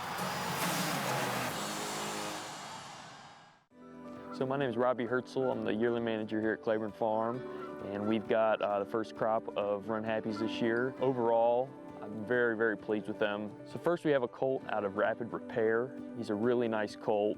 Very happy with how he's come along as a yearling. So there was a lot of demand for the weanlings last year. They sold for over 6 times their stud fee, and we're really excited for the yearlings to come through the sales, and we're expecting big things from them. Runhappy, standing at Claiborne Farm. In February of 2014 at Aqueduct, jockey David Cohen would see his career derailed after getting kicked by a horse in the paddock. That broke my tibia and fibula. That put me out for about 9 months. I came back maybe a little prematurely, I'm not too sure. Lasted for about 2 weeks. Felt my injury was still bothering me. So at that time I chose to just kind of go back to rehab and figure it out. The much-needed healing would extend beyond Cohen's leg. His hiatus away from the sport would last nearly 3 years. Probably about 6 months after that, my father passed away, which anyone knows is my best friend, and so it was pretty tough on me. And then had another passing away in my family. My sister passed away. So, you know, it took a lot of time mentally, not just physically, to get back right and before I wanted to come back to riding. Oaklawn's 2018 season would be the kickstart he needed. Cohen would win 118 races for the year. His horses would earn nearly $7 million, and the sport would recognize his race riding by honoring him as Comeback Jockey of the Year. Heartwood, Gordy, Florida. A late bid here from Control State, but Heartwood takes the King Cotton, and he does it under David Cohen. Coming from your peers and more of the inside of the industry, it really meant a lot. Didn't expect it. It really just developed into that type of year. A chance to reset and go back to just natural instinct of doing things, and was able to get my body back to zero and kind of reset my body, which I felt that really right now, and anyone that knows me, I'm probably in the best shape that I've ever been in. And really just blessed to be back from, you know, such a lengthy layoff and be in the opportunity to ride such quality horses and have that type of support from the owners and trainers. Hybrid on a horseback, I got too much horsepower. Well, tremendous to see him back, as you heard from Laffit Pincay voicing that piece there. He's named Comeback Jockey of the Year in 2018, and he's coming off winning the jockey title as well at Oaklawn Park. Yeah, listen, we all have our ups and downs in professional sports. This is the bottom line. You cannot be at the top of your game constantly, especially in a sport that's 365 days a year. You're just going to have your ups and downs, like in every sport.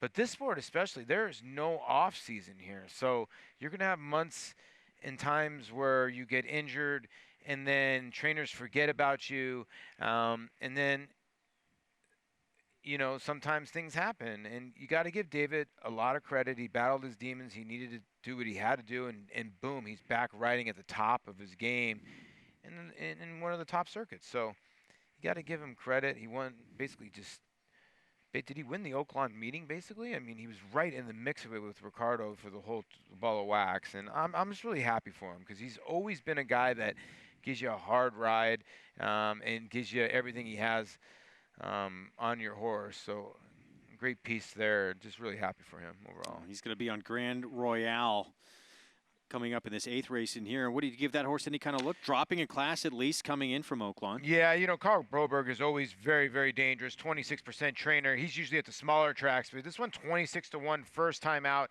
Lost to a horse named Beamy Award that I think is going to be okay. Now the drop all the way to 30. Maybe Carl was just putting this horse in, basically in, you know, maiden special weight, thinking that the horse needed the race. Horse didn't get much out of it, broke badly, but is getting a little bit of attention today, so I wouldn't dismiss. Let's see, definitely clean break would be key. Not getting out clean in that debut. Son of Cairo Prince. There's the 3 again with David Cohen. and you're going to see a lot of California trainers. You see 3. We're talking about Jerry Hollendorfer bringing horses to New York with the State of Racing in California. You have the 14 in here draws in, a first-time gelding for Peter Miller, who's got 16 horses already started at the Churchill meeting, so he's been having a lot of horses there as well. And that horse is getting played with Tyler Gaffney just a little bit at 9-1. Yeah, been off since April of 2018. For more on this group, let's check in again with Gary Stevens. Thanks, guys. I'm with Kevin Martin, the assistant for trainer Carl Broberg. They've got the 3 filly in here, and she looks like a filly. She ran maiden special first time out in one of those tough allowance races, Oaklawn Park. Been off for a while, dropping in for 32. What's the story on this filly? It's a colt, but we gave the horse some time after the last race. He just wasn't quite ready for Oaklawn. You know, the indoor paddock kind of shook him up a little bit, and his nerves kind of got to him, but he settled down here, and hopefully he'll, put a positive race tonight. The 30,000 climber, dropping him in, that's, about where it looks like he needed to run. So hopefully it'll pay off. All right, guys, and Kevin doesn't normally do interviews, said it's bad luck, but I hope I'm bringing him good luck for this colt today. Thanks, guys. Back to you. It's always good luck to talk to a guy who's won 3 Kentucky Derbies at that racetrack, yeah, isn't it? It's almost one of those things where it's like bad luck, and you're like, wait, that's Gary Stevens. I can't turn down this interview. Exactly. Yeah, right? So here's clipboard money as we kick off our post-parade. Dale Romans, Robbie Alvarado. I like to have some clipboard money. You and me both. Release first-time starter. Don't like that word if you're an ex-baseball player. No. Grand Royale, Carl Broberg, and this is the connections Gary was just talking to. Great interview there for this one for Ron Palucci, our good friend. But great interview saying, listen, this horse wasn't ready for Oaklawn, couldn't handle the paddock, might run better today. Gray's shooting star down to 3-1 Corey Lannery. I think this is the gelding to beat. I mean, because on the drop, at least showed some speed, had blinkers, maybe the one to catch. Tizagera we'll see next. There's the 5, first-time starter here by Tisway. They only paid $6,000, like for you said, for the son of Tisway, so they placing him in the right spot. He debuts with Lasix. The horse to beat, no question. Here's Lontani. Yeah, good 4th place finish at Keeneland, drops for 30, and was 6-5 that day. That's my only worry. Now 9-5 on a bigger drop. That's cause for me.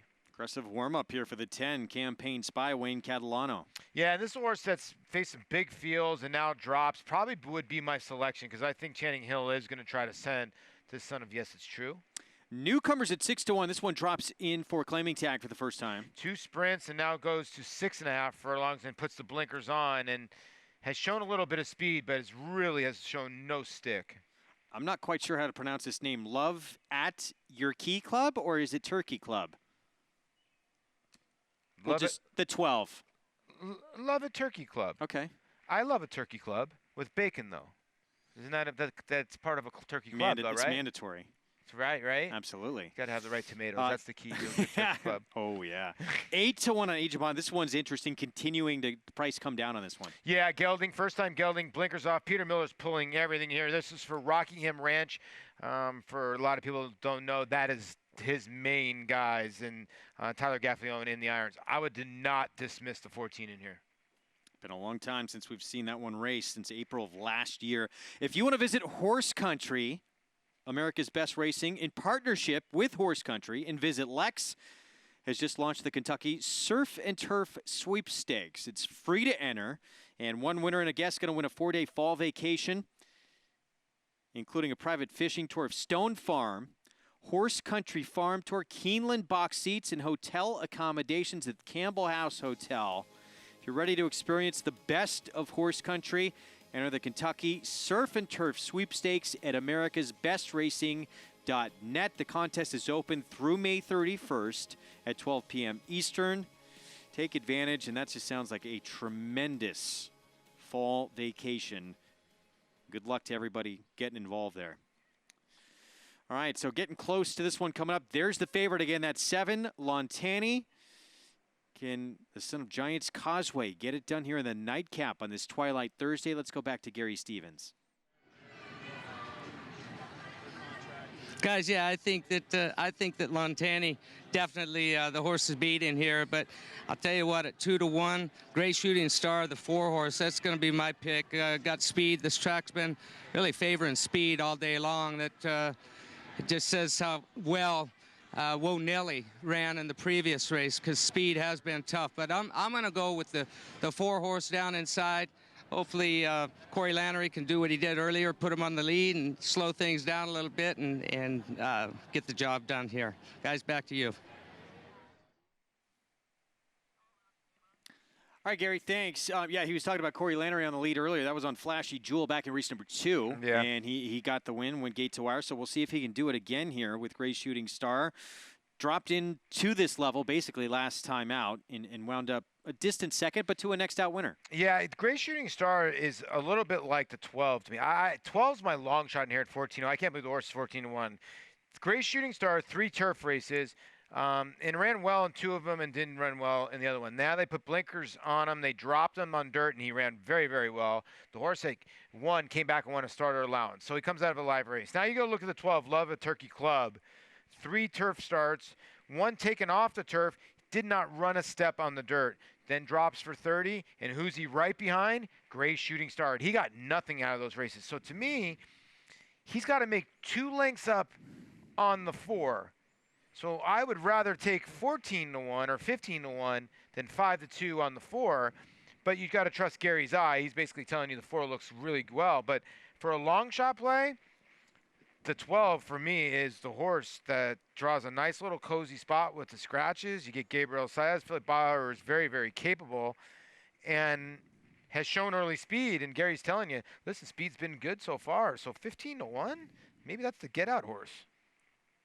I mean, Gary's thinking it's certainly the 4. It's the horse to beat. I mean, well, speed-wise too. I'm from a pace standpoint. Yes. But do you who maybe Clipboard Money from the inside puts pressure on as well? Well, the 4 had the lead last time, right? And though the 12 was a length and a half behind him. Lontani's got route speed. Clipboard Money. He's quick. Inside post today. The 9 Dustman might throw token pressure early. He's out of the race. The 11 Newcomer. Blinkers going on. Blinkers on. And drops the dropping? in class. Could be. I don't know. That's a good question. And, usually Peter Miller's horses show speed. The blinkers are coming off, though, and first time gelding, so you don't really know what's going to happen there. Yeah, outside post for Agent Bond, the Peter Miller runner, who actually did show speed on the turf down the hill at Santa Anita back when he was last in action last year. We'll see what he does. His debut on dirt, it was a race taken off the turf. Didn't show all that much pace, but intriguing to see what you get from him. And he has been taking some money. There he is in the background, the 14 horse. It's the Nightcap from Churchill Downs here on America's Day at the Races. Lontani from post 7, the 1 to beat. Here's Travis Stone. They're in the gate. And the rough. Love at Turkey Club, a newcomer, and Lontani is there. Clipboard Money for the inside post, races up on through, and that one takes over onto the main track. So it is Clipboard Money, the leader. Lontani running in second. Newcomer comes away third. Gray Shooting Stars racing fourth early. Campaign Spy moves up to be fifth. Released is on the move inside, while sixth. Tizagara's right there in the middle of horses running along in seventh. Love at Turkey Club is back in eighth. Grand Royale, Agent Bond, the last of them all. 4 furlongs to go. And Clipboard Money moving for the far turn in control. The opening quarter in 22-2. Lontani is keeping pace though, and is right there in the outside with 3 furlongs to go. 4 lengths back to Campaign Spy in between Gray's Shooting Star and Newcomer. They're all together third, fourth, and fifth. The rest have to get going at the quarter pole. Lontani takes charge. Lontani by the quarter pole, kicking away to lead by 2, now by 3 off the turn. Clipboard Money giving way toward the inside. Gray's Shooting Star and Newcomer and everybody else. There's 1 furlong to go. It's Lontani with a 5-length lead. In between horses trying to come on late is Gray Shooting Star, Campaign Spy, Tizagara down the center of the track, everybody else. But nobody's going to catch Lontani. Lontani, much the best in here, wins by 8 on the wire. Tizagara got up for second, Campaign Spy was third, and Grand Royale was fourth, and Newcomer was fifth. Lontani, Florent Giroux, Brad Cox dropping to the lowest level he had run at yet, gets the win. Yeah, sometimes when you just drop a horse, you drop a horse, and the bottom line is this horse was just much the best. As Lontani's just going to crush this group. And I'll tell you what, Edgar Morales, if you played an Edgar Morales place proposition here, 22-1 for this race. Last race, Summer Storm show pool at about 30-1, and then he almost stole the other race, Brassy and Sassy, in race 6 at 19-1. So he keeps running second and third at big long shot prices, but no doubt about Lontani, who crushes that group for Brad Cox. Much the best. Yeah. We're back on Fox Sports 2, 4:30 to 6 on Friday. We will see you then. It was Whoa Nelly in the 7th at Churchill Downs. Calvin Burrell says, look out, you're going to hear a lot more from this daughter of Orb in the future. In the feature at Belmont, Preservationist could be on to Stakes Company after this performance for Jimmy Jerkins. We will see you Friday at 4:30 on Fox Sports 2. Thanks for watching.